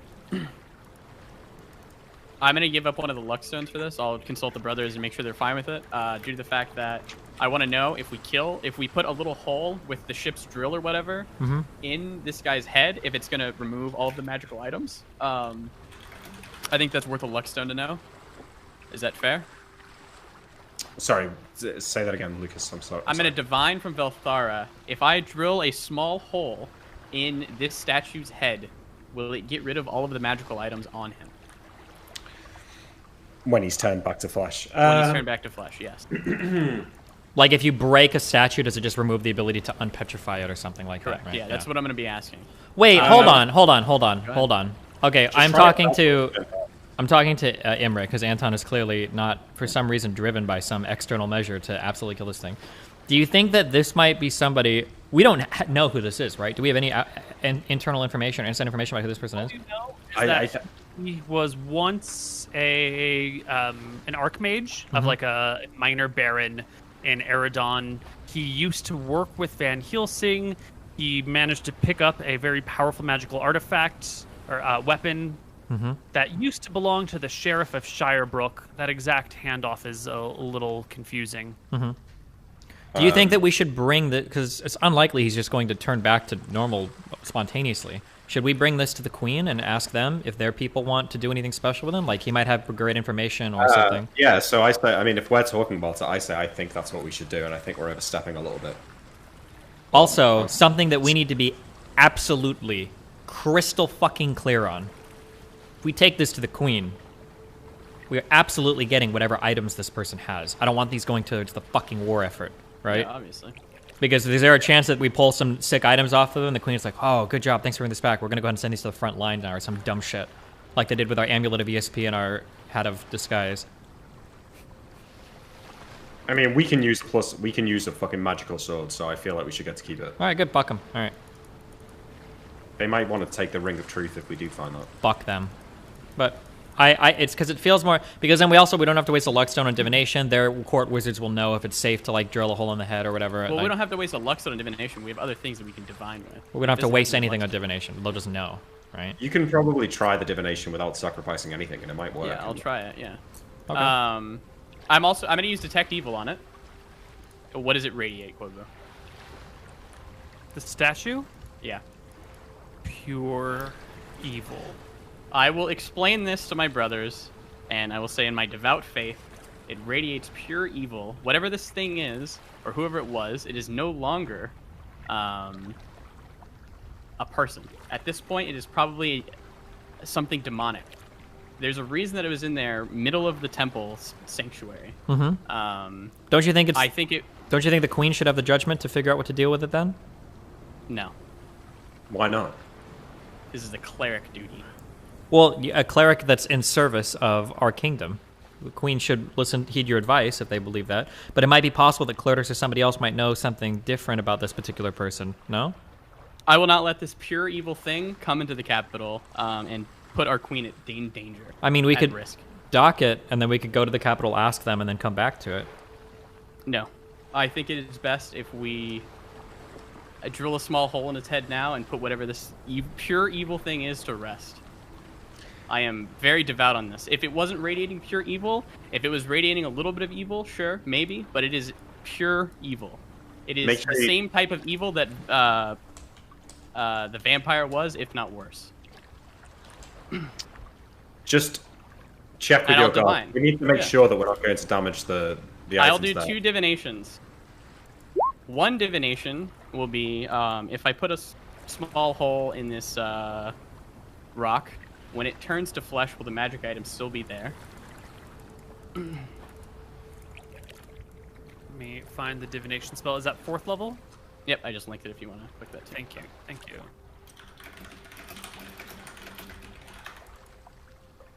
Okay. Casting time is 10 minutes. Simple as do within a 1 week period of time. So what is the question? The text exactly? If I put a small hole in this stone's head, when we turn it to flesh, will the magic items on it be rendered useless? Rendered useless. Okay, and this will only work if you are going to put a hole and turn it to flesh within 1 week of time. So are you ready? We'll do this then. We'll right? do this then when we're 6 days away, and I'll ask my other question. So 6 days away now from the capital. Mm-hmm. Oh, sorry. No, go ahead, please. 6 days away from the capital, I will ask that question. See what comes back. What comes back is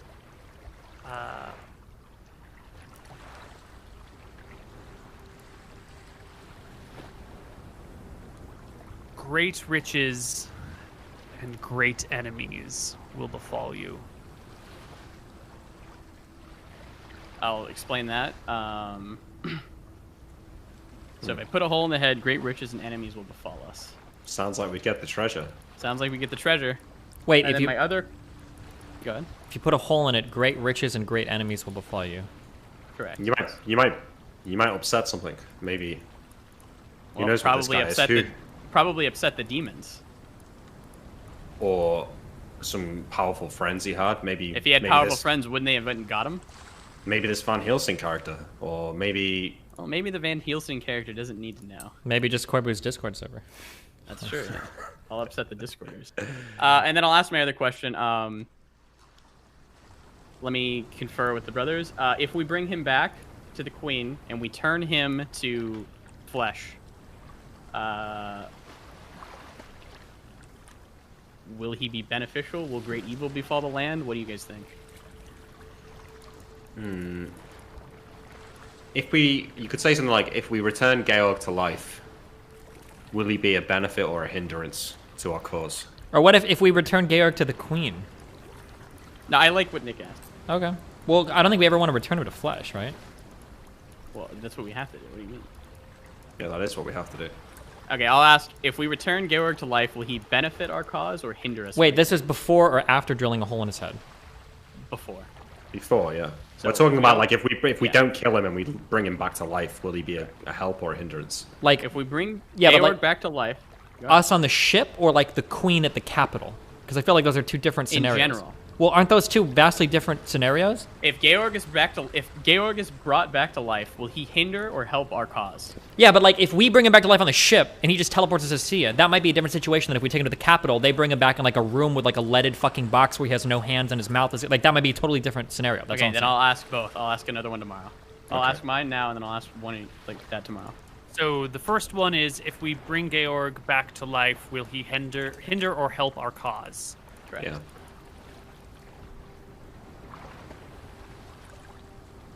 And our cause probably includes taking his magical sword. Mm-hmm. Because that's the real worry I've got. 100 plus, you need a 60 plus 1 per experience level with the priest. Keep 2100 plus what? Roll a d100 and you want to roll below a 60 plus your level. Okay, so you've succeeded. All right, now roll 1 for this divination because that was for the last one because we watched it again. That's fine still. Okay, and what level? No, you're not level 12. Is it 67%? It's 67%. So you want to roll under. If we're doing this, I've done this before, so I'm going to add precedent here. I've done this before, and I did this last time that I was doing divinations. I had the 15% from, Okay, fair? Cool. That's perfectly fair, yes.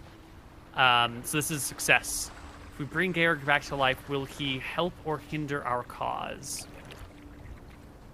And the response you get is... Wait, can I change the question a little bit? If we bring the person in this statue back to life, will they help or hinder our cause? Because I don't know if Georg, quote unquote, is still in there. Right. Yeah. That's good. An agent of chaos does not seek to help or hinder you. I'll hand that over to the boys. Time to mark him.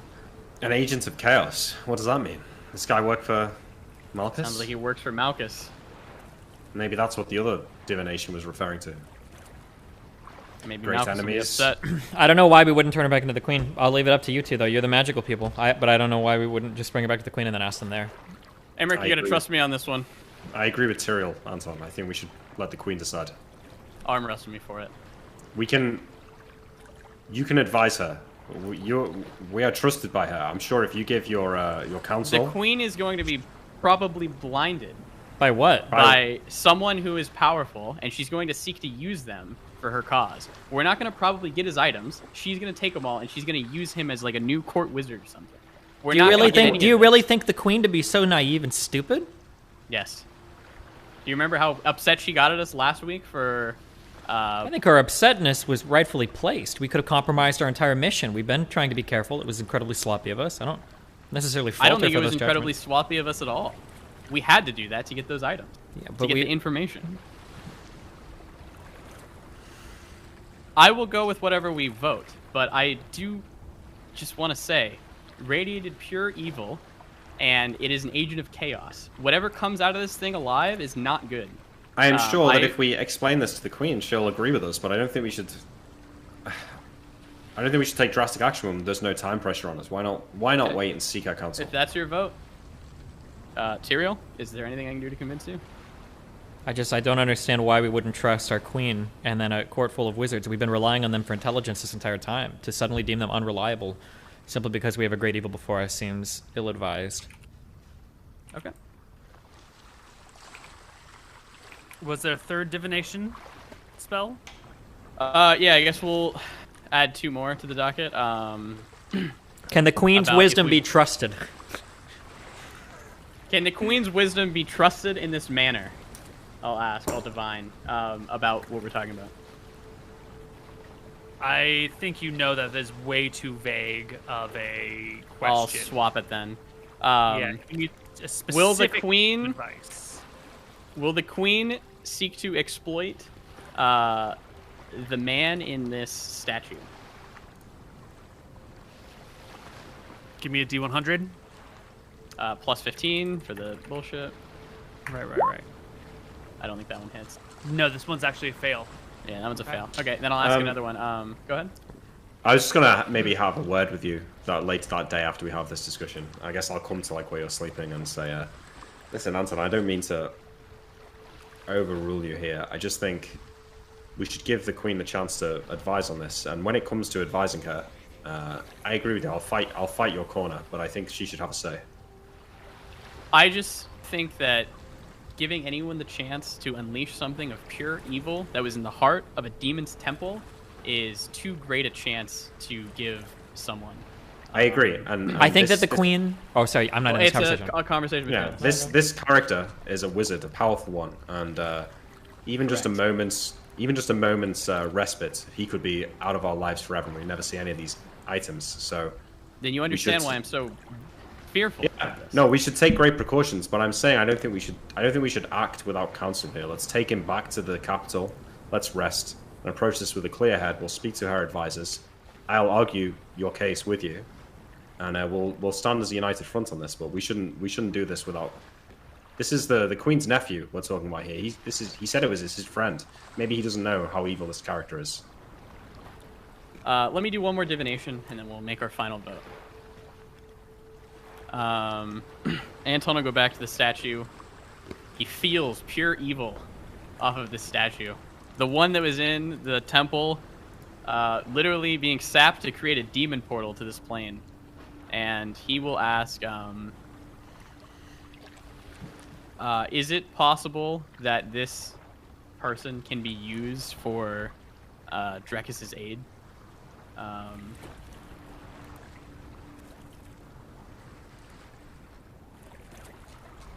The person itself, not the items, obviously. It's kind of...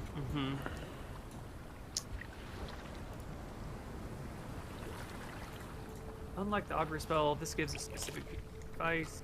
Divination spell is used to garner a useful piece of advice concerning a specific goal, event, or activity that will occur within a 1-week period.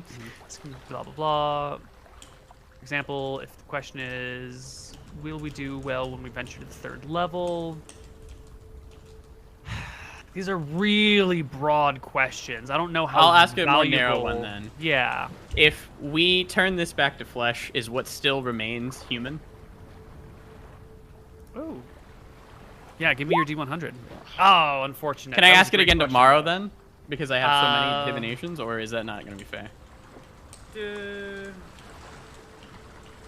Let me double check my player's handbook copy. Sure. Page 275.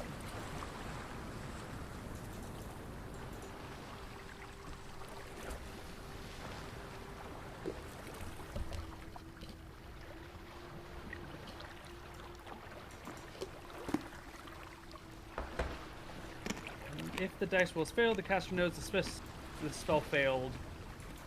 If the information is not acted upon, conditions probably change, so the information is no longer useful. I don't see why you couldn't just do it the next day. Okay, I'm going to do it twice the next day, so 1d100. Okay. 1d100.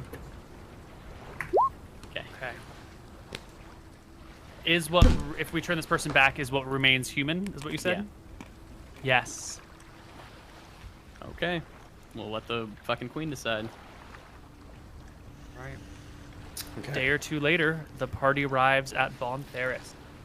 It is May 16th when you guys arrive. And you're supposed to be meeting the We don't care about wizard folks in your mountain in 2 days. Are we going to be able to make it back? If you still have your carriage and unfailing endurance, you can make the ride back to Wickathon Renta in 1 day and they'll hike up the mountain the next day. Yeah, So well, in unfailing theory- endurance, everybody. In theory, you can make it there just barely in time. We're going to have to give our items back. I hope you guys realize that. Give what items back? We have to give back the boots that I have that I don't want to give back. And Why do we have to give them Imric has back? give back? Because that was the whole deal we made. Do you not remember? There's a temporary trade of gear. Yeah, temporary, but we just extend it by like a month or two, no? Okay, good luck. I do want that spellbook back eventually. It's not critical right now.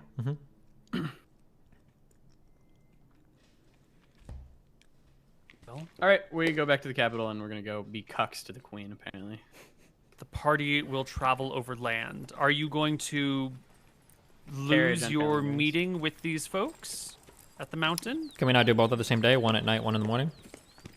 No. It'll be a rush to get to the mountain, and you would not be able to get there in time. Can we you would not start- be able to stop off and chat with the queen. Can we store Georg in our apartment or in our house? No, I don't think we should just leave him anywhere, especially a fucking item that radiates pure evil. So No, we're no, going to no. miss our You know, meeting. we should put him in a cell in the dungeon. Interesting. lined No. with Interesting glass. question. Wait, How do you what? get him off the boat? We got reduce strong him again, people. right? Do you have a reduced spell? Nope.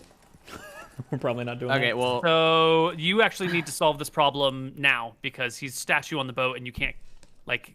Wait, how you much either does he have to weigh? Use dock workers to he haul weighs the like statue 500 off. pounds, I think, right? If he's just 500, Yeah. we can do it. In theory, you could do it, but it's going to be a sight of great obviousness. I don't know how much you care about hauling a statue off of a boat and then hauling it into your cart and driving it across the land. I don't think we care that much. Yeah, we'll get the sailors to help us, I mean. Yeah, it's just a statue. It's a stone dude. It happens. People run into basilisks and shit. Like, That's not even that. It's just a statue. oh yeah, fuck it. It's a statue. It's just a statue. We've gone a long way to buy the statue to put it in our living room. Because it's a fine piece of Eridonian art. Crafted by the finest halflings. It took years to make this statue. Okay.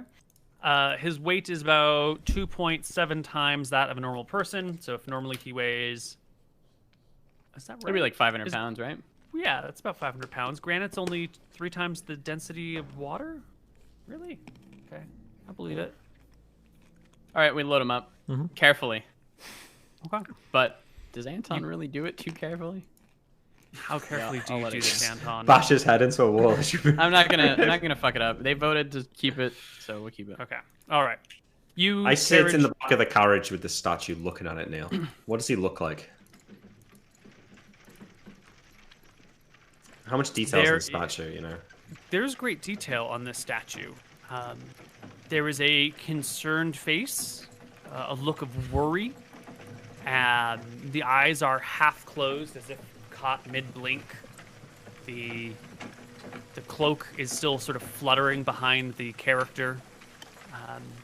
Arms are out slightly a bit. So when you put it in the cart, you guys are gonna have to like ride alongside the cart or on top of the cart, or it'd be awkward to sit in the cart with the creature. It'd be more comfortable to sit on the top or whatever.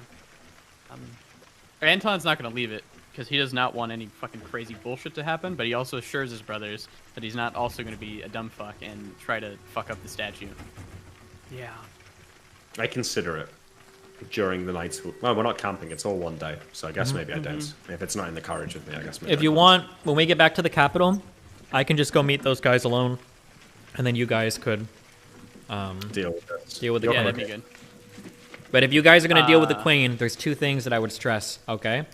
Is that one, make sure that she understands the evil that comes off of this and where we found him, that he could be incredibly slippery, that perhaps just perhaps with a thought he could teleport, who knows what type of magic this guy could possess, because we know that he possesses a sort of amazing power, so he must be an equally capable wizard or something, right? Number one. Number two, impress upon the queen how urgent it is that we get every magical item off of this guy's body. And then I produced the, I have the beholder out of my bag. You can share this if you want, but we went through incredible lengths to get these items. We're not merely handing them over for some soldier to die with on the battlefield. And then also let her know that we destroyed the portal as well. Who's launching the effort? Who is Demon's Run? Or wait, was it Demon's Run? It's Van Helsing. It's his friend, Gael's friend. And Van Helsing is from which kingdom? Ours. Okay, so then, so this is he's like... not from yours. He's from another he's from country. Eridon. But he's a prince, sorry. He's a prince of Drekis. He's the queen's nephew. Do they, does this kingdom have any, buy-in to that, what's going on at Heatstroke?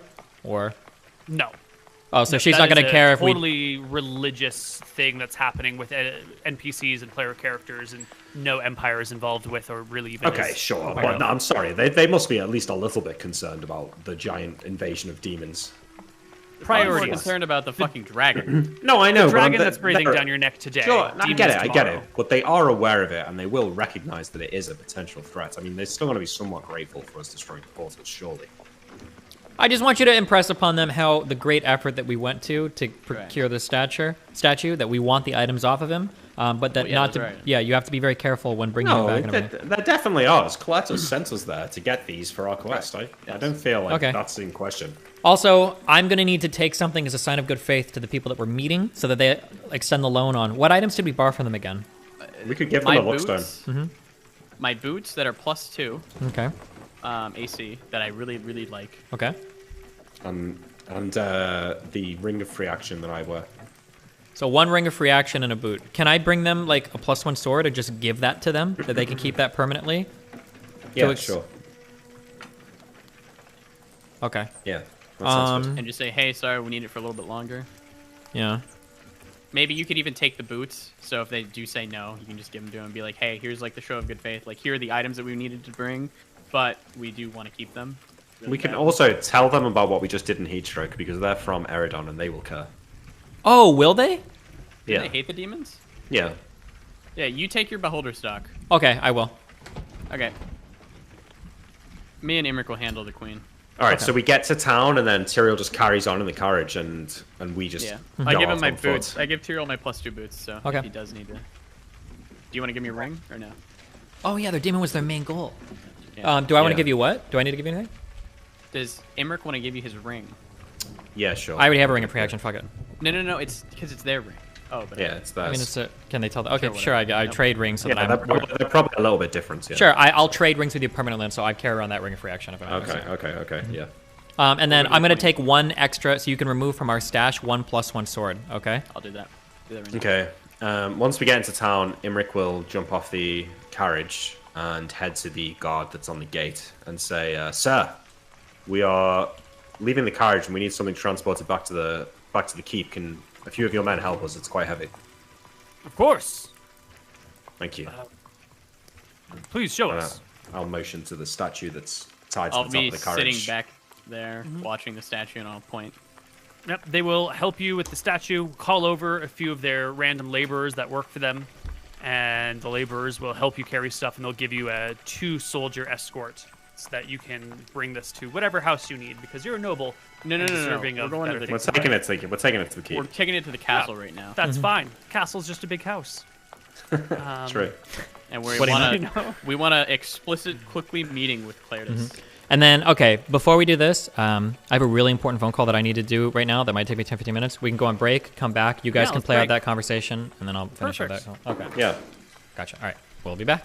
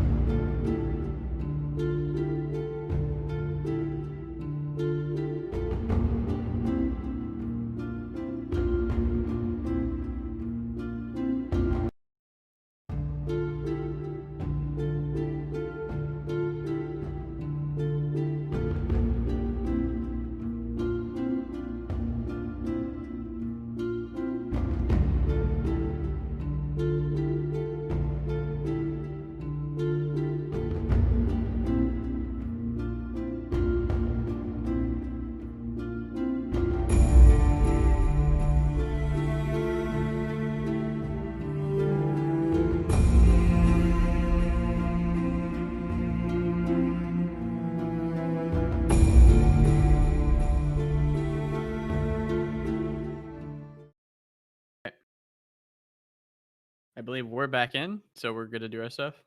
Welcome back to Tombs of Scoria. Welcome back. Welcome back to Tombs of Scoria. Yes. Welcome, okay, Neil. Cool. Welcome, Neil. Thank you. We're so gonna go to the two. Yes. The two of you enter into the capital, pull up to the castle itself with these guards in tow and hauling the statue between you, and ask to get an audience. And you're carrying a weird statue. And they'll let you on into the castle, throw you in some sort of side room while some servants help haul the thing in. The guards will leave, taking the servants with them.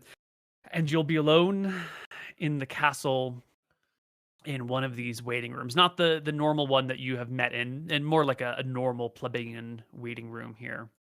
Can you remind me the name of the Archmage? Yes, let me just get me some audio. Can I also change the room and impress upon them that we actually want to be in a lead room, or they're one of the most magic? They don't have such a thing easily available for you. We can ask them about this. Unless you it won't matter if we kill him. Probably. And you wanted the name of the Archmage? Yeah, because we're going to need to ask for him to cast the Stone to Flesh. Right. What if we let Chaos decide if we kill him or not? We flip a coin? And then Malchus can't be mad at us, right? Malchus can't be mad either way.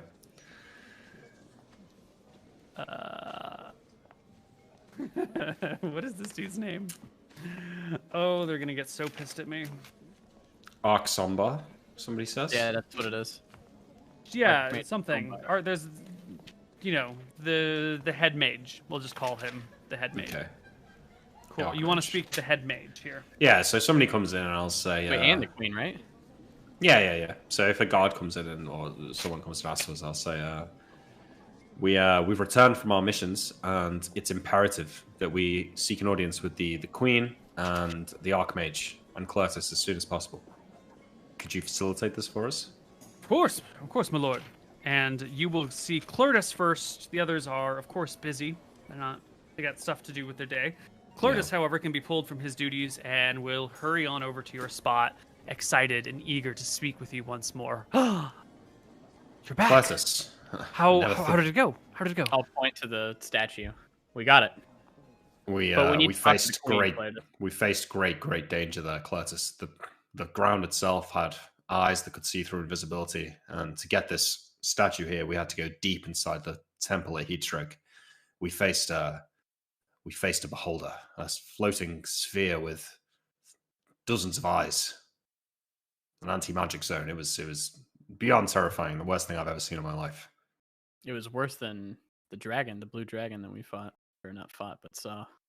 Wow, that's quite the statement. Tyrael More terrifying than a dragon? Got turned to stone. It was dangerous. This isn't Tyrael, no. No, we had to leave him back there. No, this is the chap you mentioned, Georg. We don't know what to do with him. My brother here says that he radiates pure evil. Pure evil. Like worse than one of the vampires that we've fought before. Then why have you brought it here? Because my brother... Throw it into the deepest sea! No, Cletus, it has the sword, remember? My brothers thought it would be wise to confer with the queen and her wizard and cleric.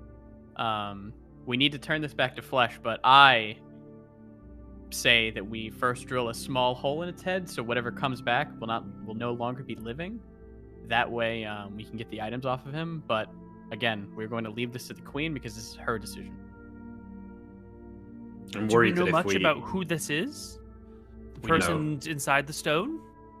Just that he's evil. Whether he was evil before or he was corrupted by that place, we don't know. But I don't think just evil is enough to impress upon Cletus. I think we need to use pure evil. It is the most evil thing that I've ever felt coming from a human, radiating. Well then, I don't know what Her Majesty will say. I myself would like to see such a thing destroyed, but I am not nearly as wise as our gracious queen. Her and the Archmage are unfortunately busy for the time being. I'm I sure will we wait. can get a quick meeting with them this evening, though. Well, I will wait here with the statue. Yeah. He looks at it, a little concerned. Ooh, is there not a better place that we could put this? I feel uncomfortable with a great evil here. Why not take it down to the dungeons? Dungeons? Perhaps. If we can get some men to help carry it, it's quite heavy. Of course, I can get us some servants. Absolutely.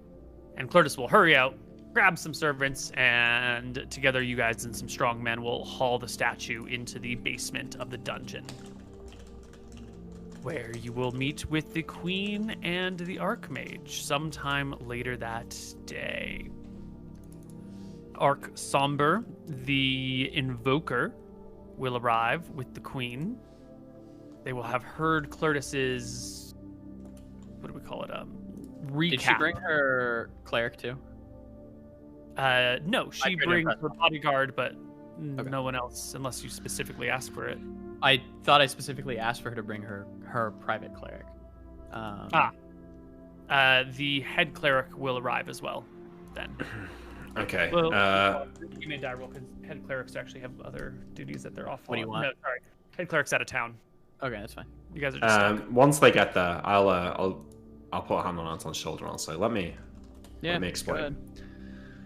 My queen, and I'll genuflect. My nephew?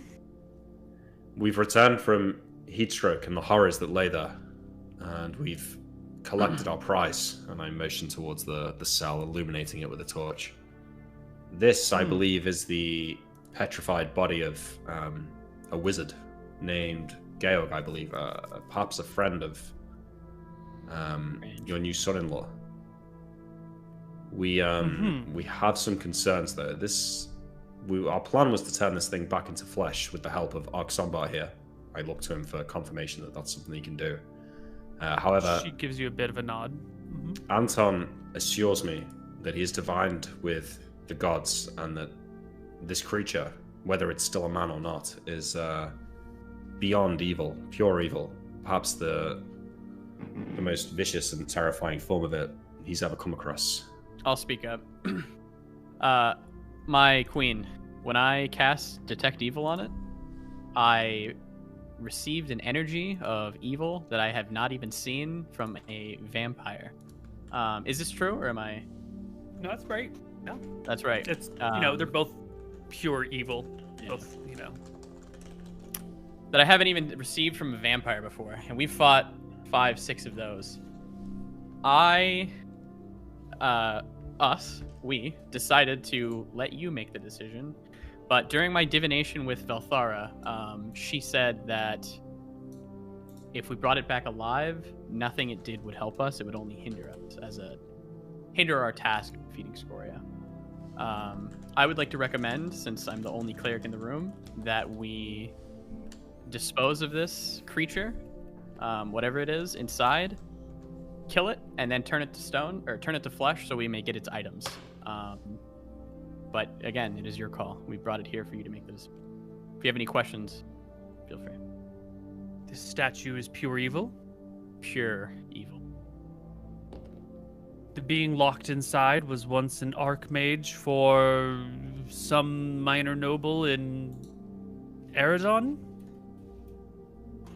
I'll shrug. As far as this is what Clertus tells me anyway. Clertus bobs his head up and down enthusiastically. It was in the deepest layer of the temple in Heatstroke. It was being used to feed and open a portal for demons to enter with. We destroyed the portal before we got out, and we brought this with us. It radiated such an unholy aura, yeah. This statue is the reason we went to Heatstroke in the first place. We believe it carries a magical sword that will greatly help in our quest to defeat Scoria. So we do need to turn it back to flesh, but perhaps putting a hole in its head before we do so may be the wisest move. Anton will visibly shudder thinking about the evil.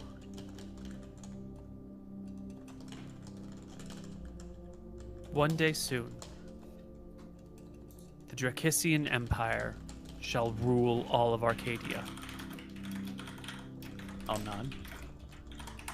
when that day comes, we, as agents of goodness, of all that is holy and wholesome, will wish to rule over a land as free of evil as can be. Certainly, there will always be evil in the world. It cannot be truly exterminated. But we should seek to remove that which we can from our presence. If the beast locked within this stone statue is one that would do us harm, we would be wise to destroy it before it can harm us. Anton I will think nod. we're in agreement. Oxomba? She looks over at you. Stone to flesh? After we put a hole in its head. There's no chance that tampering with the statue would affect the spell, right? And affect the returning of the items. Okay. Then,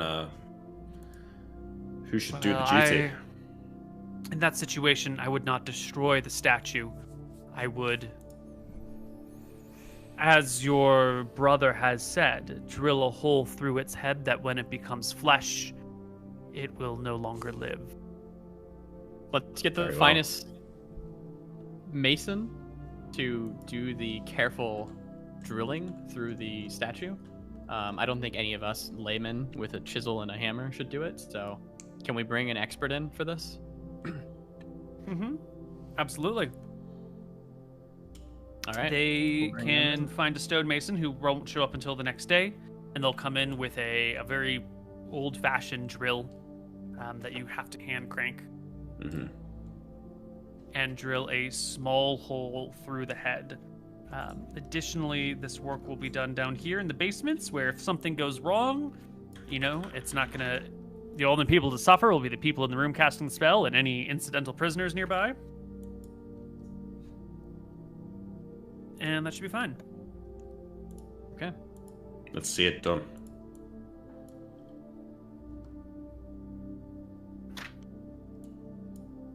I'll say a prayer for his soul to go easy to Valumbra. You're so kind, man.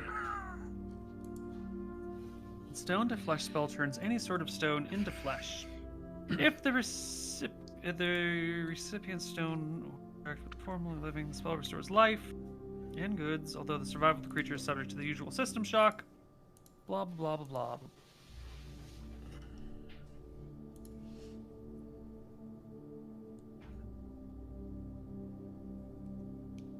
Maybe you should do a death saving throw. Maybe he just gets like a lobotomy or something, you know?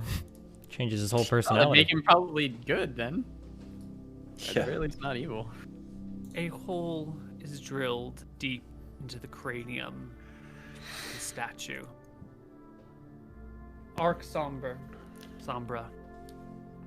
Wait, before we do that, Anton will cast Detect Evil on it? It's still evil. Okay, Anton nods to himself. He's like, alright, that's fine. When he comes live, he won't be.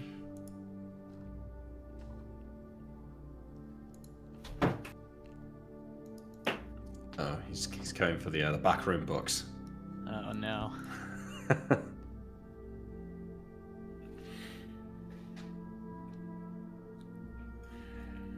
Imric gingerly holds his wands and spell components at the ready, just in case. If somebody is in like a lead room, are they able to teleport out of that room? Or does it block like magic passing through it? I don't think we have a lead Depends on the room, form of teleportation. There are a lot of different subtypes. Okay. I have a hold person readied. Just in case.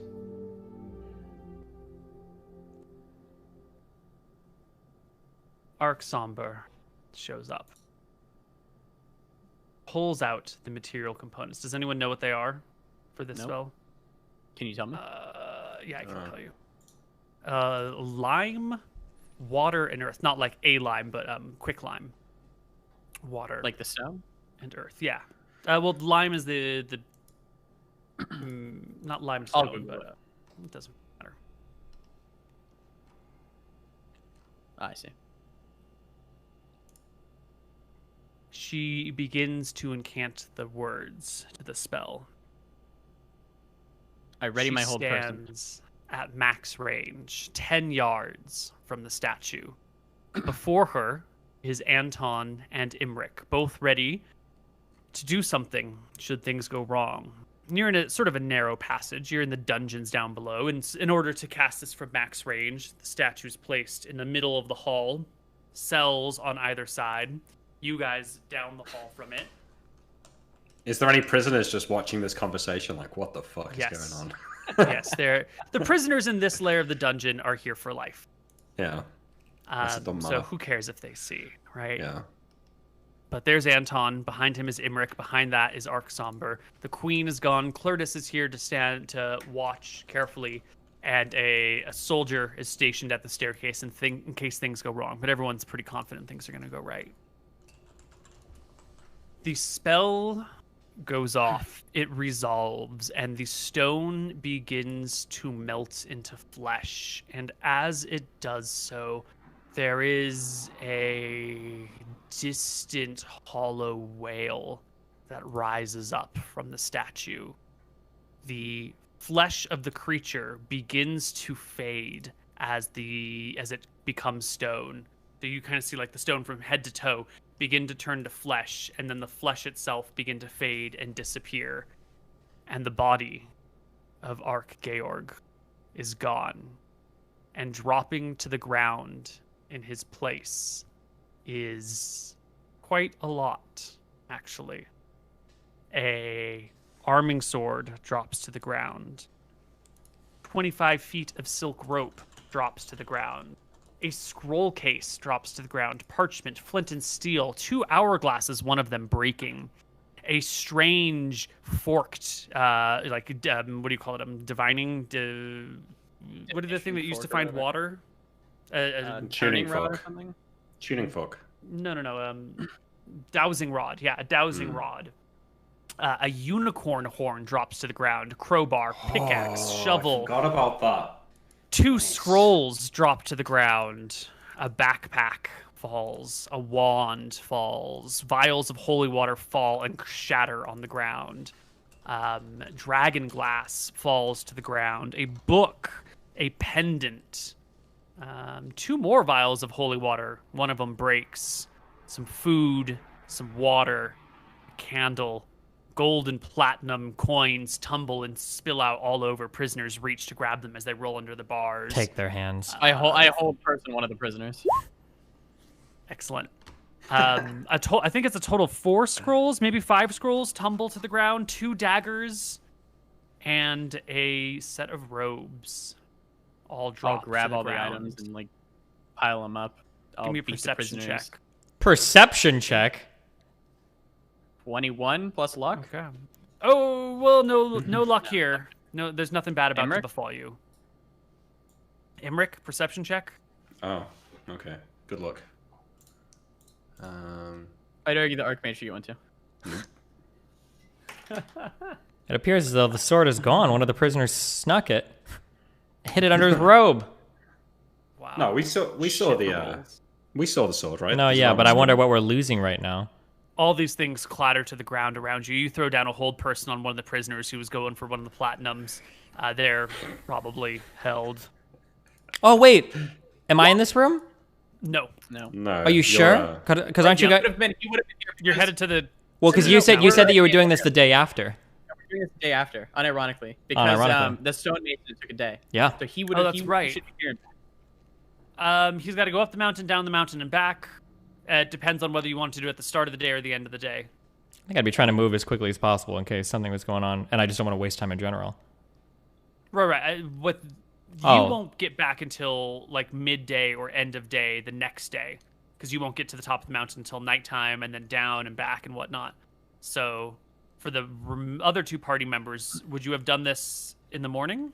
Can I make a roll? I think we would have waited for our buddy to come and see this. We would have told him what the queen decided, but we prefer to do it in the morning. But if we know that Tyrael's going to be back that day, it makes sense. Well, we know Tyrael is coming back, right? Yeah. Well, roll me d20 on an 11 or higher. Tyrael's here. It's in the evening. All right, Tyrael, give me a perception check. Okay. All the lawyering. Fuck this game. Fucking hell. Okay. What about the queen now? He did No, say a she's not here. pendant fell, correct? That is a amulet, yeah?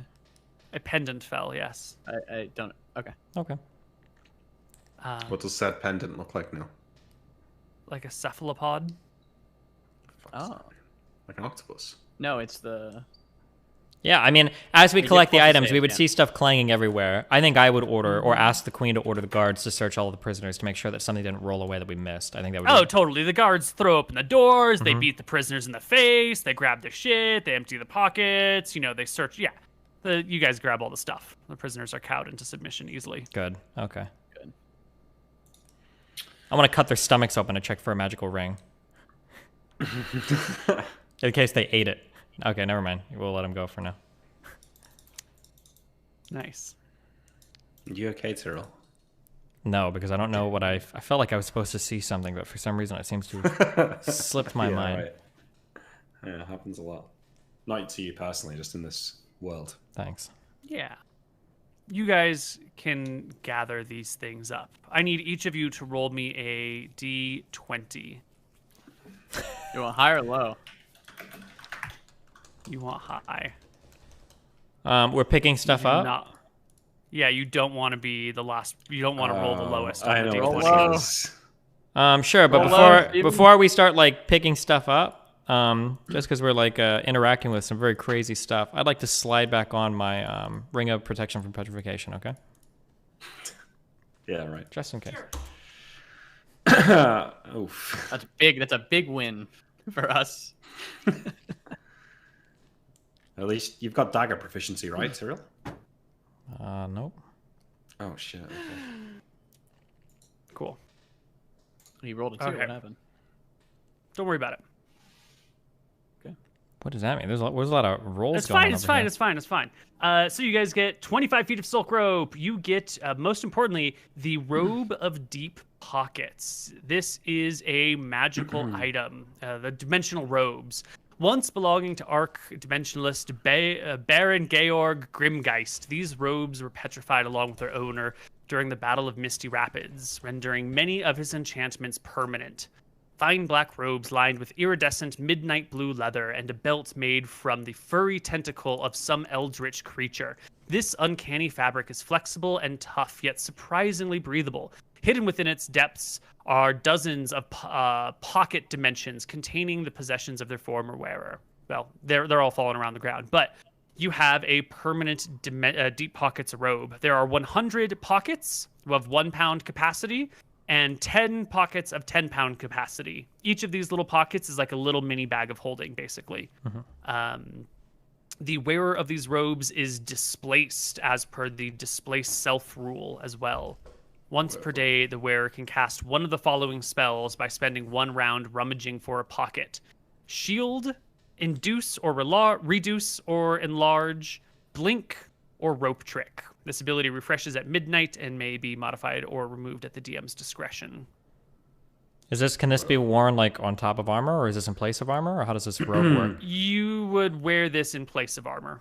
So, I mean, I've got robes of protection, but these are probably better. Almost This will give certainly. you displaced self. Yeah, which is cast better on than you. 1 AC and saves. Yeah. So you have a robe of protection. Is that like a +1 or +2 robe, or what is that? +1. Okay. So I'd be losing 1 AC and saves, but it's probably worth it to be able to have permanent display self and to be able to cast blink and stuff like that at will is well better. Okay, Mooten, make sure that you're the inventory person, right? What am I keeping track of right now? I think we should put all of this on the party sheet and then divvy it up once we've Yeah, got do you it have all. a sheet for this already, Neil, or no? Looks like Neil's just Let me looked at- give you some copy paste of what I've got. Do you want to add this to a it's party sheet, terrible Mooten? format. Yeah, I'll add it to the party sheet. The stuff that we don't put on our characters right now, I'll add it to the party sheet. So just pick and choose what the fuck you want from this list. Emmerich gets first out, dibs, and then I'll move it to the party sheet. Just so you guys know, I have a hard out in 27 minutes too. So Sure, that's fine. Okay. Yeah, well, I think we just sort this out and do XP, right? So get XP and fuck off. Well, I need to talk to the mountain people. I don't know how important that is. Or maybe we can do that quickly. That should be Easy. hopefully fairly short. Cool. Let me just modify this image so you guys can see what you're dealing with a little bit better.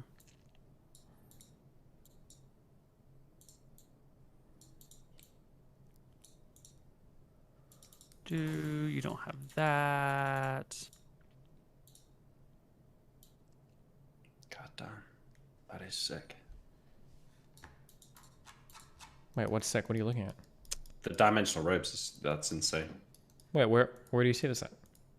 Alright, Neil sent it to me. Well, aren't you cool? Oh, okay. Yeah, look, I'll put it in the group for you. No, I don't care. No, I do want to see it. I don't want to see it. Yeah. Okay, well, then just do it. Team. Okay. No, just don't look, Steven. I didn't want to see that. Now you ruined There is the what's in the bag, in the pockets.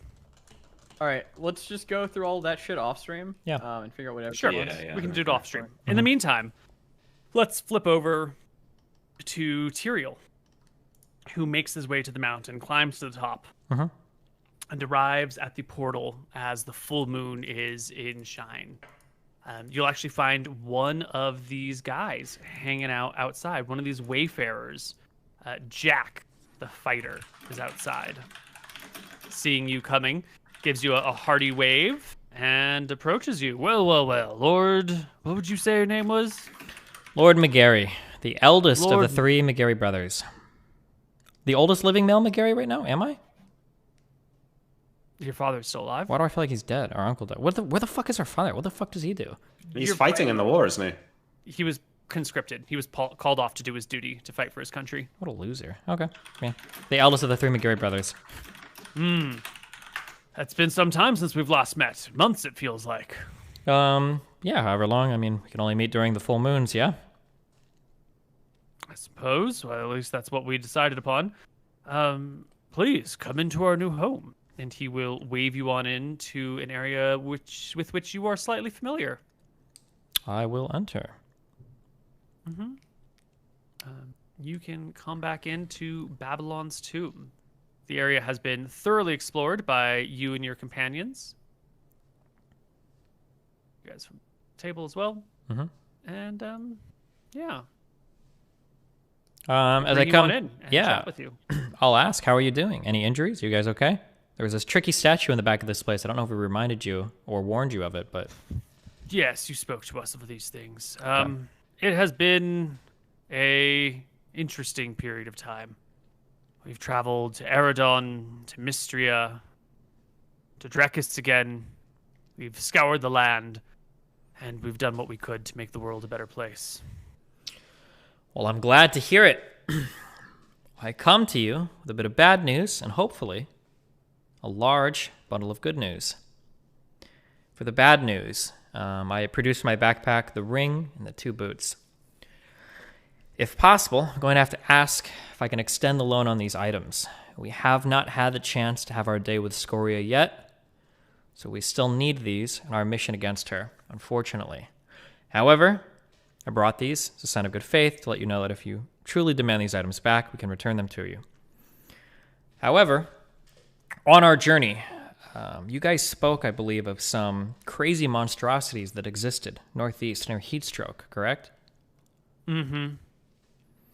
I'll put the 2 items back in my bag, and then I will remove from the bag the Eye of the Beholder, the stalk of the Eye of the Beholder. Do you recognize the creature of which this comes from? The wizard here, Lord Khan, will instantly recognize it, let out a low whistle, and look upon you with some newfound respect. Well, Lord McGarry, you aren't some minor noble after all. You have managed to do what you said you would. Slay great beasts and bring the world ever closer to safety, ever further from midnight. And we've only been able to do this with the assistance that you guys have so graciously provided us. So Ring of Free Action and these boots were both essential items in doing what we've done. And I would be proud to inform you that one of the things that we've done is we have destroyed what appears to have been a portal being constructed to bring demons in from another world in the land of Heatstroke. If you don't believe me, I can describe such a portal if any of you are aware of its existence, and then I can go on to do that if they want a description or whatever. Yeah, Lord Khan really wants to hear about this portal. Yeah, so 2 giant horns came jutting up from the ground with a petrified man who appeared to be somebody that once possessed great power in the middle. This was a statue that my cleric had determined was gathering power in this room. It appears as though, based on an answer that we received from a god that he worships, that in, I think think 2 or 3 weeks. It was the 18th, I think. The statue was supposed to come online, begin to spew demons out into the world. And you have stopped it. We not only stopped it, we have destroyed this portal. I don't know if they can construct another one, but I do know that the man in the statue, who appeared to be an important part of this portal, we have retrieved. We've removed him from those lands entirely, and he's going to be disposed of tomorrow morning. And we have broken one of the horns of the statue as well. The portal. The portal itself appeared to be magical and unbreakable. We cast a scroll of dispel upon it. We broke the magic, and then we broke a horn, and then we left. I suppose the stoned man that you spoke of was the greater aspect than breaking down the. When it comes to portals, the physical object is usually very of less importance. But if you have pulled the source of power, then hopefully the portal will be unable to operate. Well done. Yeah, I shrug my shoulders. If you say so, I unfortunately don't know much of portal magics, but according to what my brother was saying, beyond me as well. Yeah, he seemed to be an important part of it. Mm. So, I'm hoping with this knowledge that we are hopefully doing good in the world in ways that can be respected by you, that we can continue to extend our loan on these items such that we can use them to finally put Scoria to rest.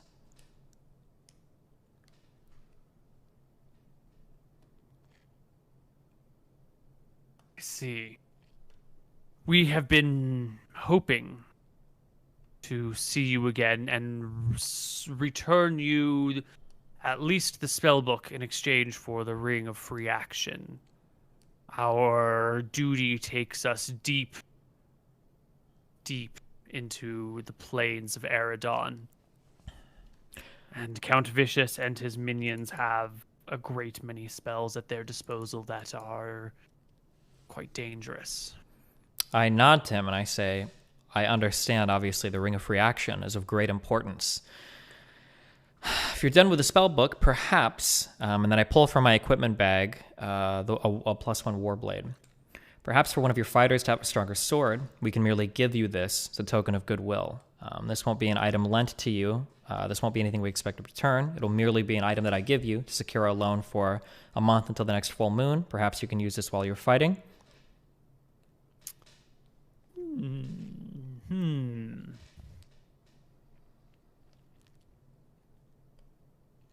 Perhaps, yes, but shall we not also find a more convenient place to meet? Meeting on the full moon provides a narrow window of opportunity. I agree. What is a better form of our communication and meeting? Well, I mean, for me, hold on one sec, just out of curiosity, I'm sorry, I don't need to be back here. You guys are only within this cave because you're worried about existing in this land, no? You're worried that somebody might find you or see you? We prefer to operate outside of the realm of the state. Mm-hmm. I understand that, and I can respect that, of course, having been in a few states that wouldn't want us there otherwise. Where you'd like to meet is simply up to you. There are a number of ways to communicate with us, whether by mail, whether by sending a courier or a messenger. Wherever you want to meet is up to you. We only chose this place because we thought you'd be safest and happiest here. But if you wish to leave this place and meet us anywhere else, then yeah, I leave that up to your discretion entirely. Perfect. We can hand wave the rest of it. They'll want to meet you outside the capital.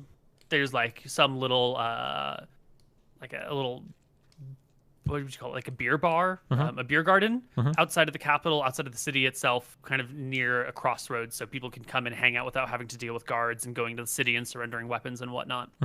And so that's within view of the castle walls, but, a couple 100 feet away. Sure. And they'll meet you there.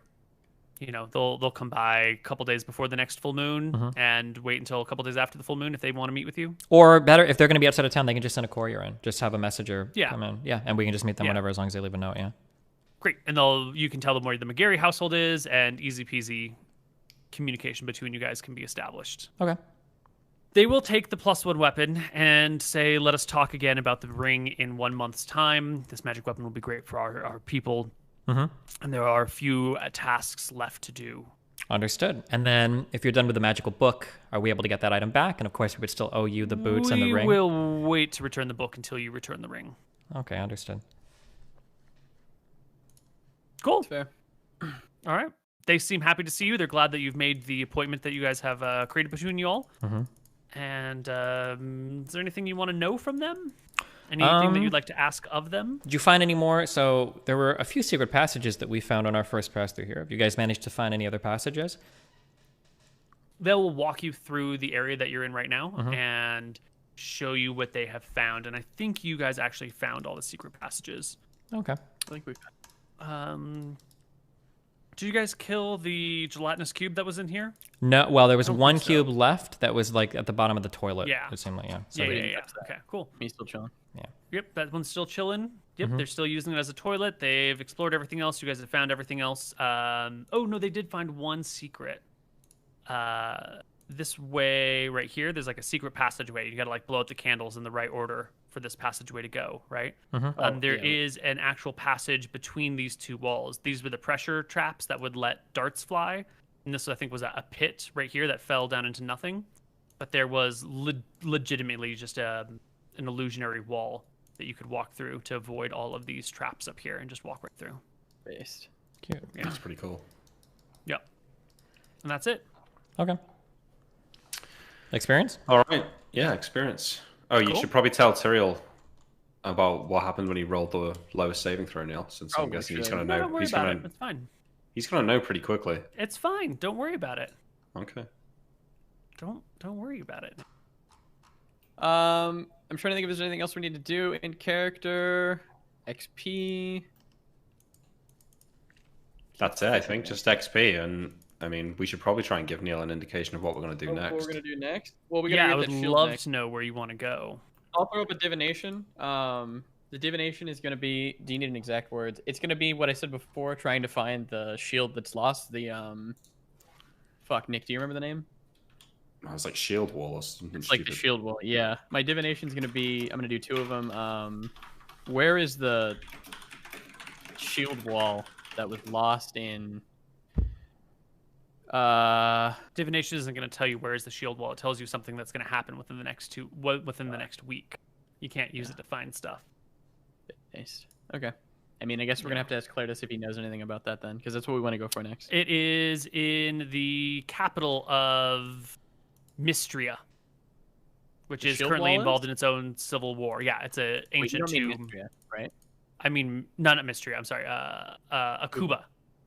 Yes, it is deep within a tomb in the capital of Akuba, which is in its own civil war and which is, heavily defended from all intruders. And you guys getting into the capital would be a very difficult feat to do.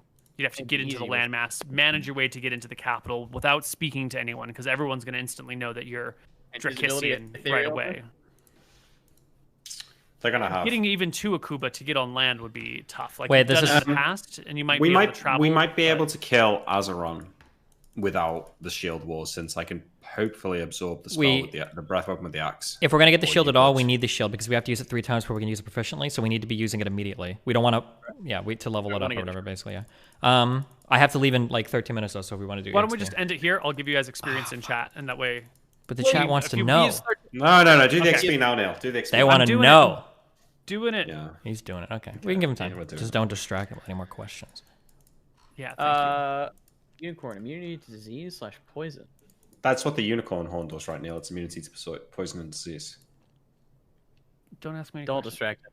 Okay, don't not distract. I think that's what it does. So, I mean, looking at the items, I'd take obviously the robes. There's a ring of protection +2. I've got a ring of protection +1, so I could switch that out, and that way I won't lose any AC.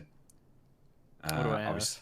Wand of Detect Magic, I'll take that. Protection from Undead Scroll, I'll take that. There's another magic scroll, I'll take that. Then there's a candle that you can click your fingers and it lights. So that would be really useful for us, actually, for lighting our other candles.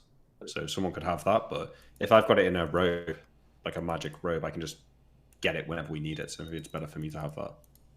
Wait, say that again? I'm sorry. For the candles? There's like a candle that if you click your fingers, it lights. Oh, yeah, that's sick. So if I've got that in one of my pockets, I can just like pull it out and light it like super easily. So probably I'd take that as well. There's a magic dagger.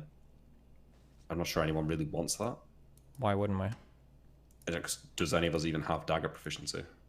Not to my knowledge, no. Yeah, so 2 it's magic not daggers. that useful. Yeah, well. There's one magic dagger. And then you get the sword serial, which you might not think is a big deal, but +3 to hit and damage is kind of insane. Okay. True.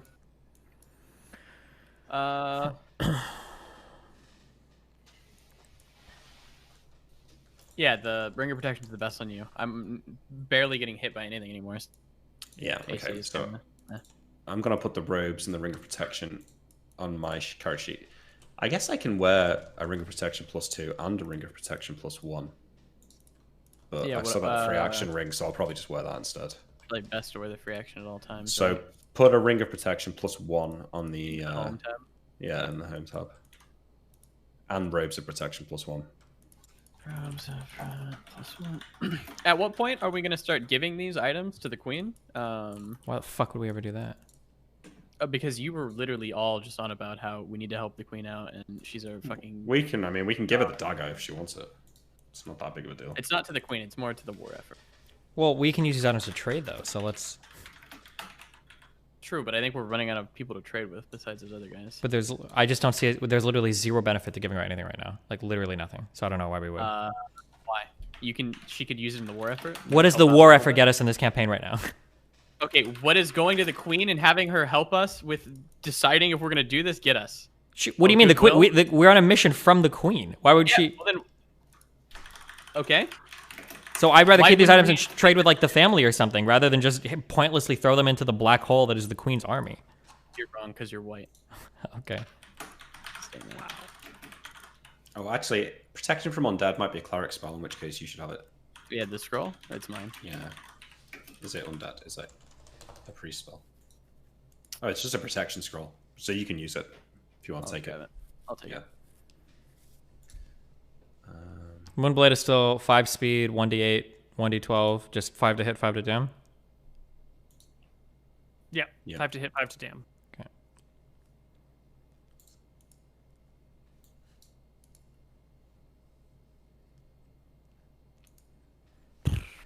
Awesome.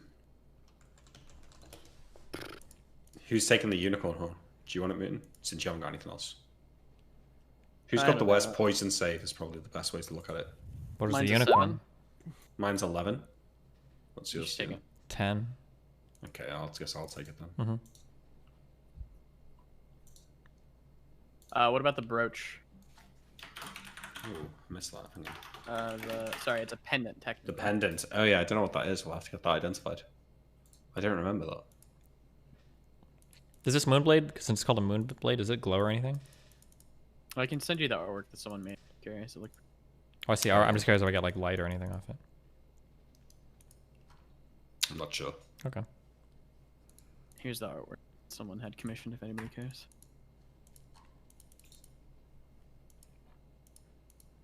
I don't think it was commissioned. I think AO just did it. Yeah. Sick.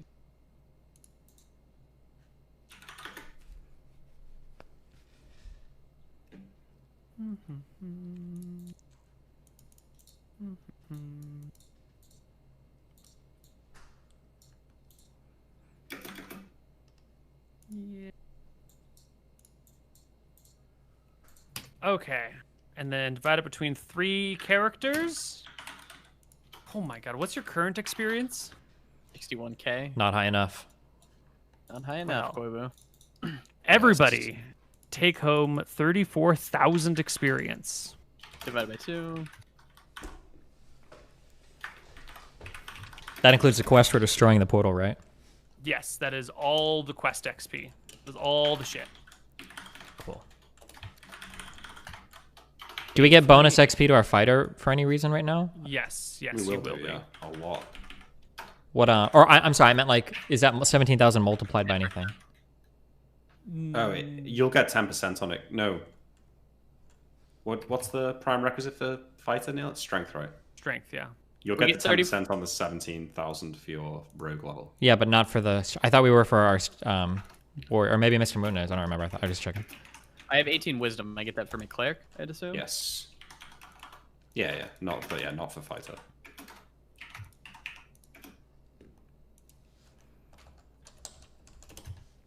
Uh, 8, 1, 4, 3.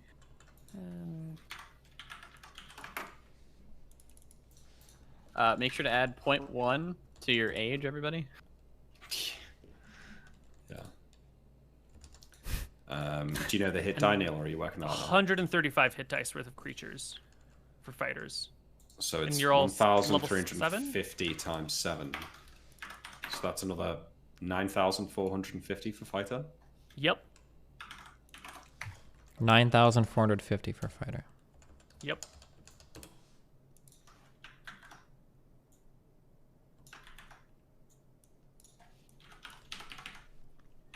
Holy shit. Okay. And then we've got clever ideas and stuff. Yeah. Can we do away with those? What? Yeah, well, What? I think I just rounded up on the XP a bunch just to include a bunch of things. So why don't we call it happy Okay. here? Yeah. Well, I'm going to level up wizard.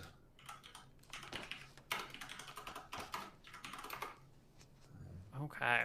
You level on wizard. That's going to be another D6 for you.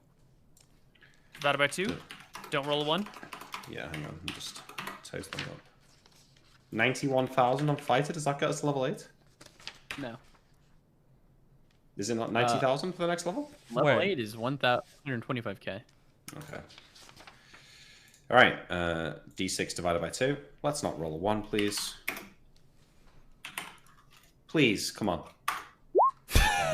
Yeah! Don't laugh. Fuck you. How much, do I get any cleric XP for furthering ethos at all? Killing a... No, you didn't further any ethos. You didn't get vengeance on anything. You didn't... Yeah, I mean, I don't know. Should have used vengeance on the Eye of the Beholder. Keeping the demons from coming in is sort of in Velthara's ethos, because she's not cool with the demons, but I it's was not, also like, the one super into who pushed for ethos. that, feeding the portal. I also don't know what spells I cast, so... Sure, I'm not take gonna an be extra adding... 1,000 as a cleric for Okay, pushing the thank you. portal destruction. There we go. Okay. All right. Take my -1 dex. Kobe said I don't have to. Belthar didn't You take do it. not. You did not reduce your dex. That was not a sacrifice of any significance whatsoever. Going from 13 to 12 dex. I offered it. Okay. I'm using. You did. I used my skill detect noise, which is 200 experience, I believe. Cool. Thank you. Get your 200 XP. I will. Oh wait, I did do. And I did a lot more than this, but I'm only going to count 4. I did 4 divinations. Yeah, there were a bunch of spells, but let's just count the 4 divinations. Okay. Yeah, that's all I was And going those to are count. all, Okay. Yeah, that's 16 spell levels. So. I've counted all my spells from last session. I assume that's fine. It was only 950 XP. That's fine. Yeah. 200 times 4. 800. That's good. Yeah. Also, how many coins did I steal from Georg? What are the coins we got from that? Probably quite a lot. You said platinum. Deposits, draws, totals: 340 platinum, 520 gold, 2,450 iron, 9,905 silver, 29 copper. Shit. Is that right? That is a lot of gold. Damn. How much experience does that all add up to? Let's say Let me level double 12 check. rogue now. Let me double check that. I don't know if that's got to be what he's got. Yeah. He was rich now. What are iron pieces? We don't trade in those normally, do we? They're worth the same as silver. Oh, okay. So same as gold. 520 gold. Oh, they're twice silver or something. Hold on. Plus 4,490 iron plus 990.5 silver plus 0.029 for 0.29 for copper plus 680. That's 2,680 gold. At 2 experience each is 5,361 gold. Okay, nice. Or Plus XP, I mean. 10%. Wait, Plus you said. 10%. Say that again. Sorry. 5,361. 5,000. Wait, say that one more time. 5,361. Okay. And then here is an infographic with the actual denominations if you want to write them down. Are you adding that, Mooden, to the party sheet? I'll add it to the party. Well. Okay. Congratulations on our party. You guys are going to next be heading off to find and slay the blue dragon, I believe. Oh, we're gonna get this. We got to get that shield, I think. Do you really want to go all the way to the middle of the Akuban Empire in the middle of their own civil war? We have to break save into those the capital, soldiers. And then go into a tomb inside of their capital, and then try and find this thing deep within the capital Sandashar? Tell the teacher, Okay, or tell the queen that we need to get our hat we- back. Yeah, it sounds like we shouldn't do this. Yeah, this is the DM warning us against it. Yeah, I Yeah, know. it's the DM warning. I don't Well, we want need to to talk about it because basically, if we don't get it now, we're never getting the shield. So that's what we need to talk about. Something might change. Maybe the Civil War will end or No, something. no. Okay, listen to this again one more time, okay? The shield needs to be used 3 times before we can reliably use it to hold off fire, right? No one is carrying that shit shield around if it hasn't been used 3 times in order to do that. I'm not going to. I'm not going to risk like a roll or like a whatever. Like we should know against Scoria, we need to roll as few times as possible. We just need to know 100%. We have multiple dragons that we have to do though. There's more than 3 that we need to do. So yeah, but if this is like the technically easiest dragon, wouldn't it be good to get out of the way for this now? No, we're at our ending time. There's Yeah, no time we'll left talk- to yeah, talk we'll talk about it. it in between, yeah. We'll figure it out. It's fine. Okay. Bye bye. I love you guys. Be careful. Love you too. Take care, everyone. Bye. Okay, yeah, fuck it. Bye. Fuck you.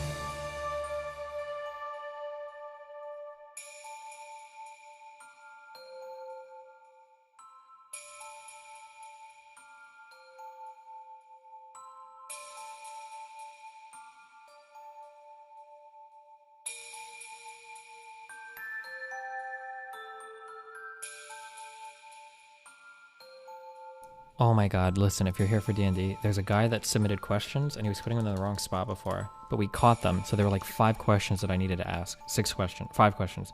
I see them all, we will ask them next time, okay? I swear to god.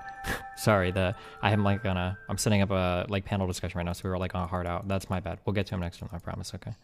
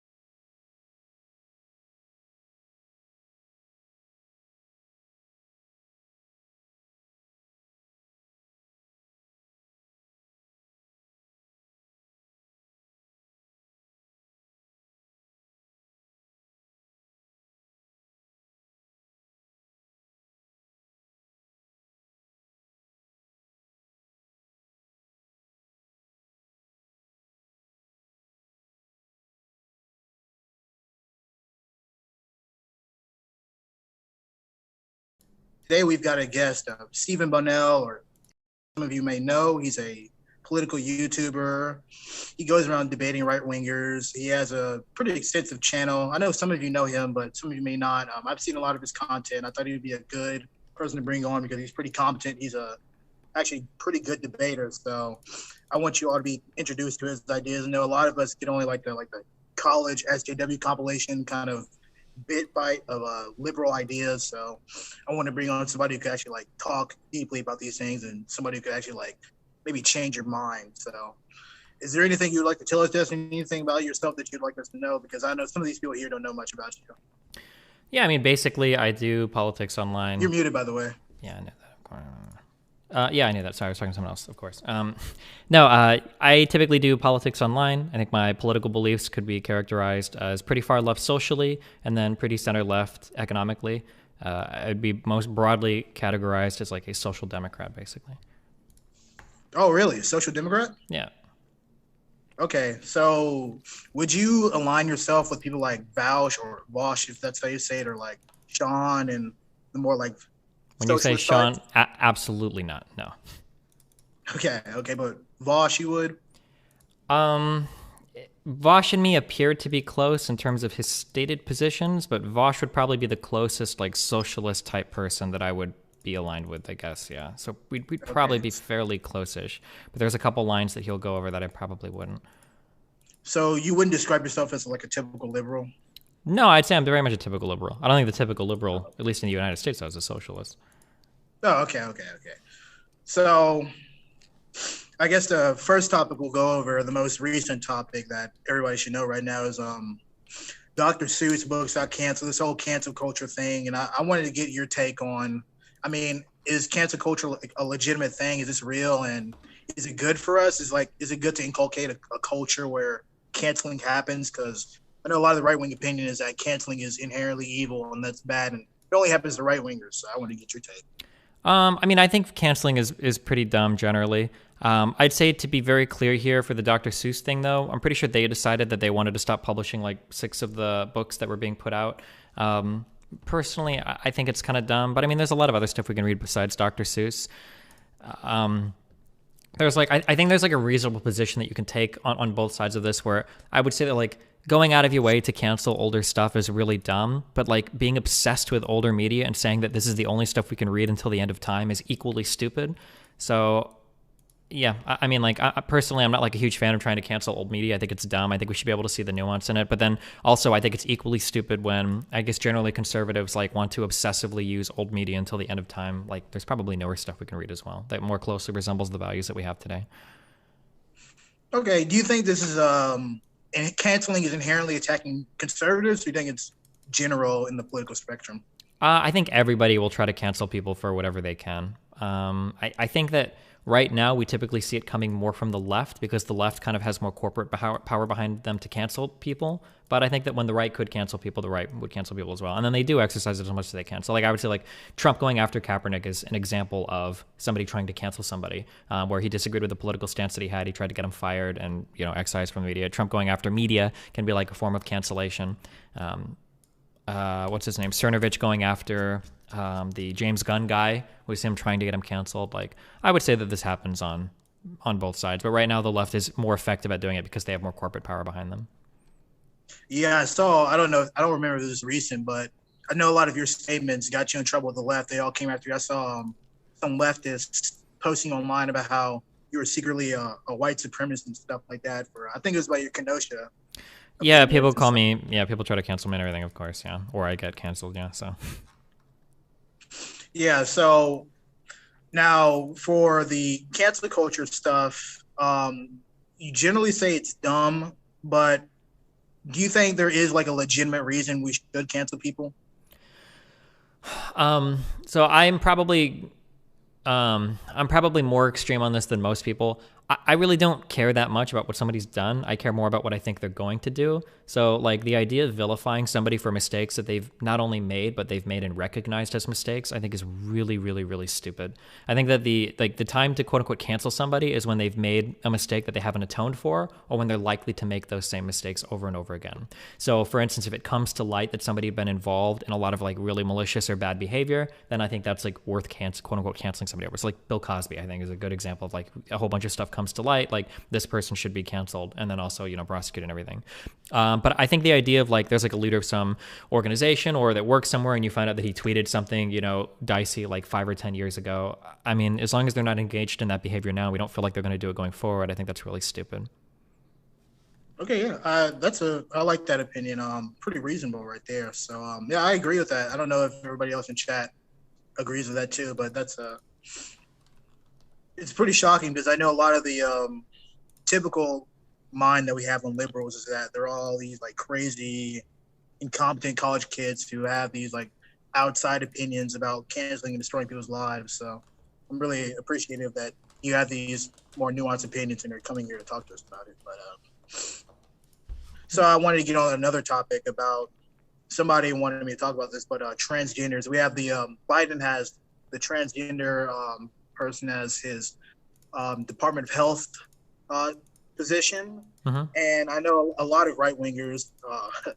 I'm sure they have opposing views on this with transgenders, but for the transgender question, do you think that transgenderism is how would you describe this whole gender thing that we've all come upon in this new culture? Like, there's more than two genders, because a lot of the right wing says biology, but I mean, the left wing stance is all we have is like Ben Shapiro videos describe us the left wing stance. We've never really gotten to like a educated left wing opinion on why there's more than like two genders.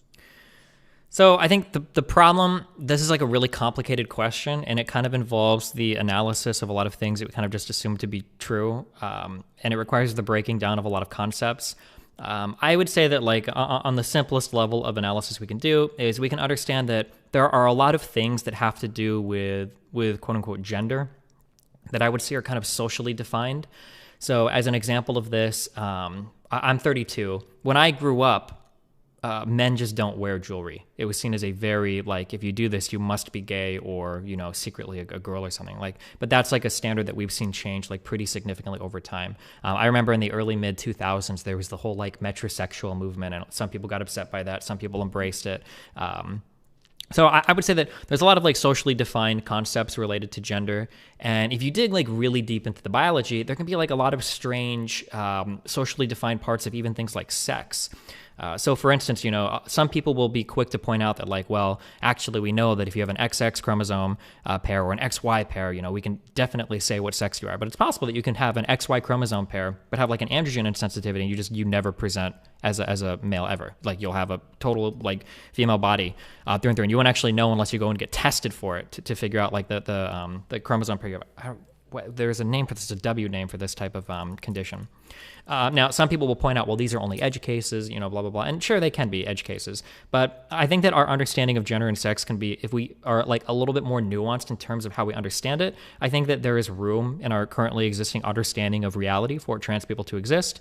And as long as they're not doing anything that like bothers you, which most of them don't, I don't see why anybody would have a problem with it. I think it gets a little bit... I think it's a little bit of an overreach to try to regulate to other people, you know, how they can identify personally or the types of areas in society that they can exist in. So maybe they're not causing harm to anybody else.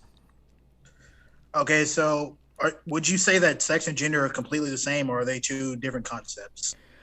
I would say that these are I think these are clearly two different concepts. I would say, yeah. Sex seems to be something that we analyze more on like a descriptive, like biological level. Like here are a couple of facts, and then we've grouped these facts, and then we tend to call one side male, we tend to call one side female. I think that our experience of gender is like a far more socially driven thing than like a hard science thing.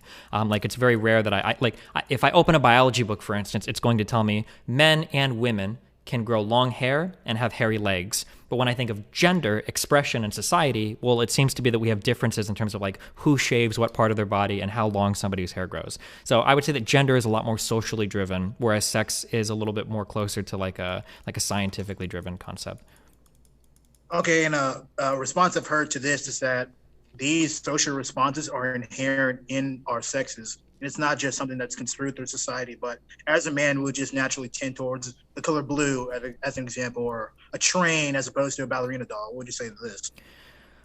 There might be some things that are innate to us, but I think I've already given a few examples of how things that we would consider innate have changed over time. You know, I remember I grew up listening to a lot of like Rush Limbaugh and a lot of like traditional conservative figures, and even I remember from my own parents, you know, like having long hair is just kind of a very girly thing to do. But like when you look in the Bible, Jesus had long hair, so clearly our understanding of what it means to be a man, or the way that we present as a man, or even for women, you know, how you present as a woman, like these are things that can change over time. I think that anybody that says there's some hard rule here that is innate to human biology would just have to look back, you know, 20, 30, 40 years, and you can see like, well, actually, I guess these things kind of change over time. There's probably like some things that are pretty innate to us where men are probably in general going to tend to do this thing. Females in general, males are going to do this thing, females are going to do this thing. But I think that these are a lot more malleable than we give them credit for sometimes. And I think we just have to look to our past to see that. So I guess if we take away the social construction part of it and we just break it down to biology, and the typical conservative is just like, well, even if we accept that gender can sometimes be arbitrary in how we have distinctions, can we still just say biologically there are only man and woman, X, Y, X? Well, so this gets a little bit more complicated as an answer. So the hardcore reality answer is there is really no such thing, in my opinion, of any category. So male or female doesn't really exist. You can't actually like find like male or female. What we have there's like traits that a lot of people seem to have, and we can kind of group people up across like certain dimensions of traits. So for instance, I could create a trait of people that have like darker skin, or, you know, like super curly hair or whatever. And I could label this something. Or I could find people with certain chromosomes and sex orders, and I could label this something. Or I could find people with certain colored eyes and you know, certain heights, and I could label this something. So it tends to be that we've created categories called sex, and we tend to group people like as male on one end and female on the other. But these categories, they could theoretically be anything. Typically when we create a category, it's because we find some use there. So we've got a category of male and a category of female, and we tend to use these a lot like socially. But I would say that even though people will argue, you know, like, oh, like these are biology, you know, it's all scientifically driven, the reality is that our experience, even, you know, when it comes to like sex and gender, are very, very, very socially driven.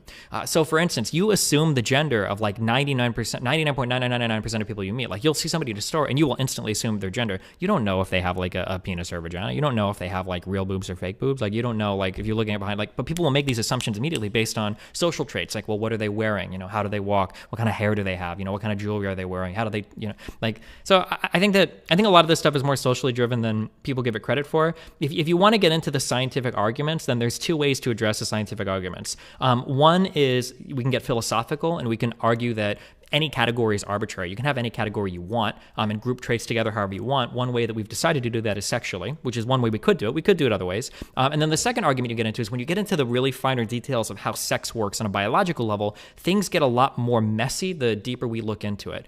The existence of this hard dichotomy, I don't think is quite as scientifically distinct. When you talk to people that study this on a very finite, you know, genetic or biological level or molecular level, as people like to try to pretend it is. All right, and Tom, you wanted to say something? You can respond to Destiny if you want. Yeah, I mean, well, first of all, when you say something like it gets a lot more like grainy at like a biological or a genetic level, it's like sort of silly because from a molecular level, it's not like nobody's like pointing at a combination of molecules and saying, hey, look, there's such and such category here. There's man there, you know what I mean? There's female there. And so we're debating a lot about the use of language here because you're saying that, because obviously, like you brought up, by this standard, really nothing means anything. Like I could say, well, there's really no such thing as a chair floating out in the ether. We're just using the word chair to designate a general category for individual pieces of wood arranged in such a way because that's useful to us. And so I guess what we would have to talk about is really what's at stake in terms of inquiry into this into the rapid changing of male and female gender roles. And I think that we're pretty well informed by the history of human civilization that like you said, there's variation. I mean, you're saying like, oh, Jesus had long hair. I know that that's not like your full argument. I know that's just an example, but like it does seem kind of like a silly thing to say because we do see that across all times and in all places, there seems to be a general concentration about the tendencies that men and women have in society. And I guess that this begs just a larger question, because you said you're very socially far left, but it seems that there's a pretty negative correlation between our social progress, that is to say the destruction of all social institutions that we've erected and traditions that we have, and general social well-being. And we're seeing unprecedented, I think, rise in depression and general lack of well-being in society. And this correlates pretty heavily with our purposelessness and the general nihilism that has come on, because you've raised an entire generation of people to say that there is no inherent meaning in anything, and that every category that you might have identified yourself with, family, race, class, gender, nation, whatever you identify yourself as, is just an arbitrary social construct, and you should give those up unless you want to be considered a bigot. And I guess I could just start spamming studies at you, but I mean, it's kind of an inappropriate format to be doing that on. So I won't necessarily do that, but if you have any interest, I can forward you studies I think that generally vindicate my position, if you want to respond to that. All right, I'm going to go down the list because I wrote everything down. So firstly, when we say nothing means anything, so there's a common mistake that a lot of people make. Just because something is socially constructed doesn't mean that there's not a great deal of power there. All I'm trying to say is to get people to acknowledge that these are socially constructed things. Now, opposite of meaning nothing, social constructs are very powerful. The reason why we create categories is because they usually give some sort of power to our ability to understand things and our ability to provide things that make our lives better, more specifically. So for instance, when you use the example of like, well, there's no such thing as a chair, it's just a blah, blah, blah. Like, I would agree with that. I don't think that universal forms exist. I don't think there is a such thing as a chair, but there is like a general like relationship to parts and pieces in the world, and we call these things chairs, and there's like a utility there. Like, we call something a chair because it gives us things to sit on, because we can go to a store and we can buy something, because we can make sure that there's a certain number of these things in our house. Now, I could theoretically create any category that I want, like a stick and a platform and then another stick that sticks out of a random side, and I could say, oh, well, this is called like a chair boozle, and like I've created one, but I don't really get any utility out of having this. Like, I could talk about it to everybody, I could even make people learn about this category, but I don't really get any utility there, so there's no point in it. So like, I would argue that like things like chairs, like that concept, it is socially constructed. That doesn't mean it's not real. It doesn't mean that that social construct isn't important. Like, it provides a great deal of utility to understand what a chair is, to be able to buy one, to be able to have one, et cetera, et cetera. So when we ask the next question of what's at stake, I think that that's always the question that we ask when we talk about creating or understanding categories. And I think it's a really good question to ask, because at the end of the day, categories exist to make human life, I think, easier and to provide utility to us. When we create, for a really good example of categories that provide a lot of utility are diseases. One of the reasons why we recognize a disease, we don't just recognize it to just descriptively know it, we recognize it because it helps us understand it and treat it. So if you diagnose somebody with a disease, the diagnosis hopefully comes with like a treatment of the actual disease. So asking what's at stake is important. Now, when I look at like trans people, I personally don't feel like there's much at stake. I guess it depends on your particular like moral paradigm that you look at things through. Like, if somebody wants to be a trans man or a trans woman, I don't know if I lose anything there. I don't know if society loses anything there if we have that understanding, which is typically what I look at when it comes to the definition of categories. Now, there are things around the edges that we can argue about, like, do trans people have a place in cisgender sports? And I think there's legitimate issues there that you can look at. But like, broadly speaking, I don't think much is at stake here if we broaden up a little bit the definition to include trans people under men and women.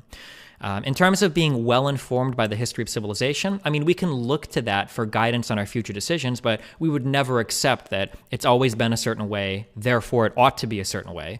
Just because things have been a certain way doesn't mean that that's an argument prescriptively saying that we should do things a certain way. We can find a lot of institutions in human civilization that we probably shouldn't further just because they've been common institutions. The most common example of this would be something like slavery.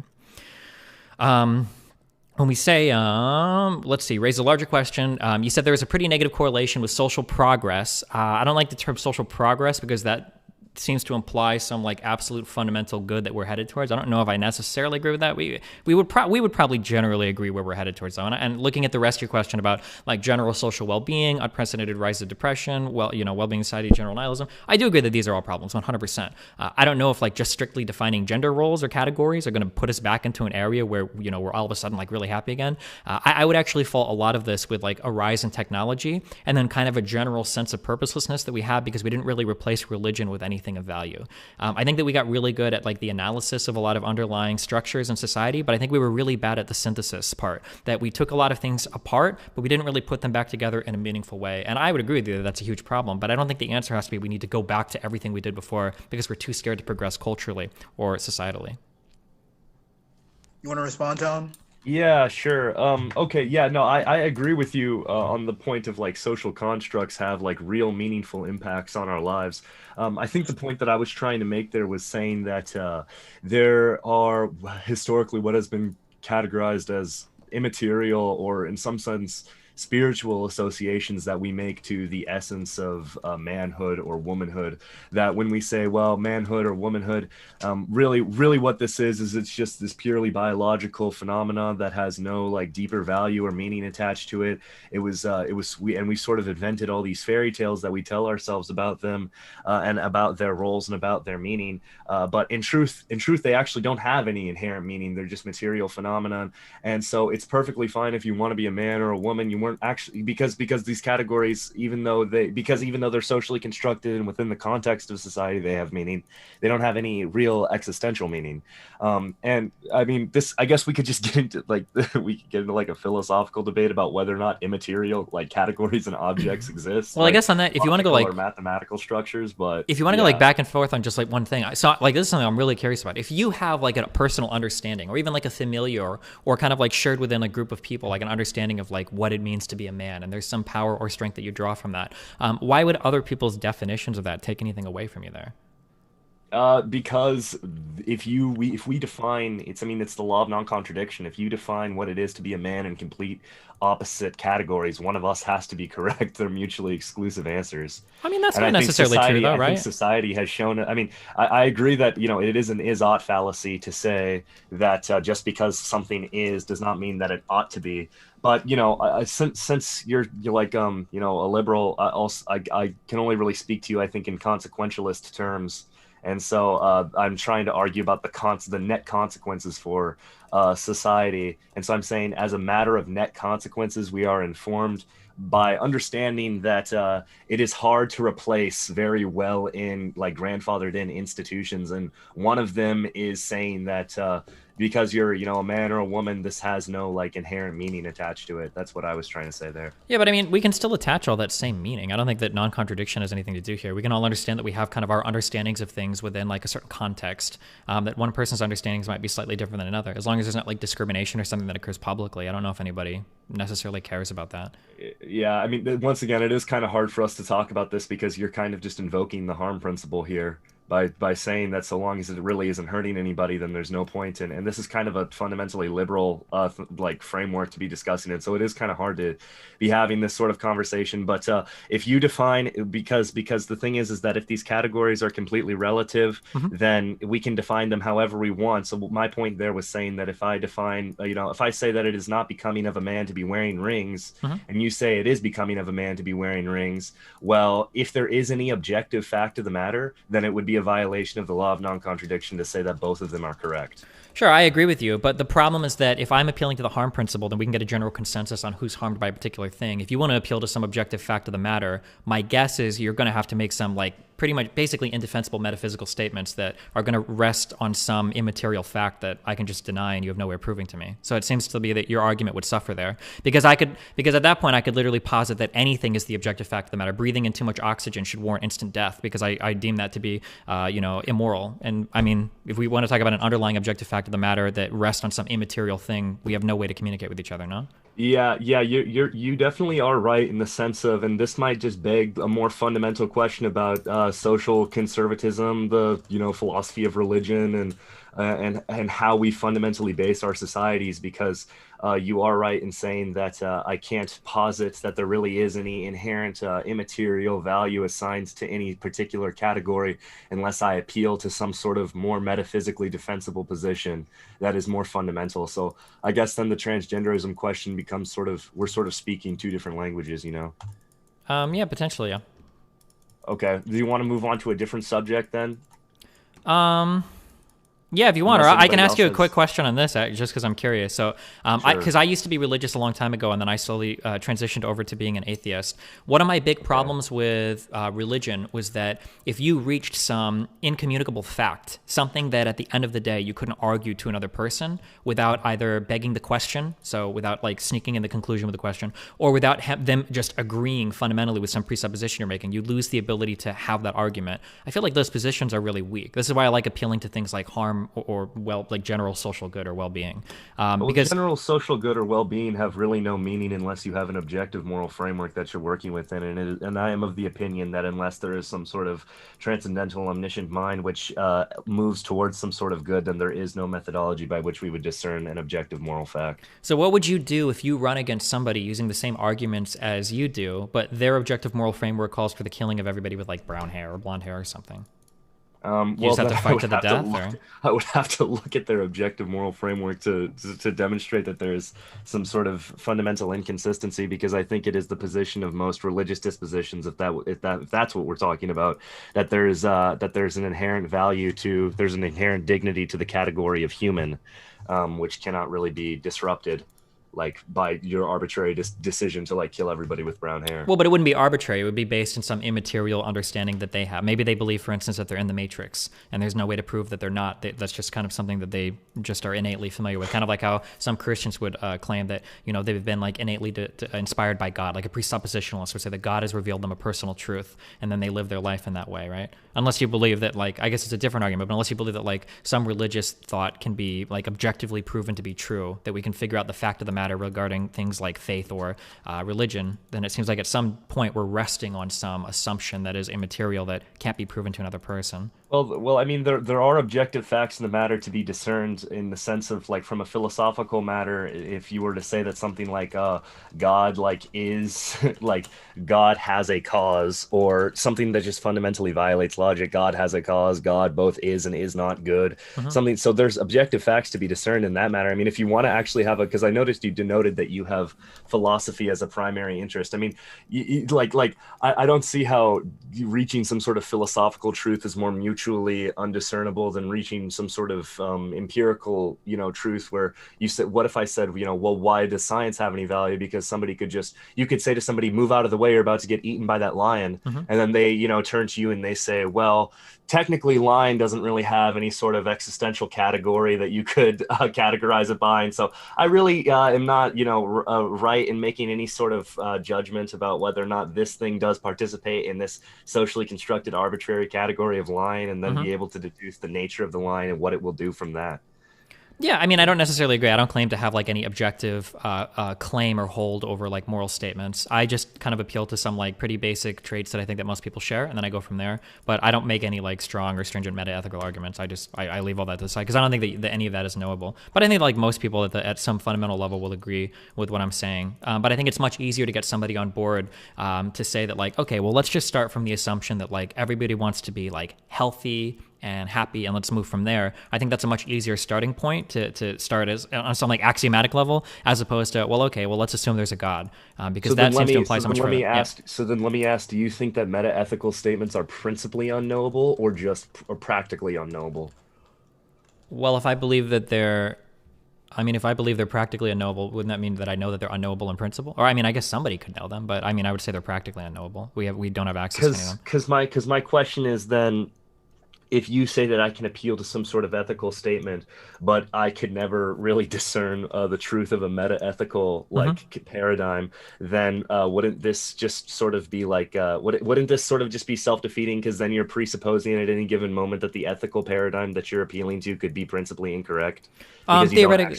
Yeah, I mean, theoretically it could. In terms of like ethics or morality, I don't think that there's ever an underlying fact of the matter, or if it is, I think it's inaccessible by humans.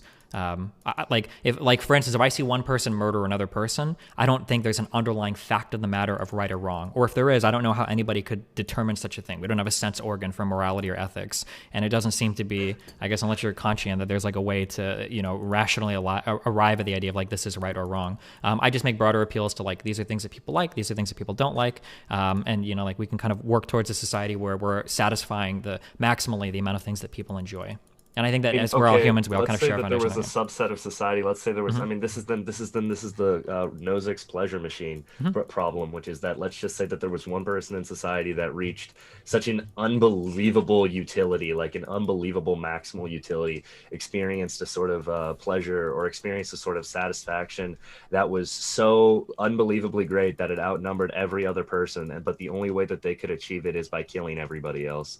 Then wouldn't that be morally justifiable? Because what you're appealing to is the common principle that everybody that makes everybody happy, but this guy's happiness outweighs everybody else's happiness just because of the profundity of his happiness. And so I don't understand why there's any value in assigning to like a net. It's like, oh, if 50 plus 1% of people deem that something is happy to some certain extent, then that gives it inherent value, whereas what is the difference between what I'm proposing now? Yeah, I mean, we'd have to dig like pretty deep into our normative systems, but I mean, like I would argue that you would have to have a very narrow reading of any type of utilitarian principle to arrive at that. Like, I could very easily make systems of utilitarianism that have that understand something like marginal utility, which is even understood in economics, right? Such that like the next point of utility assigned to one individual person is never going to be at a point to where it's going to outweigh the rest of society, like practically speaking. I mean, like we might be able to construct some insane hypothetical where that could be the case. So like, for instance, maybe one person needs to eat a cheeseburger to survive, and eating that cheeseburger will kill a million other people that are on like the edge of death's door anyway, maybe. But like realistically, I think that we would understand, like, just like money, right? If you've got a person with $1 million and 5 people with $1, you know, like if I have to give $1,000 to somebody, that $1,000 isn't going to be the same given to every person, because there's a marginal utility attached to that $1,000 given to the person with $1 million. And then I would argue that there's probably, if we were to look at like a utilitarian framework, there'd be a marginal utility to happiness as well, where doubling one person's happiness doesn't mean that you can zero another person's happiness. It doesn't directly translate like that. But you're giving, I don't even know how you know that, because the experience of happiness is pure qualia. It's not like you're like what are you gonna do? You're gonna like examine like brain states and see how stimulated people get from like eating cheeseburgers. And also, this also just begs another fundamental question, which is, why is happiness good? Like, why is it not that like suffering is inherently good? I mean, you're like appealing to just these like general principles that I don't think have like genuine moral weight behind them. And then you say, but it's important that we talk about this, because you're appealing to these moral principles that I don't think have any weight behind them, but they're like sort of like, live and let live. And then the consequence of live and let live is that you have an entire society that doesn't think that gender is a real thing and that there's any inherent purpose to their lives. So yeah, so in terms of like, how do you know utility? I mean, we can only make guesses, right? As you rightfully point out, no qualia is knowable from one person to another. So I mean, like we can only make guesses to that based on our own brain states, and we assume that other people operate in similar brain states. When you say like, why is happiness good? I don't claim to make any like factual statement around that. I just assume it to be true, and then we move from there. I don't think that you can ever make like statements about things are good or things are bad. I mean, like you're obviously going to have to make a lot of assumptions to get my system off the ground, but I would rather make those assumptions and be honest about making those assumptions than pretend that I've divined some truth out of some really old holy book. I think that that's a far more silly thing. And I think it gets you into scarier areas as well, because at the very least, my moral system is a collaborative one that I would have to work with other people to reach mutual agreements on, whereas another person's moral system can be much stricter and much harsher. And the penalty for them, the penalty for me being incorrect in my moral system is that another person could theoretically argue me out of it. The penalty for another person being incorrect in a moral system, if I was religious, is apostasy. I might just kill them because they're wrong. And I cannot be convinced in any other way out of my moral system, because I believe in some immaterial thing to be true that can't be argued against unless it violates some logical principle or whatever. But we can construct a ton of logically consistent religious systems that, you know, give us a lot of really bad outcomes. So I don't really appeal to moral principles. I just kind of appeal to this broader, like, this broader, I guess, to borrow from Sam Harris, unfortunately, this broader like landscape of happiness or well-being, where we can kind of like measure that like there are certain states that people exist in, and you know, like we try to just maximize what every individual thinks is like the best state. And it's not perfect, but again, like you can say absolutely nothing insofar as to you know, speak for the existence of any higher power. Like there's just no good argument there. So I mean, like I would abandon that immediately, and I would try to move towards something a little bit more reasonable. all right, man. I mean, this is sort of, let's let Spider say something, because we've Spider, been going you can back speak and now, forth. whatever your question is. Awesome. Can you guys hear me? Yeah, we can hear you. Perfect. You know what Tom said, you know, it just made me think, you know, I personally, most of my life, I identified as an Orthodox Christian, kind of moving towards, you know, agnosticism. And I was just thinking, you know, as societies develop through time, through tens of thousands of years, different tribes of people experience different difficulties and come up with different solutions, just the same way I would, come up with a different solution than someone else to a certain problem. And it is these solutions put together that kind of create a code, a system of people. This is what you should do. This is what you shouldn't do. And this is how you'd be happy, because this is just how things have always been. And that kind of contributes to the different development of moral systems and religions across worlds and cultures. And I've just got a quick question for both of you guys. With globalism, expanding rapidly, with travel, people experiencing different cultures, and ideas mixing and matching, and people being open to more and more ideas than previously before. How do you think all these different how do you think all these different systems that could be radically different, how can they kind of find peace with each other? Do we have to come up with a new moral system, a new religion, a new idea of God? What's your guys' solution to this? Do you want to go first? Yeah, you can go first. Sure. So I think that the goal of my system is to kind of reduce everybody's happiness to some area where we can communicate it to one another. So I think that there are some fundamental liberal values that we can reduce to that should work for most things. So for instance, as long as you don't infringe on the freedom or the right of any other person to believe in something that they believe in, and as long as that belief doesn't bring about a harm to another person, like an actual harm to another person, then I think that we can kind of begin working from there for different principles that we might hold in society. So if somebody wants to be religious and they want to go to worship at, a temple or a synagogue or a mosque or whatever, then I think they should have the right to do that. That should be fine. They can live their life in that way if they want.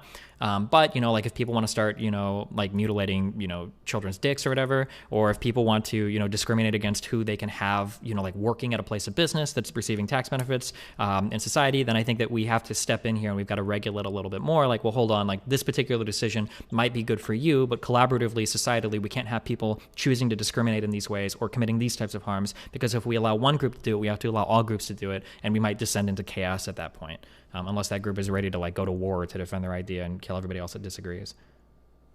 All right, Tom, you want to respond, and then we can move on to the next topic after this.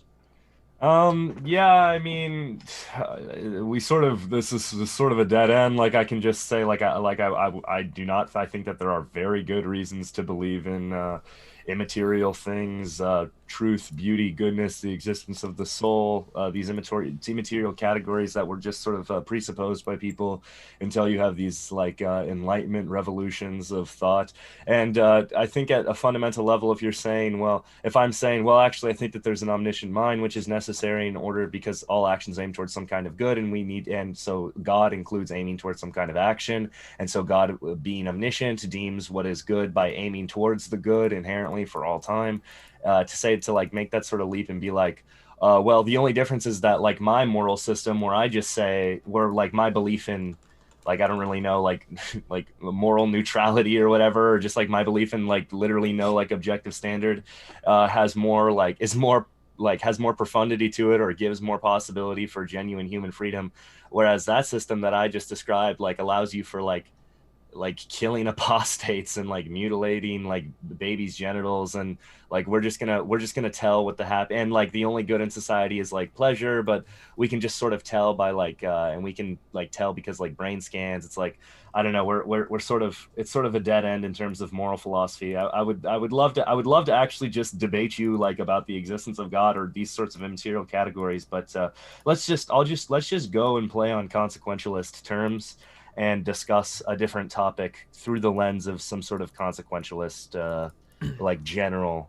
ideas. Something that I'm actually real quick, one question I have on the end of that. So let's say that you have, because this is where my problem, listener, you solve this for me, then maybe I become religious tonight. Let's say that two people are listening to a song, and one person says, this song is more beautiful than this other song. They're comparing two songs. Let's say that two people have a disagreement on over which is more beautiful. If beauty is real, what can they ever do to resolve this down to one person being factually correct and one person being factually incorrect? What is the underlying fact of the matter here regarding something like beauty? Okay, well, first of all, we would have to set a definition of beauty. I would say beauty pretty much basically is when it's a state in which one reflects upon an object and determines its in such a fundamental level that they just feel the inherent goodness of the of the object, which is, I think, a pretty like Catholic answer to what beauty is, but like it's just this fundamental perception of the inherent goodness of an object. Okay, so how would you resolve the difference? So one person has a concert, a concerto, or some orchestral piece. Another person has a piano solo piece. Like, how do you resolve which piece is more beautiful? How do you agree on the underlying fact of the matter here? How would you even access that? Yeah, it's gonna sound completely ridiculous if you don't have like I feel like an objective morality, like you don't think that there's some sort of like transcendental good that like human beings teleologically aim towards, but you could discuss ideas about the inherent like goodness and cohesion of certain qualities. So for instance, let's take like a beautiful painting or something like that. We could debate about the inherent goodness of the painting based off of principles like symmetry and cohesion, which so intuitively convey to us a sense of a structuring of order that conforms to certain categories of understanding within our minds. That is just so intuitively beautiful that like even if you've sort of like, and I'm not gonna say, and like I don't think that, like, I think that beauty becomes like, I think, kind of an acquired taste. You have to understand certain principles going into observing objective beauty. Like, just because it's like just a fundamental, like you just make a declaration like, oh, that's beautiful, doesn't, because if we're saying that something is objectively beautiful, it's prone to error in the same way that you like could say, like somebody could say like, oh, like I don't believe in like a squared plus b squared equals c squared. Like, that's not true. Well, the problem isn't, so I reject the mathematical example, because mathematical examples tend to be true not as a result of their goodness, but because they adhere to some logical consistency. So I reject math here. This is why I very clearly am looking at beauty, because I'm curious how you resolve a disagreement in beauty. So you say that we're looking at, so one of the categories, or one of the factors you brought up was like symmetry, right? So let's say that somebody redoes the Mona Lisa. So she's looking at the painter head on, and you can see her head on. And one person says, well, actually, I think that the way when she's looking at it from the side, with her left shoulder in the front, I actually think that that's a more beautiful picture. How could you resolve the difference between these two people? One says, well, this is more symmetrical, so it's clearly better. Like, is that really true? Is that like, I don't see how you ever resolve like differences in there's also it's because you're right in the sense that that math is a very explicit thing, whereas beauty is a very implicit thing, and so it's hard to resolve the difference in objective aesthetics. But the point of math here is to say that if we were to say that there is such a thing as objective beauty, then a difference of opinion would not actually like differ in the conceptual content of like the objective beauty, like whether or not it is actually contained within that. And another point, so you're right. So, symmetry is only useful in so much as what it represents, which is unity and cohesion. But there's also this aspect in terms of like what a thing is beautiful in as much as what it sort of spurs your internal like motion for change, yearning towards some kind of good. So like we would say that like when we look at like a toilet being put in on like an art gallery, you'd say, well, that's not as beautiful as something as like a painting that is like depicting an epic battle, or like a statue of David, which like represents like kind of like the perfect form of a man, or something like that. So yeah, so like I feel like you have contradiction in here. So when you say when you said one definition, I think this is really scary. When you say spurs your internal motion for change, yearning for some kind of good, that sounds highly subjective to me. So for instance, when you bring out the example of a toilet being put in an art museum, right? That, like, let's say that you have somebody that goes into an art museum and they see a painting or a statue of David, and like, wow, that's amazing. Like, geez, that's just so cool. I don't think I could ever do something like that. Let's say that somebody sees a toilet and they're like, wow, like I've never actually considered that maybe art can be something different than this. And that spurs them on to create more art. And maybe some of that art actually ends up being, more beautiful than a statue of David. It feels like you're kind of resting on some subjective definition here of what beauty is, that internal motion for change, because that's going to vary from person to person. It's a definition on the good that they're aiming towards, I think. And so if the good that they're aiming towards, we could say in a sense that that like the thing was okay, so we say that there's this definition of objective beauty, and then we say that the definition of objective beauty is that, like, let's just say that it was spurs your soul towards yearning for the good. Now, let's say you like observed a toilet, and for some reason it spurred your soul towards like generating more art. In that example, I think there's a case to be made that like the perception that you took away the perception that was beautiful, and that led you to yearn towards more beauty. But I don't think that, but I think that there still is a fact of the matter of whether or not the thing in itself, like the object in itself, like the object in question, has some sort of end in mind by the creator, which is to like yield some kind of like to yearn towards some kind of objective beauty. Do you get what I'm trying to say? Yeah, I guess I would just go for music. So art conversations are like very near and dear to me. So like I disagree with almost all of this. Like end in mind by the creator. I mean, as an artist, I have to believe in the death of the creator. Like art is incredibly interpreted by everybody that observes it. You know, like that fountain example is a really good one. I don't know if you're intentionally bringing that up or if you just stumbled upon that, but I know that a lot of people that try to be, I guess, realists when it comes to concepts of beauty will say, remember when people put that, when they put that fountain in the oh God, I'm trying to remember. I think it was in New York, I think. I don't remember the hall or whatever that it was presented in. And people were like, oh my God, like that was a destruction to art. That was horrible or whatever. But I think the goal of that was actually to challenge people's understanding of what art is and what art can be. That urinal was like expanding people's concept of the types of works that they could do and have it be considered art. But like you've taken it in a totally different way to where like for you, and a lot of people look at it as like you're disgusting. You're just you're making a mockery of art, right? And I don't know how you can resolve at the end of the day down to some objective fact of the matter when it seems to rest more on like the subjective inner workings of a person's mind. I just don't see how that can ever be resolved. It doesn't seem to be the case. Well, yeah, I mean, it is kind of this is also kind of like we came right out of the gate talking about like objective morality, objective like beauty and etc. Yeah, sorry. And these sorts of it's these areas like rest on a lot of presuppositions that it kind of seems that and which many of them are like mutually incompatible. But I think that there's a commonality of human experience. I think that when people say like once again, we're talking about beauty, which you're right is so perceptual. And the thing is that perceptual experience is probably the most fickle form of like sensory experience is probably the most fickle form of reaching, I think, at least in my terms, truth values. Yeah. And so it is definitely a hard thing. But I would say, so when I say objective goodness, I'm using this interchangeably with the idea of the definition of God. So I say something is beautiful if it spurs you to God. And if that happens to be a toilet,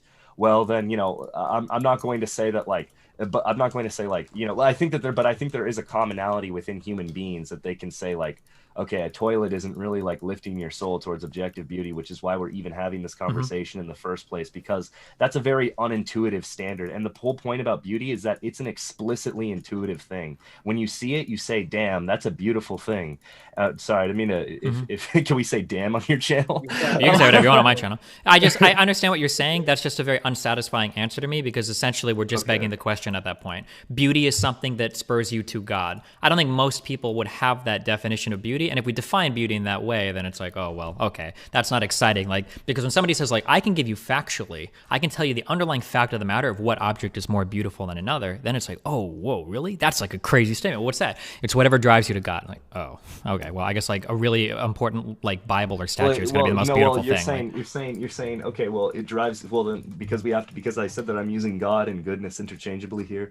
So we'd have to define what goodness is in order to say like, wow, no, that is really cool. And the way that I would see goodness is, I would say I would define goodness generally as like, well, the final goodness that we are supposed to be achieving is like, I think pure like rationality, like pure contemplation, and that's aided by virtue.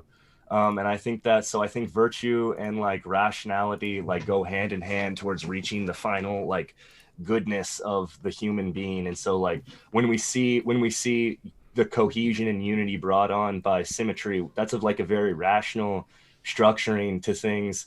And or if we see acts of heroism, or like, you know, a painting of, I don't know, like the crucifixion or some like massive battle or something like that, we say like, wow, this is like this really drives me towards trying to like be more in harmony with nature. And so I think that's But would that probably all sounds like kind of like wishy-washy nonsense? Well, it doesn't sound wishy-washy. It just sounds entirely subjective. Like different things could drive different people towards God in different ways. Somebody might see a scene of a battle and be like completely and totally put off from ever like engaging that type of stuff. Somebody might see a scene of like a doctor and say like, well, hold on, actually, I think I could be a doctor in the army, and that might drive them toward. Like, I'm just saying that all of this at the end of the day is going to rest on our own subjective experience. It's not going to be a rational or logically driven process. I will say though that from the way that I see it, human beings possess the same fundamental faculties of reason, and so the thing about beauty is that whatever approximate answer we could come to must be a very intuitive one.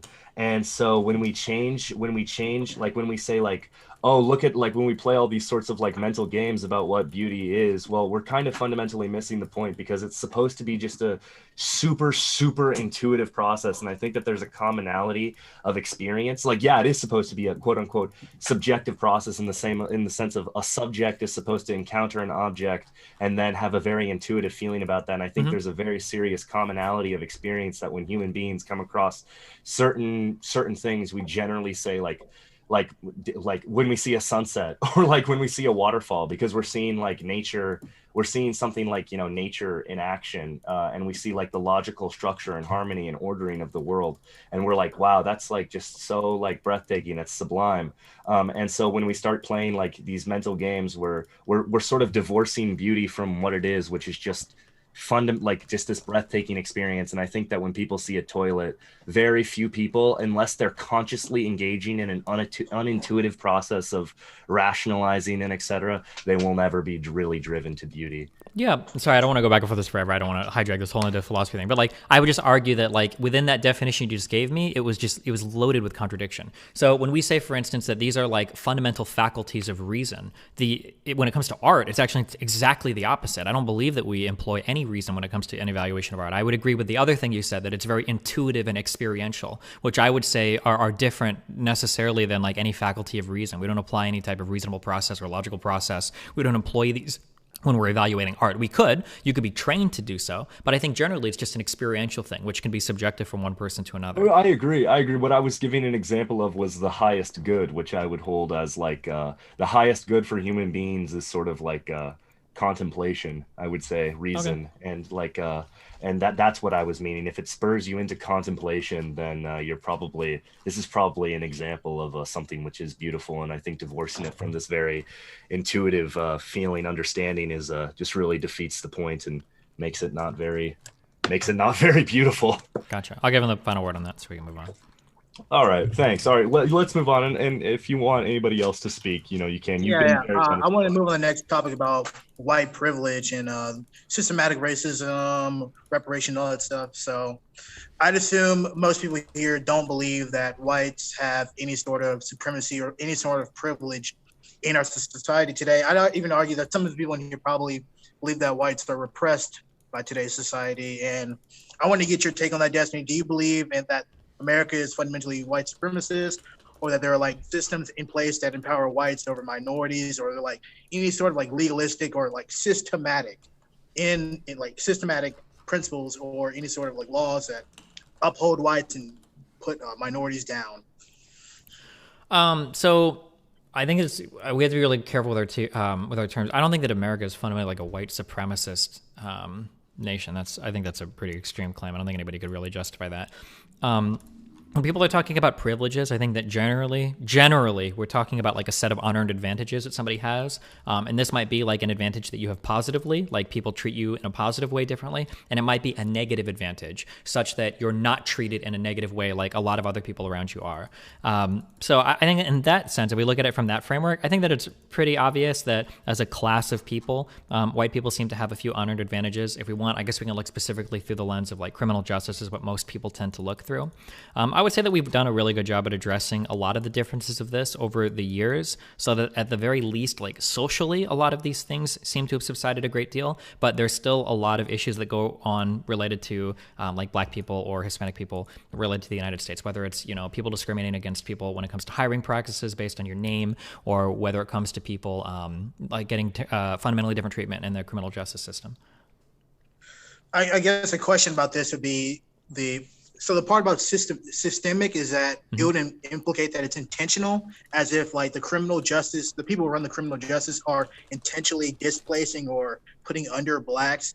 Do you believe that there's like this like section of whites, or this like intuitive white feeling, or this white feeling that's just kind of generated over the history of America, that they've seen themselves as sort of this higher race that can put down blacks, is why cops have gone to minority neighborhoods? Nope. So, and highly encourage you as Republicans, anytime you hear a liberal say that, you should beat them over the head with it, because it's the stupidest fucking thing that's ever been said in the world. And liberals misunderstand very commonly their own definitions of systemic racism. And you hear it all the time when it comes to them discussing their criminal justice system, that it's all these racist cops, racist judges. That is absolutely the exact opposite of like what a systemic injustice is supposed to be. A systemic justice is something that's supposed to exist because at one point it was implemented and it causes unequal outcomes on a group of people just based on some characteristic that it shouldn't be acting on, but it doesn't require any individual actor to be a racist. So you could have a criminal justice system that enacts like a systemic harm among certain groups of people, but no individual actor necessarily needs to be a racist for it to enact those harms.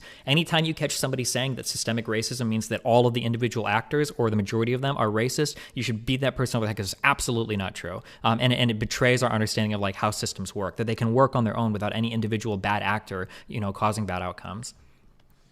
I guess I would beg the question with you talked about the criminal justice system with police going into neighborhoods. We would assume that these are like individual actions of police officers going into these neighborhoods and arresting blacks in some sort of racial fashion, and not that like the certain legal laws of Tennessee or Texas are enacted against minorities. And I think that's kind of what the liberal is getting at, is that when these police officers go, it's not something that's historical. It's something that's happening right now, that the police are going in there right now.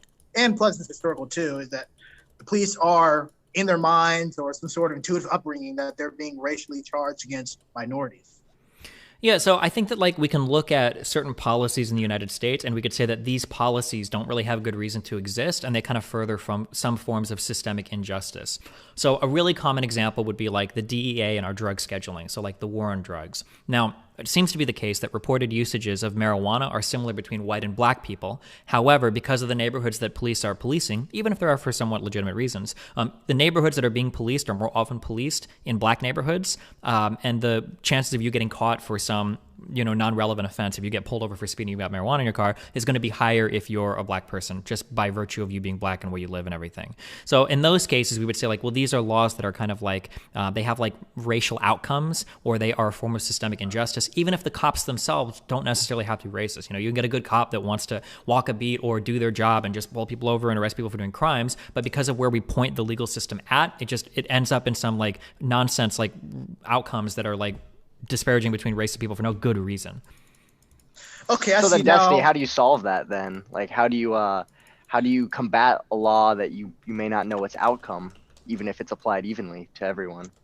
I think it's really important to look at how some laws can be implemented, and then just look at the outcomes of those laws to see if they're achieving the outcomes that you want.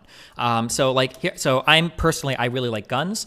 Here's like a really strong argument, in my opinion, against gun regulation. If you talk about implementing like HB, I don't remember there was a resolution in front of Congress recently, and it was really bad. It was really dumb. It had a lot of crazy law shit in it, a lot of crazy regulations.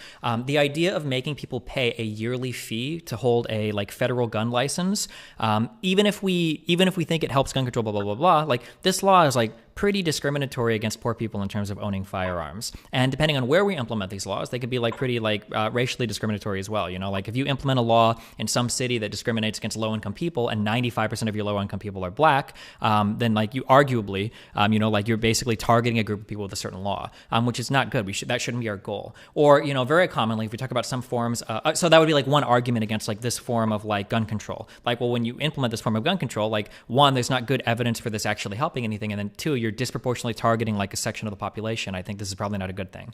Another example is like in forms of voter ID laws, where sometimes people will implement forms of laws to help with like voter ID, but we find out when we look at these laws that like 98% of the people targeted are black people, that they're only shutting down black polling stations, or they're moving laws around just to make it so that black people are having a harder time to vote. And if we look at the implementation of that law, even if it wasn't done with racial intent, if it has like a really negative racial outcome, we would need a really good reason for that law to exist. Otherwise, it would be like suspect, like why do this? Okay. Right. Now, I've just got a quick question for you. Kind of want to pick your mind here a little bit. I mean, personally, you know, I think the United States is a great nation, but just like any other country, it's not perfect. It's had its dark patch, right? We all know blacks are oppressed in the United States. You know, it's just a fact. And obviously, I believe right now we've made a lot of progress in it, but you know, the whites in the United States have had a much better, you know, a much better advantage when it came to a more equal society. You know, they previously did not face as many restrictions as blacks have, right? And you know, a rich person and a poor person, you know, no matter what their race is, they both equally have the right to free speech. And you know, but a rich person can make their voice heard a lot more better than a black person, right? And you know, let's just say a lot of, you know, whites who, you know, have generations of established family with, you know, wealth and businesses and all that, and then you know, it was I kind of lost where I was going to go with this, but you know, how do you kind of make things equal without making one side lose? You know, how do you kind of make both, you know, give blacks a better starting point than whites, as you know, when they haven't had as much of a better start from the beginning. You know what I mean? I mean, I think that it's kind of thought stuttered a bit there, but it's all good. Yeah, you know no, that's fine. I think like it's good to find ways to support people, and that this can take the form of a million different initiatives. So, for instance, like setting aside special federal money for historically black colleges, or you know, preferential loans for black business owners. Like, I think these are good ways to help black people, or any minority group that might be disparaged, to kind of like get ahead further. I don't think many people push these anymore. I don't think that like the one-to-one affirmative action pushes are a good way to do it. So for instance, you have to have, I think in California, I think just recently, they either were trying to pass this or they passed it so that like every single board had to have one woman on it. Like, I don't think that these types of laws are good. I think it's better to work at a more fundamental level rather than at the very end of the system. So like providing more funding to black schools or black neighborhoods or black businesses, I think those are really positive ways to go. Trying to take away funding from or take away positions from majority power holders to just give them de facto to minority power holders, I think it's kind of a bad way to go about things, generally speaking.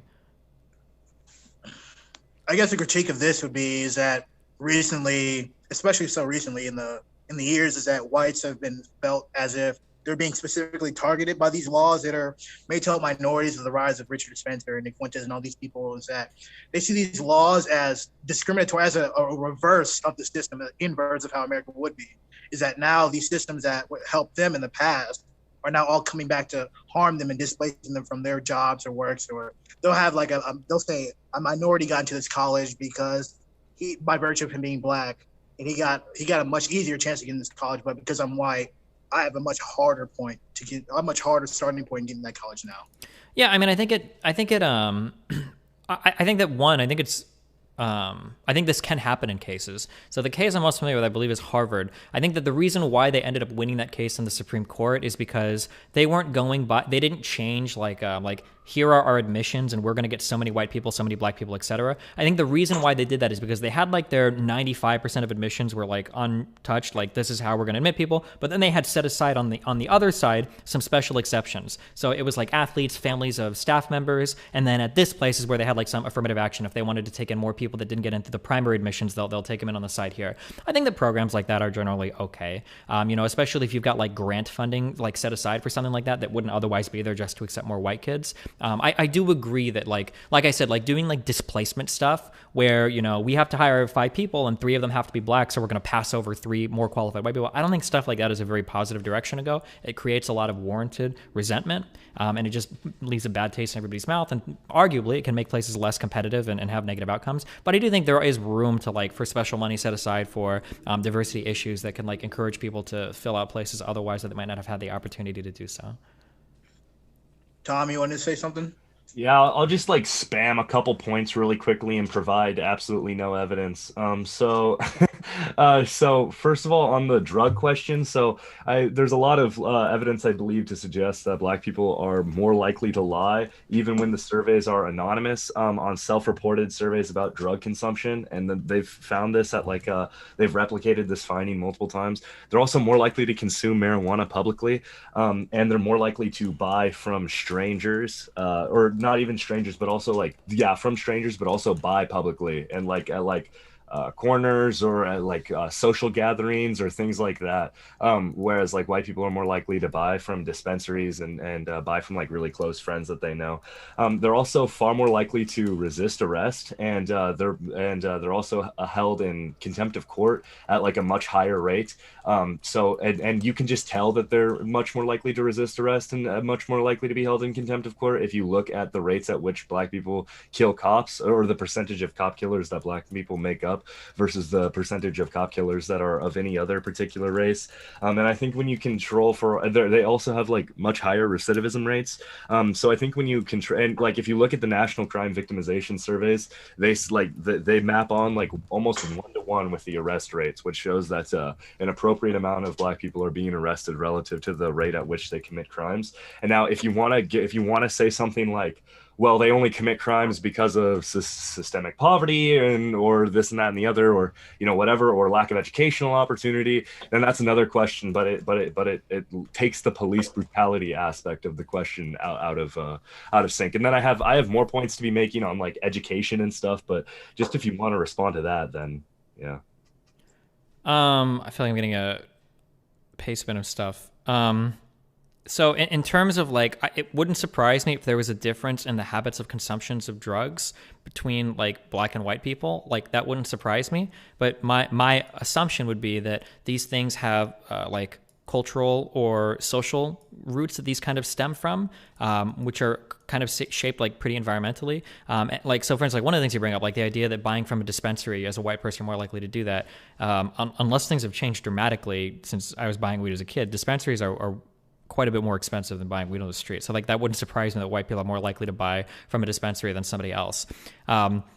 In terms of like more likely to buy marijuana publicly or in a public area, like that might be the case, or it might just be public areas that are more likely to be policed by cops. Like, we would have to go through like all of these points, but like without having to go through all of them, I don't think we need to. I think the question at the end of the day is like, there's like one of two different types of people. So like you can either believe that black people are more likely to be adversarial to cops or have higher recidivism or more likely to victimize each other because of like social factors that have contributed to this, that there's like a pretty adversarial history between black people and society or black people and the police, or you can believe that there's some innate quality of a black person that predisposes them towards that. If you believe in the former, like I do, then you seek to reform and move society in a direction as much as you can to make it so that those people feel more accommodated, so that crime and other things aren't in the equation for them. If you believe in the latter, then I don't know if you push for eugenics or the deportation of all black people. I don't know at that point like what the plan is, but a person who, I'm not saying necessarily because I believe in the latter, but I'm just saying a person who does believe in the latter would then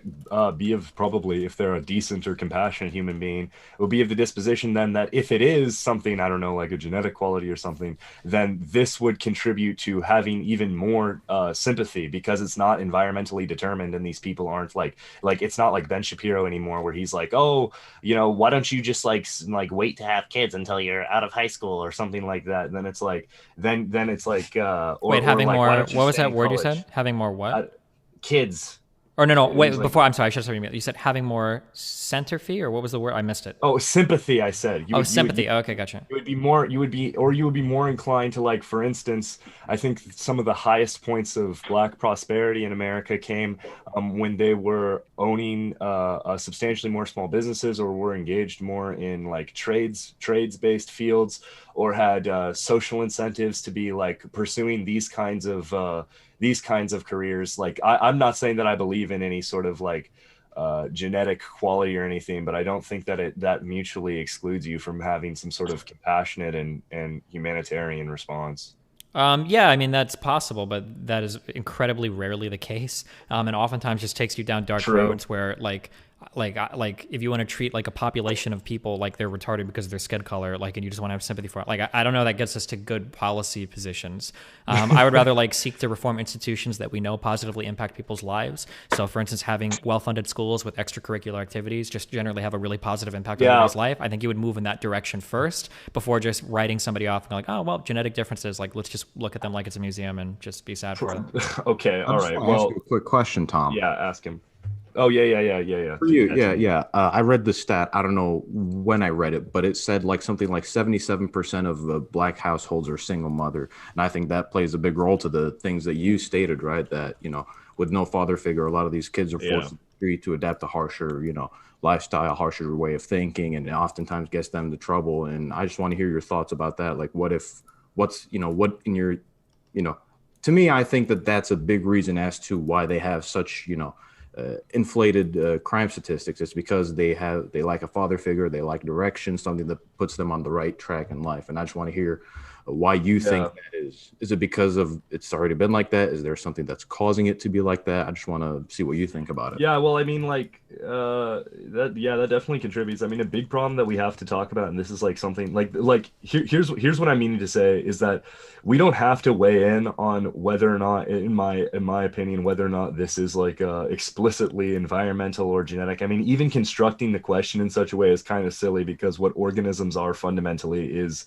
our genetics expressed in an environment. So asking whether or not something is environmental or genetically determined is like sort of like, I don't know, like looking at a footprint and saying like what percentage of that footprint stems from the mud being soft and what percentage of that footprint stems from somebody stomping in the mud. It's like, it's sort of like a silly like question to be posing in the first place. So yeah, I mean, with regards to single motherhood, I think that the issues which are driving Black people like that are suppressing general socioeconomic status are similar issues to what is suppressing in general most people, except perhaps they get the brunt of it, perhaps even more so. And I don't know if that's due to systemic racism. I would suspect that that's due to just the precarious position of being like a blue collar worker in a major American city, as our politicians completely hollow us out and sell us out to mass migration and domestic and offshoring domestic manufacturing and et cetera. So that's my point there. And then also, if you want to talk about education, I would just generally say that you can find per pupil spending studies, and you can see that between districts, wider school districts get more money. But that, and this is I guess where Destiny could like start, like if you want to make a debate about that. Between school districts, wider school districts tend to get more money, but that's largely a byproduct of property taxes. And within school districts, however, even those wider school districts allocate funding to more non-white schools. And then as a measure of pure pupil spending, after you take into account grants and like federal level funding as well as state level allocations, you actually find that pure pupil spending for non-white students tends to be slightly higher than for white students, as well as more non-white school districts. These sort of more like compromised school districts tend to have even more highly educated instructors. And I mean, I can give you studies for this, but yeah, if you'd like me to give you studies for this. Yeah, I mean, schools are only one part of the equation. In terms of schools being funded by property taxes, that's true, but that's not really an argument against like environmental issues are kind of like messing up how our education works. If anything, I would say that funding schools by property taxes is just probably a greater driver of inequality. If you live in a wealthy area, then you go to a wealthy school. If you live in a poor area, you go to a shitty school. It might be that like maybe within certain districts with high percentages of white people, there might be some schools that get more money proportionally funded to them.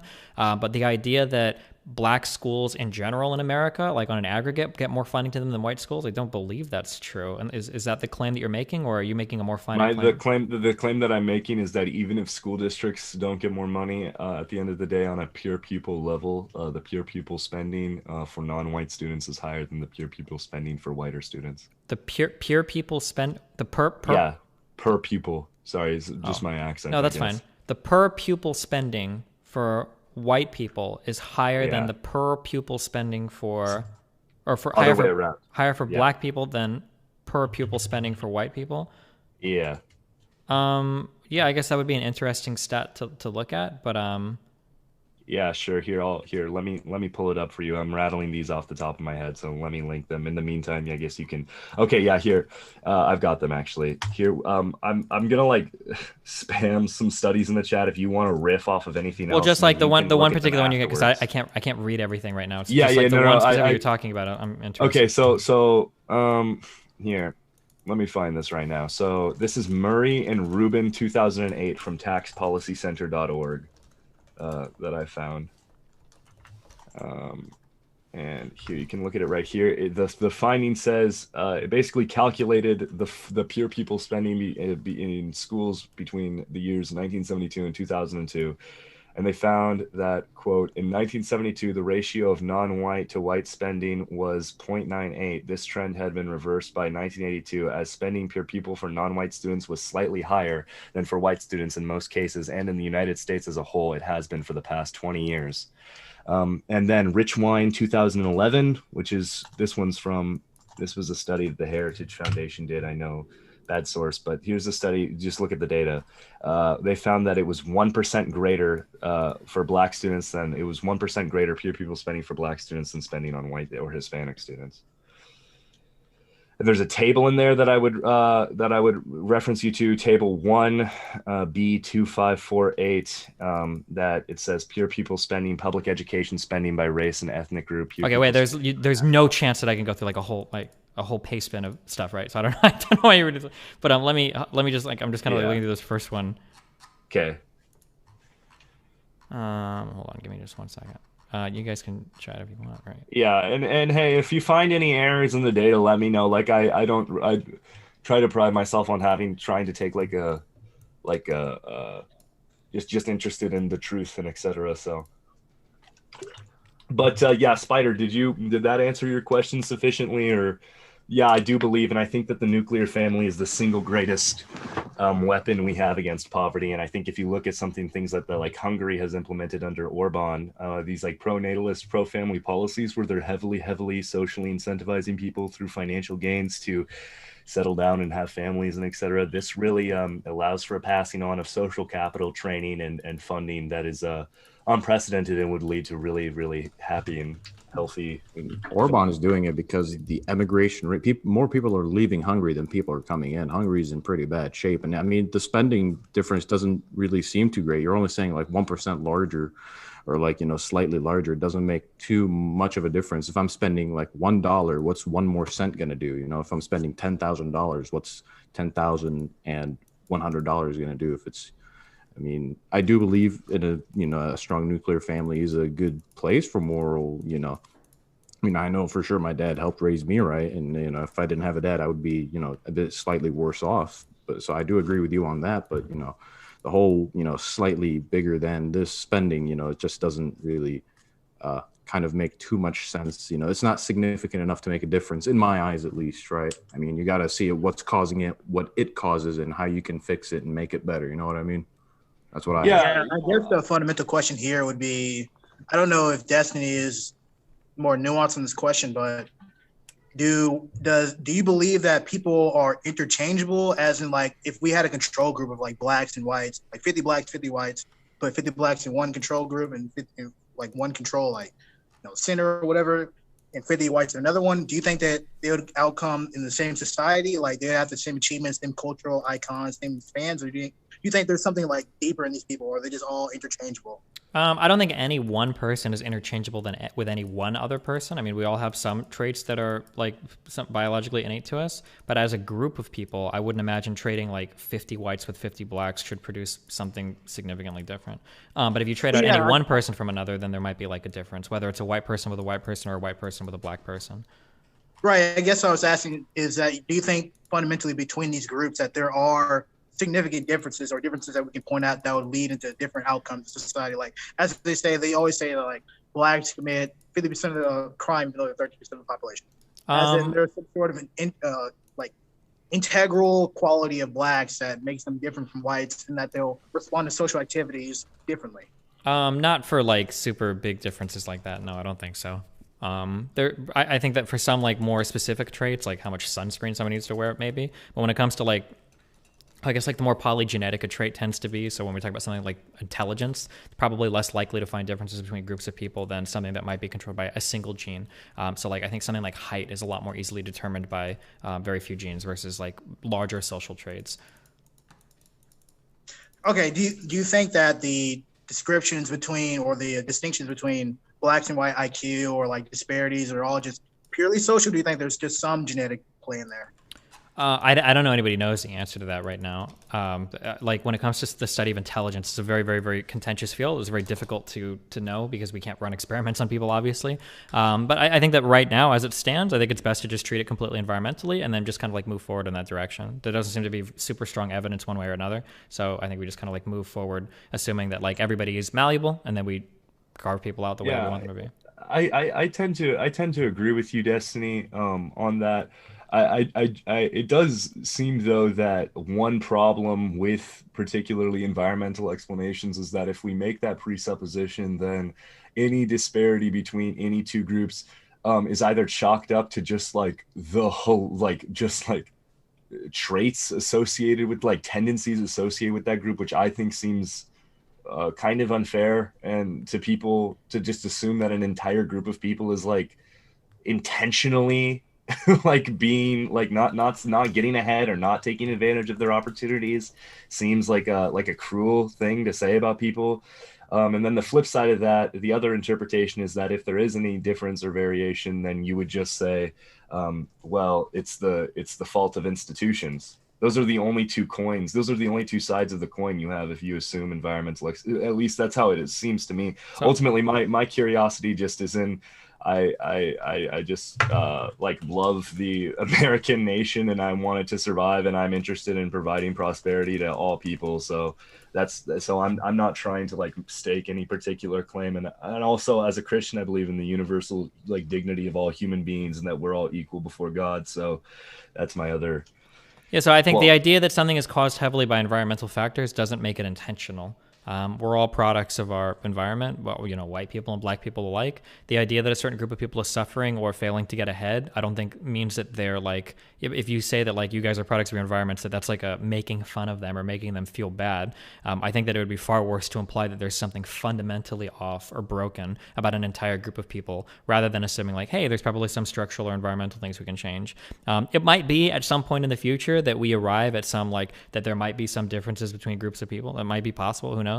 I'm not like, I don't think anybody knows where the future of genetics research on intelligence or other highly polygenetic traits are, but to just assume that it can't be changed structurally, I think is a mistake. I think that we can do a lot structurally still. There's still a ton of stuff we can do. Like if you go through like certain black neighborhoods and the school gym is flooded, you know, I don't think any type of like genetic difference is going to help somebody, you know, play basketball underwater. So, I mean, as long as we still have these problems that we can fix, we should just continue fixing these problems. And then, you know, once we've reached some level of parity or equity in society and we see there are certain gaps still, then, I mean, we can move at it from that point, but we're not even close to that yet. So why consider it? Yeah. Okay. Yeah. I agree. And once again, I'm not, I don't know who, if anybody else in this chat is, I'm not really asserting the genetic case at all. I see that there are general things which raise the prosperity of all people who live in this country, and those are the things that I'm more interested in pursuing. But otherwise, yeah, what are some solutions that you think are to this issue? I mean, when we talk about like success with a capital S, broadly speaking, there's a lot that goes into that. I think we correctly identified earlier that family issues are a big thing. So like having more reproductive control is very, very, very important. Giving birth to a single child or a child in a single parent household is obviously really bad. The outcomes associated with that are bad on a number of levels, educationally, criminally, even health-wise. So like giving people more access to birth control or the right to abortion or just more like reproductive health, I think is a really strong starting area. From there, there's like 50 million other things that we can identify. The disparity between education between rich schools and poor schools, unfortunately, I had to spend more time digging through these studies, but I know from personal experience that poor schools suck compared to wealthy schools. Like my son goes to a wealthy school because I moved to a wealthy school district because I know firsthand that the rich school has way better resources than the poor school. So like having access to the same resources educationally would probably help different people catch up. What resources are you speaking about particularly? Sure. So the availability of before and after school care is a big one that my son relies on. That's one. Okay. The availability of technology in the classroom That's 2. That's huge. The availability of technology outside of the classroom is huge. That's 3. So, for instance, my kids' schools were all shut down over the pandemic for a large portion of the year. Every single student in my kids' classroom was able to take home an iPad, which blew my fucking mind. That was unbelievable to me. So they have iPads assigned from school. So like having access to those types of things, I think gives you like a huge head start on other students that just don't have access to those types of things. When I think back to my school education, so not my son's, but my personal, like your school having the availability of things like after school tutors, IB or AP classes or dual enrollment courses or honors courses or way better facilities. I think I went back to my high school recently. Their gym has like 30 power racks. It's like fucking unreal. Like these types of things are so awesome to have in your school. The extracurriculars that are available. If you go to a wealthy school, you get a brand new instrument assigned to you. You don't have to buy one yourself. You don't get some shitty hand-me-down. I go on and on and on. There's like a million different things that like resources that a really nice school has that a poor school just won't have for their students. And I think these things like make real difference in the lives of their students. So we've only barely talked about family, and then we barely talked about school. There's more we can go into there. Another big dimension is going to be like our criminal justice system. I think that the entire DEA scheduling on drugs is a disaster. As soon as you throw somebody in jail, you've entered them into a system that's going to fuck them over for many more years. So when we're locking up people for stuff related to like marijuana, this is an equity issue. It needs to stop. It's stupid. It's a waste of our money. It's a waste of everybody's time, and it hurts families because when a black man is in prison, we don't have a black father, which something you complained about earlier, right? So I think that like there's just like 3 things off the top of my head that could be changed that would like dramatically improve outcomes for people's lives in the United States, and we can go into a ton of different other things as well, but yeah. Yeah, I think the second critique of this would be the appeal to tradition and appeal to Americanism in general, is that when we enact these more equalizing systemic problems, we try to correct these systemic problems and equalize it, is that a lot of the times it results in destruction of the traditional American like concepts or morality that we have. Like, for example, like a small example would be the Redskins. The Redskins now, since that implies some sort of racial connotation with it, because we're trying to move to a more equal society, we're going to have to destroy these constructs that have enacted things like the Redskins and stuff like how Thomas Jefferson is a racist and fundamentally the American ideology is racist. And now we have to move into this kind of inversion of the American values because America was built off this kind of racialist system and everything in society is racist. Like, how would you respond to that? That everything that we know is going to be destroyed because fundamentally America was founded with racialist founding fathers, with people with like racialist views, and a lot of the systems we have today are all going to be in some sort of way racialist, though. If we go to the logical conclusion of your ideology, like almost everything that we have in America to achieve like equality, which would be destroy all these racial institutions and act like a very different fundamental American conception. So, I mean, I feel like that's one of our greatest strengths in the United States is recognizing that our founding was flawed in so many ways. For some reason, people seem to view that as a weakness, that like, oh, we can't admit that anything in America was bad. Like, no, our founding fathers were all purple. Well, no, of course not. They were super flawed. And a lot of our founding ideals were super flawed. And a lot of our founding father figures, a lot of early society in the United States had a lot of problems with it. But they gave us like these really awesome and amazing tools in order to make changes to our society over time. And I think that's one of the greatest strengths that we've had as a country. It's why we have, I believe, the oldest surviving in-use constitution anywhere on the planet. Like we have a constitution that regulates things that happen in outer space through the amendment process. So like I think that it's okay. We can simultaneously recognize that there were a lot of problems with the founding of our country, and then we can work to build a more perfect union. Like that's just something that we do over time. We don't have to throw out every single old like person, like, oh, like Jefferson is bad now, because of relationships with slavery, this guy's bad or whatever. Like we can recognize that these people were flawed, but I think the more important thing to recognize is that they were flawed, so we can change it, and we should continue to do so, right? We just continue to change laws as things go on to make our country an equitable and better place. So do you believe that there is like a historic American like people or identity that has been passed down throughout the centuries that we still carry on to this day? Nah, not from 300 years ago or whatever. No, I don't think so. I think that cultures all over the planet have like shifted and molded and changed over time. Like it's really hard to, especially America, where it's like, I think it's really hard to point to like one tradition that's like stuck. So you don't think like the white Anglo-Saxon Protestant kind of ethic or founding has any meaning today? No, I mean, even at that, I wish I could remember this. Even at that, there were 4 distinct American groups that were here in the beginning. I'm not gonna be able to I'm not gonna remember the way, but like in the very beginning, there were like 4 distinct American groups and like cultures that revolved around these, and then over time, these kind of changed and merged, and the idea that there was like some shared like. It's just such a misreading of American history. I know this because I debated Fuentes once on this, and I went back and I did more reading on American history than I ever had. And there were so many disagreements in early U.S. history. Like we had to propagandize each other just to get us to come together as like as an actual country, because the cultures and the differences between the states was so dramatic, and the different views that we had of different religious groups was so dramatic. I wouldn't agree. I think it's a misreading of history that we have like.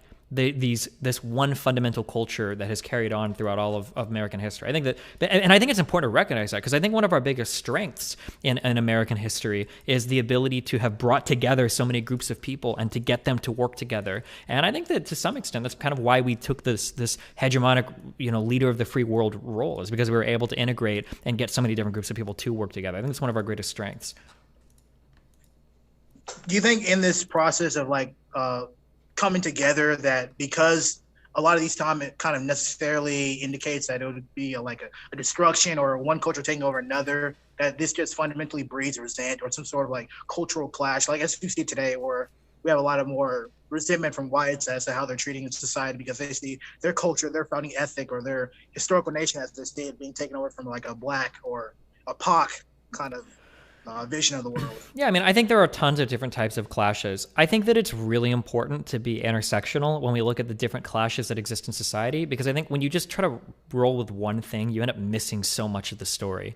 Like, to say that there's a clash between like people of color and whites, I think misses so much of so many other types of clashes. Like, I think that there are fundamentally larger clashes in society than racial ones. 2 that I can think of off the top of my head are, there's a huge clash between rural people and city people. Like, holy shit, a black and a white person that live in San Francisco are going to have way more in common than a white person that lives in California, than in San Francisco, and a white person that lives in like rural Nebraska. These 2 people are going to be totally different breeds of people, both as white people. And then even like a black person that lives in rural fucking Alabama or Louisiana is going to be way different than a black person from fucking LA or Miami. These people are going to be way different.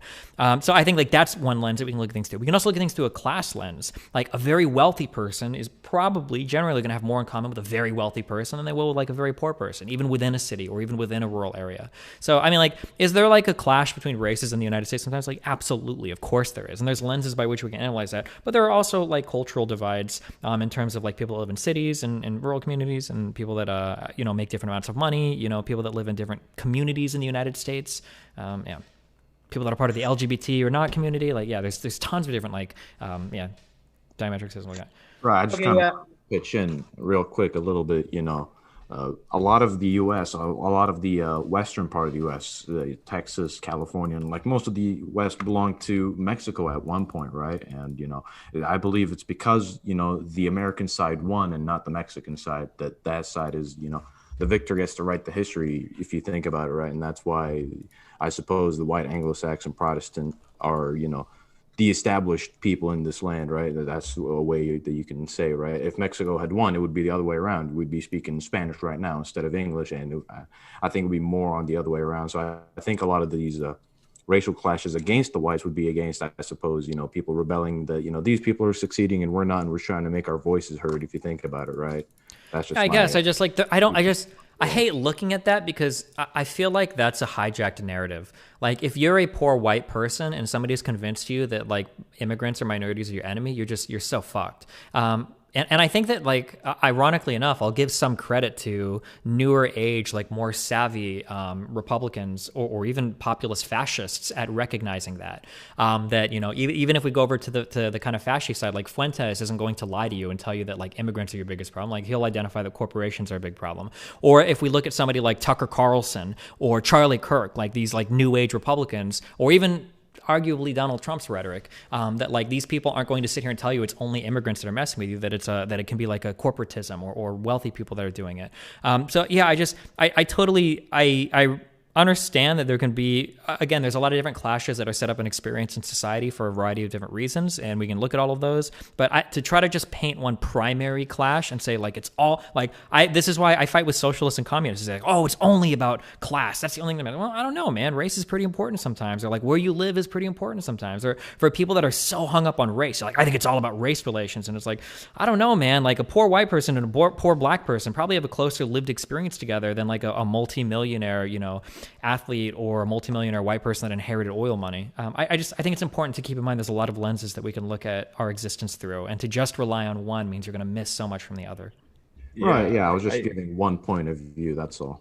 Yeah. Yeah. I definitely agree in the sense of I've never really thought about the conflicts of America being in any way primarily racial or even secondarily racial. And I think that we need to really be moving forward with an understanding. I mean, like, I hate how people on the right wing, like, even if you're against immigration, the fact that, like, people on the right wing blame, like, immigrants for the position that they're in. It's like they did not choose to, like nobody wants to just pack up and, like, sacrifice everything and sacrifice their culture and their people and, you know, come work in like the massive sprawling McDonald's, like, I don't, like, just disgusting institution to, like, send back remittances, like, you know. And so I think that, but the people who are engineering that are fundamentally, fundamentally they're capitalists. And so for any sort of like substantive American national, like, renewal to occur, it involves opposing capitalists. In many ways, the thing that's disrupting the national spirit, like the like movement of America's success, is the fundamental incentives carried with by major leading capitalists. So I definitely agree with that. Yeah, it can be, but, like, other people will unwittingly carry these things along religious lines or along racial lines as well. They'll carry the same messages. But I think that it's definitely, I mean, I think that like Black people have contributed, like, substantially to the development of, like, American culture and the American ideal, and trying to, like, alienate any particular, like, race of people that exists in America is fundamentally destructive to the underlying principles which I think are supposed to be holding the nation together. So I definitely, even if I may disagree that, like, there's systemic factors which are, like, actively suppressing certain races of people down in a particular way, I think that these are often just and you may disagree with me, but I think that these are often just distractions to the things that we need to be looking, like these class resentments that are the primary divisions. Are you eating peanuts? What are you eating? Fuck, I didn't know you could do that. Sorry, yeah. What are you eating? Yeah, it's a mixed nut thing, yeah. Oh, really? Oh, you big peanuts fan? Well, I'm trying not to eat cookies and shit because I get fucking fat, so. Oh, really? Yeah. I appreciate.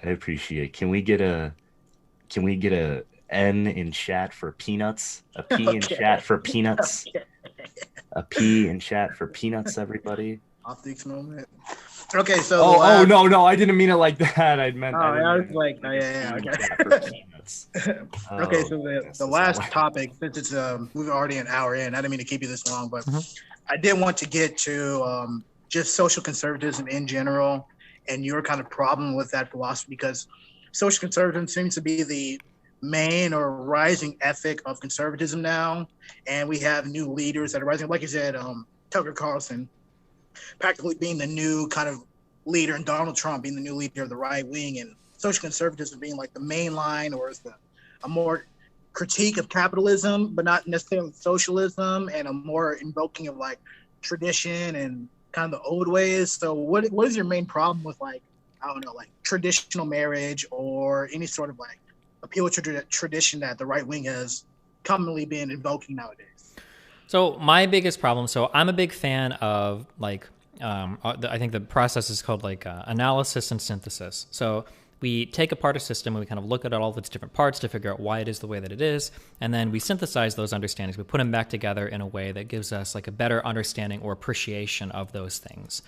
And sometimes it feels like people are really scared to analyze systems because they don't want to question things that they believe are just true. And I think that leads us to like lose out on how we could have a better understanding of things to make our lives better. So if somebody wants to live like a tradcon lifestyle, if you want to be a woman, you live in a house and you do your thing, you have a kid, you're the home taker, the man is the money earner, like I think that's fine. If you want to do that, that's cool. But I think it's sad if you do that because you think it's the only option available to you. But I would be critical on the other end as well, because I know that there's probably some of you that are like biting to say this, is that like women largely, I think, are unhappier today than they were 40 or 50 years ago. And probably a large part of that is being like thrown into the world that like men previously inhabited, that it's not actually like the funnest thing in the world to have to attend school, have to get a degree, have to work a stressful job, have to do a 9 to 5. Like these aren't like super fun things. Like no, like men don't necessarily like these things either. So like I think it's so driving people to do something because you think you have to be a feminist, you have to do this, you have to represent blah blah blah. I think that's equally a mistake. I wish that people were capable of like tearing apart systems and like looking at how they work and then trying to figure out like, well, how would I like to fit in this system, rather than feeling like they have a commitment to a particular system, and if they don't exist within it, they feel like this horrible like dysphoria in society where they don't fit in and they feel shitty and they feel bad. And that's all I'm saying. So if somebody wants to be a tradcon, go for it, but don't be a tradcon because you feel like you have to be a tradcon or you're like living some immoral or unethical lifestyle. And if you want to be non-traditional, if you want to be a polyamorous, pansexual, transgender, vegan, whatever, well then do it. If that makes you happy, like go for it. But don't do it because you feel like you have to like cut against the grain. You want to rebel against your religious parents. Okay, yeah, I guess this gets back to the dialectic of you and Tom talking about kind of the fundamental, our philosophy just being different. But now, with how it is today, a lot of the social liberalism or social conservatism is a lot more institutionalized, as in the government's kind of pinning a position that society should have or inculcate. So, in terms of that, not just talking about like what the individual does in his own bedroom and stuff like that, but do you think that it is beneficial to push for like social liberalism in the government? Like, would you be advocating for that? I think that the best thing to push for, and this is like a pipe dream, I don't know if anybody cares about this. I think the best thing to push for is to have an understanding of why you desire the things that you desire. Make sure that you don't desire a particular thing because some religious institution has forced it upon you. Make sure that you don't desire a particular thing because some large company is demanding that you buy their product. Make sure that you don't desire a particular thing because, you know, like some liberal tells you that if you're monogamous, you know, you're a loser or something. Like that's kind of the only thing that I wish for. Maybe this is like on my very core. I'm like ultra, like, but my classical liberalism is coming out here. Like giving people all the information you can so that they can make the choices that they most freely identify with, so that they can pursue what makes them happy. I think that's what we should focus on. It's like equipping people with the skills and tools they need to figure out, you know, like what will make me happy in a society. I think that largely a lot of this was kind of given to us and taken for granted. So I think religion represents a really good example of like, here's where we had a lot of tools that like made us happy, but we didn't really think about any of them. So as we moved to like a increasingly secular society, we lost a lot of those tools, but we didn't really think about it. All we thought about was like, fuck religion, that's lame. And then we lost like the whole sense of community and the whole sense of charity and all of the things that came along with like religious structures. And I think that's a mistake. Like forfeiting all of that to the world of theology and just saying, oh, well, fuck all that, it's theology, so it's bad, I think is really stupid. Like that's an example of a failure of analysis and synthesis. The analysis was there. We understood that like, oh, well, maybe religious doctrine is bad, maybe it has these outcomes, blah, blah, blah, blah, blah. But you didn't do enough analysis. You didn't realize, well, maybe the community part is really good. Maybe the charity part is awesome. Maybe seeing all of your friends and family and having like a common belief and a common system and a common purpose, like maybe that was good. We didn't do any of the synthesis there. We didn't put that back together in a way that made sense. So now we're all just kind of aimless and miserable. So would you believe that history is a sequence of like dialectical conflicts, and you know each one is like a thesis and there's like an antithesis and it creates like a synthesis? No, I don't believe. I don't subscribe to more like grand narratives. I would argue you can analyze history through a million different lenses. I don't know if there's like some grand tale that tells a story relating to any particular thing, or there is, but you could set up a million of them, I would say. All right. Does anybody else have any more questions? Because we want to start wrapping this up. I kept them way longer than I thought I was going to. But any questions for Destiny before we end? I mean, do you have any like? Do you think that there's any empirical fact of the matter over the stretch of an entire society about what sorts of marriage structures and social institutions make people happier?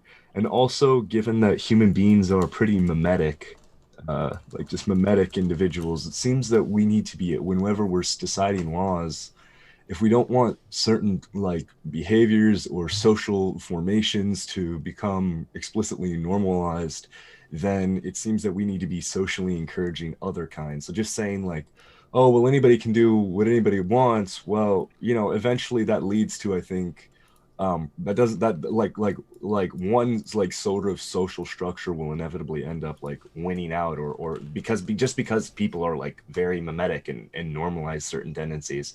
So do you think there's any like fact of the matter about which sorts of social formations yield positive results in terms of marriage and etc.? Yeah, there must be some state in which most people can do a particular set of actions that maximizes the happiness of most people. That must be some state that exists. It seems to be the case.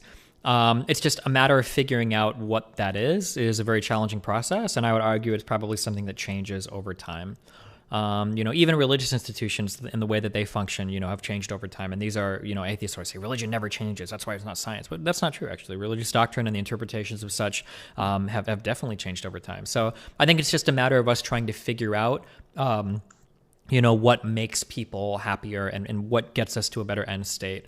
And yeah, that's a bunch of empirical work. It's a lot of philosophical work. What makes us happier is probably a moving target. The things that Can I give you a little bit of just for you to take, like, you don't need to read it on stream or anything because you need to get on to something else. But because I'm of the opinion that traditional marriages tend to yield the best outcomes in terms of personal happiness, but also just social happiness.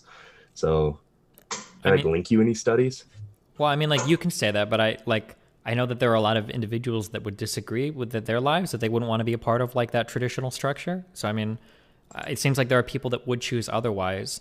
But it wouldn't surprise me if societies that existed in some static realm where these were traditional relationships, like that was like optimal, but in that particular point in time. But it could be that after some, flux, after some, irregularity or some up and down, that maybe the new society that we settle at produces better outcomes than the prior one. I mean, it just depends on like your relative level of social stability or anything. Okay. All right. Any other question for Destiny before we end this call?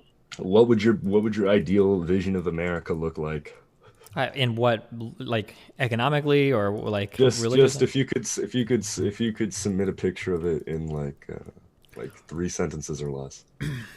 Or more. I mean, just a paragraph. Just give me. I guess so. My biggest problem with people in general is I think that people have very low self-esteem, and I think more fundamentally, I don't think people don't really spend a lot of time thinking about what makes them happy. I think that, and this might be a pipe dream, I think that generally in society we inherit what we think are those drives from other people. So maybe our pastor tells us that happiness is, whatever drives us to God, or maybe our parents tell us that happiness is going to school and being a lawyer and a doctor, or maybe a company tells us that happiness is having like the newest, coolest car or a pair of shoes, or maybe a computer forum tells you that happiness is having the best graphics card, right? I think we don't spend enough time like truly being reflective and meditative and thinking like, well, what actually drives me happy? I think that if we were able to have like a higher level of introspection and we were able to engage with ourselves in more honest levels, to think about like, okay, like this is something that would make me happy. I don't need to have the highest paying job. I don't need to go and move to one of 5 cities in the United States. I don't need to do this and this and this that this company is telling me to. I don't have to worship a God to do this, right? I think that if we spent some time analyzing ourselves and being more introspective, I feel like that would lead to like better outcomes across the board in almost every area of our lives. And then I guess to take it one step further, or a more applied version of that, like I wish people were more tolerant of other people's viewpoints, that we could understand each other better, rather than like, this person said this joke, so I know that they're a racist, hateful fucking piece of shit who should never blah, blah, blah, right? Or rather than like, this person, dyed their hair blue, so I know that it's some immoral hippie, polyamorous, polygamous, disgusting transgender person who hates family values, blah, blah. I wish that we were better at kind of understanding like how much we have shared with each other. And then, yeah, I think that those are like the two big things, that we were better understanding each other and understanding ourselves, I guess, broadly speaking. Yeah. So just like from the picture that you paint, it sounds like just complete liberation of the individual through acceleration of social comfort to a point where there are no constraints by duty or obligation or society or morality, and you can sort of just spend all the time you want in your comfort, so long as you never like have to engage with any sort of identity or obligation, like consuming and consuming and like doing whatever you want. That's kind of like what it sounds to me. Is that? Yeah, so that would be like a really good example of analysis with no synthesis. So like analysis might be that like, man, working fucking sucks and I don't want to ever have to work again. I'm going to go live in a commune and fuck this. I'm just going to go live in a commune and drink tea all day. But like, I think when you break that concept apart a little bit more, well, like, well, why do we have to work? Well, there's some jobs that are like socially necessary. Like we need to do things to move society along.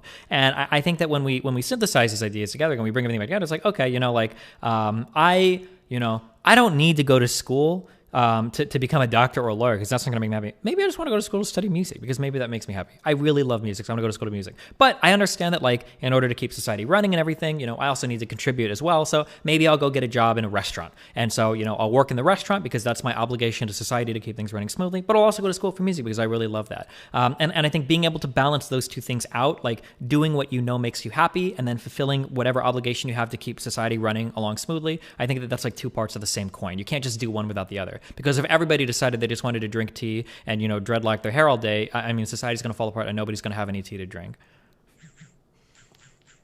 Well, thank you for the conversation. I'll let Kaden end it but nonetheless, thank you for giving your time and streaming us having this conversation. And I am very appreciative. I've been following your content for a very long time, so it's been cool to kind of talk to you about this. Cool. Well, yeah, same here. I've followed you for a pretty long time, so I was pretty happy to get this running. But thank you for being here. Thank you for talking to us. Are you going to be posting this online on your YouTube channel or anything like that anybody can go to? It'll probably go on my YouTube channel, I imagine. So it's up. My editor takes care of all that. So yeah. Okay, well, thank you anyways. But we'll be seeing you, Destiny. Thank you for the talk. Thank you for everything. But goodbye. Cool. Thanks a lot. Have a good one.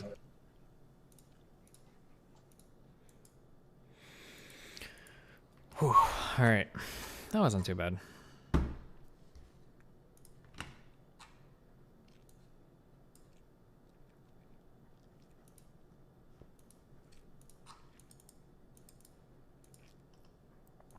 What was the peanut thing? I have no idea. I don't know. That's kind of weird.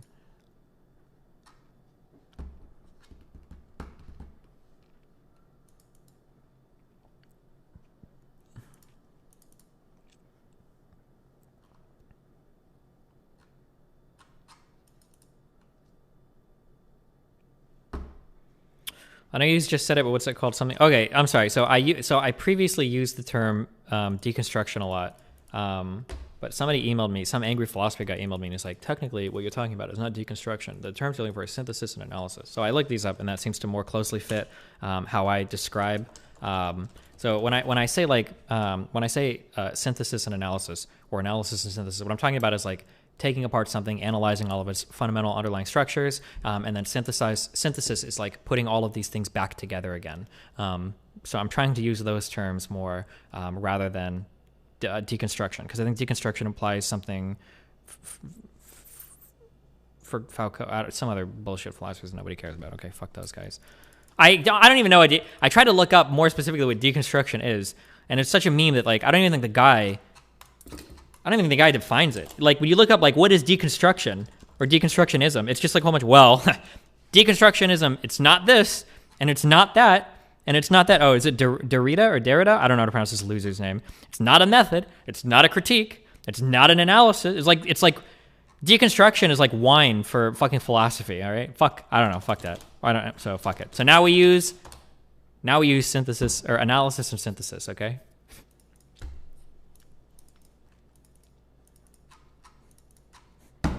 There we go.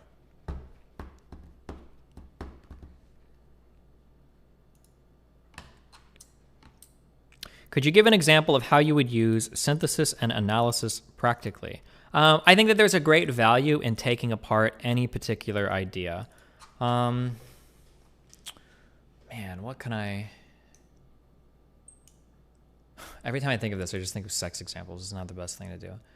Let's think about it. Okay, I can think about it musically. Okay, this is a good example. So in music, there are songs that you just like. And it's like, oh, cool. I like that song. Huh, cool. I guess I like that song. Oh, these things like. If you undergo like a more formal study of music, though, you might be able to take apart aspects of a song and figure out like why you like aspects of a song. You might be able to say like, oh, shit, like, I like this because of this, and I like this because of this. And through that like more fundamental analysis, you might be able to then turn around and say like, you know what? Because I know this, I think I would really like these types of things. Now that I've like broken this apart and understood it better, one, I can get greater pleasure out of the things that I already enjoyed because I have a better understanding of them, which usually leads to more pleasure, I think.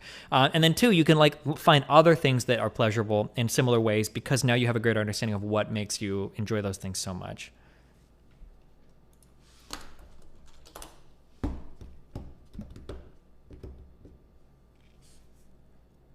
What's a way to understand these things more as a layman? Understand what things?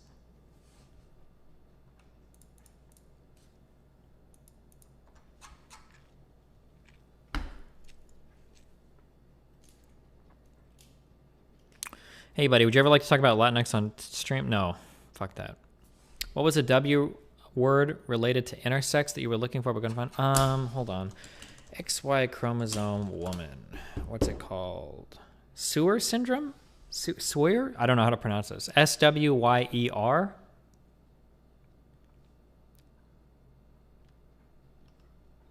I don't know how to pronounce it, but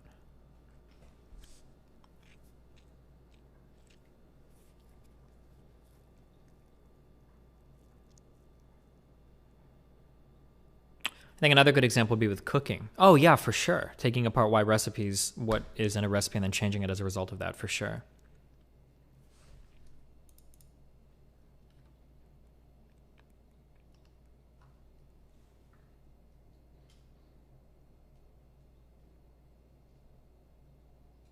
You know, analysis and synthesis has a super Marxist association, right? It might. I don't. Maybe. Is it a form of dialectic or something? I don't care. It doesn't make it inherently bad or good to me.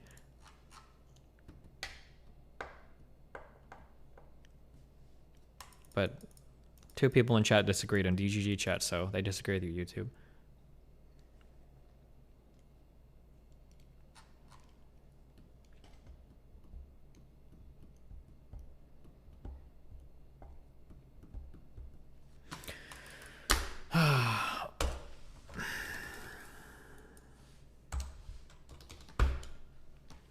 Do you think that the process of analysis and synthesis, as you put it, is something that everyone would be capable of? Is it possible an average person needs a given system? I think that everybody should be capable of it. Yeah, I think so. I think that should be possible. Run donos. Oh shit, sorry. You gnome fuck!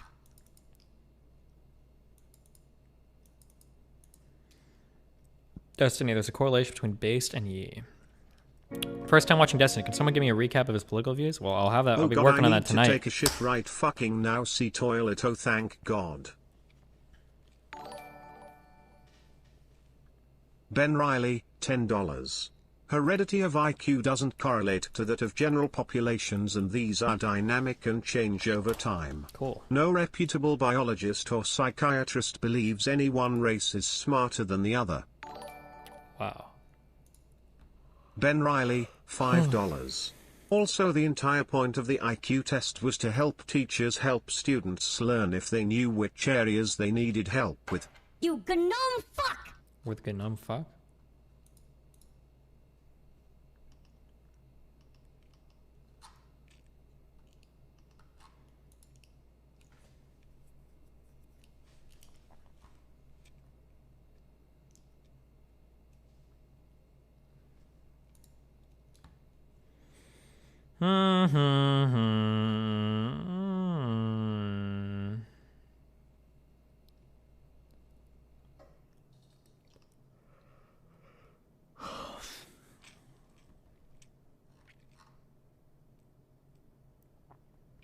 Why is Dan your background image? I don't know. Mr. Moon told me to send him as my background image.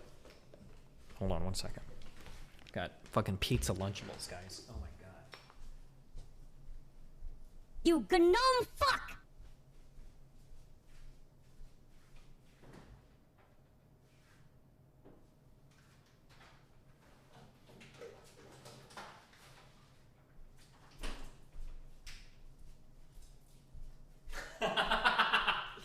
This fucking Dan background is so good. Holy shit, he's staring at me from across the room. Jesus.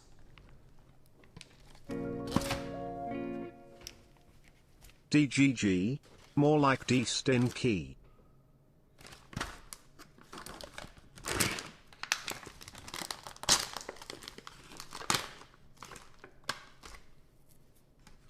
Where did I go recently where some guy ID'd me? Some guy ID'd me and he was like, you look way younger with long hair. And I'm like, what the fuck are you telling me this? Oh, I went to the fucking bank. Oh, I have a fan at the bank. He recognized me. He was like, are you Destiny? And I'm like, yeah. You're gonna give me like a better rate on my mortgage? Watched the vid where you talked to the Omaha lefties and I felt secondhand exhausted watching you try to reason with the first one. Have a money.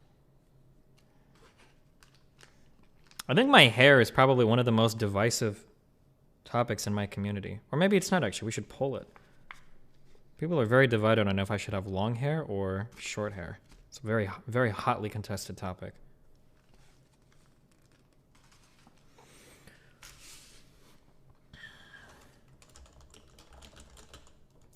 Wait, was that a $100 dono? Watch the video we talked to Omaha lefties and I felt secondhand exhausted watching. Oh, well, thank you so much for the $100, and I appreciate it. /vote. What should I have? Long hair or short hair? That's a DGG vote. So if you're not in DGG, man, your opinion is just not relevant. Oh, wow. Maybe this isn't as divisive as I thought.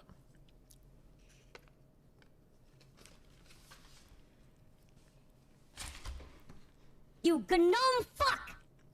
Figured I'd rejoin the omniliberal cult again. Thank you. Woof DGG uwu. Not a cult though. DGG for life.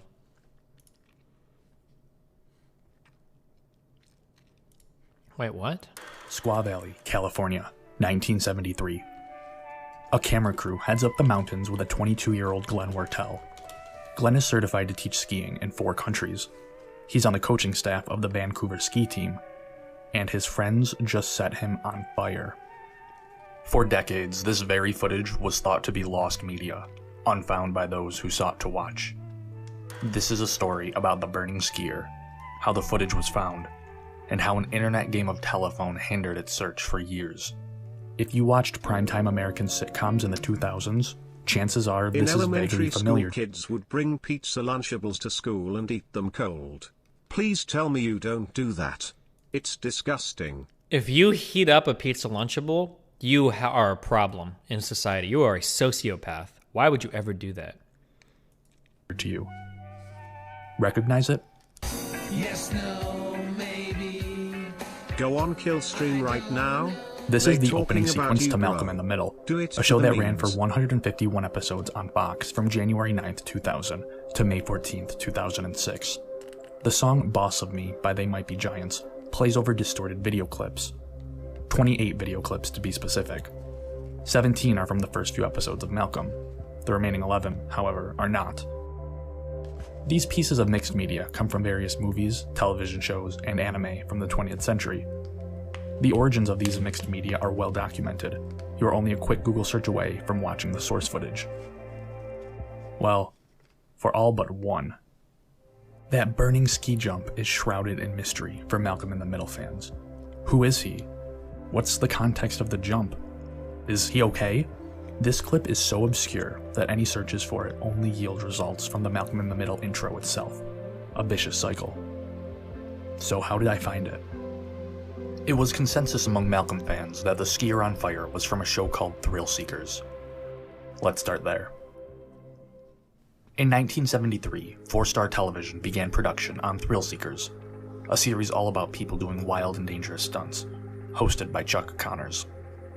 13 episodes were created, but as of this recording, only a couple of episodes, some random clips, and a gag reel can be viewed online. It's mostly lost media. Using what little available footage of the show exists online, it's ever so slightly possible to confirm that the burning ski jump from Malcolm in the Middle originated from Thrill Seekers. One of the few available clips on the internet has the very moments leading up to the shot seen in Malcolm, but it cuts away just seconds too soon. Life is unfair. Through the gag reel, we learn the identity of the skier. That's it. Don't use that twice. We received a call from our friend and world-renowned ski photographer Warren Miller. He told us about Glenn Wertel, who was going to set himself on fire, a stupid bastard, and then ski off a cliff. More stupidity. Judging by watermarks on Vimeo videos of the show, a company called MFI Media obtained the rights to Thrill Seekers sometime around 2005. MFI Media is a division of Conde Samaniego Advertising. It's a smaller company that holds the rights to thousands of hours of obscure syndicated television shows and footage, specifically automobile-related footage under its other division, Car Films. Documented on Thrillseeker's official but very quiet Facebook page, in late 2014, MFI Media started telescening Thrillseekers. Telescening is the process of transferring motion picture film into video, and with that, Thrillseekers was officially getting a DVD release. This would mark the first time the show would get a home release of some sort. Pre-orders started in September of that year. That gag reel that was used to identify Glenn Wertell was sliced together as marketing material for the DVD. On December 11th, 2014, the DVD was officially released through an eBay listing. Unfortunately, that listing no longer exists, and there's not an archive of it. It's unknown how many copies were sold, though we can speculate it being in the low hundreds, if not less. No rips of the DVD made their way online, and no purchased copies found their way onto auction sites. What the fuck, guys? Just like that, the one opportunity Malcolm fans had to receive closure slipped right under their radar. 4 years later, on December 18th, 2018, a second eBay listing appeared with a new batch of DVDs for sale. Miraculously, I started this little research project of mine at just the right time. Justin from JT. I am one of the co-founders of Justin TV and Twitch. Oh, I met this guy a couple times. I was also instructed to say that I no longer work at Twitch. So any opinions that I have nothing to do with Twitch. I haven't been a part of Twitch in years, and I cannot unban Dr. Disrespect. I am. Why did you waste our time with this? Kartoffel The listing had only ferret lols Sandy Loam, who is she? 2 days remaining when I discovered it. Only 3 copies left. I placed an order, crossed my fingers, and waited.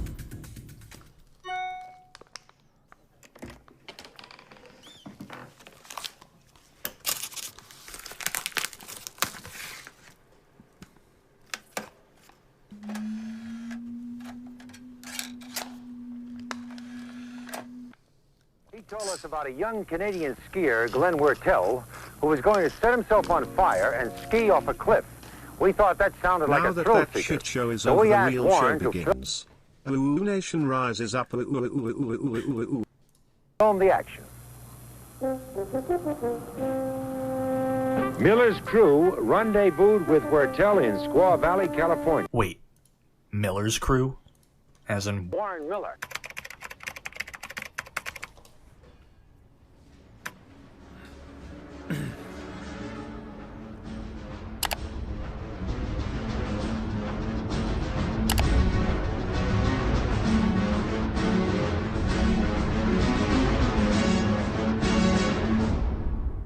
Thrill Seekers sampled. The internet was misled. For all these years, what was thought to be lost media wasn't really lost, just misplaced because of a false lead. The credits of Thrill Seekers mention that the voiceover work was done independently of the filming, and that becomes clear when you place the Thrill Seekers segment beside the Color of Skiing segment. They're identical. The only difference is the narration. The Color of Skiing was narrated by Warren Miller, while Thrill Seekers was narrated by Chuck Connors, and Chuck Connors' script was simplified for the average non-skiing viewer. Thrill Seekers, the original equals 3. Regardless, for the purpose of archiving, the full 6-minute Thrill Seeker segment on Glenn Wertell is linked in the description. Wertell performed the jump on April 20th, 1973, according to an article written in the San Francisco Chronicle the next morning. Skiing is in Wertell's bloodline. He's the nephew of Rona and Rhoda Wertell, pioneers of early women's skiing, champions throughout the 1940s and 50s. Wertell went on to coach the Canadian Men's World Cup team. He holds the highest certifications in the ski industry. Now 70, Wertell's days of outrageous stunts are behind him. As of 2015, he works as a ski tester for Ski Canada magazine. Unless Malcolm in the Middle gets a reboot, it's highly unlikely Wertell will be setting himself on fire again anytime soon. Glenn Wertell, race coach, daredevil skier, thrill seeker.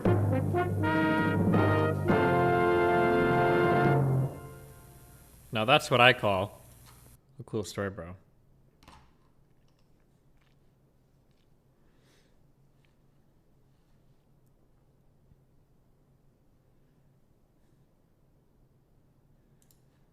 That's what I call a cool story, bro.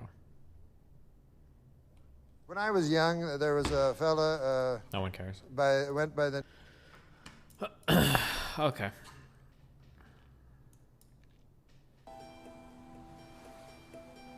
No, I don't care. All right, listen. I love you guys. Today was a D&D day. Tomorrow will be a good full day of streaming. Oh, I think tomorrow I'm going to play Valheim, okay? I'm going to try to roll people into the server. It should be fun.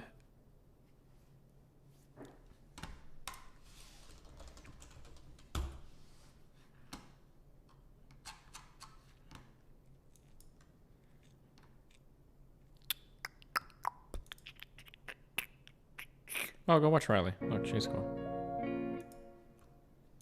I have lived my 28 years in a state where I am saturated in contrad values. I adopted many of these ideas until I ran into you a year ago. I had similar arguments to those guys to justify tradition. Thanks for opening me up to analysis and synthesis. Thanks. Now I look like I'm hosting her just because she's talking about me. Fuck, I shouldn't have clicked her stream. Now it looks like super... Now it looks super dick righty. Wait, is Dylan live?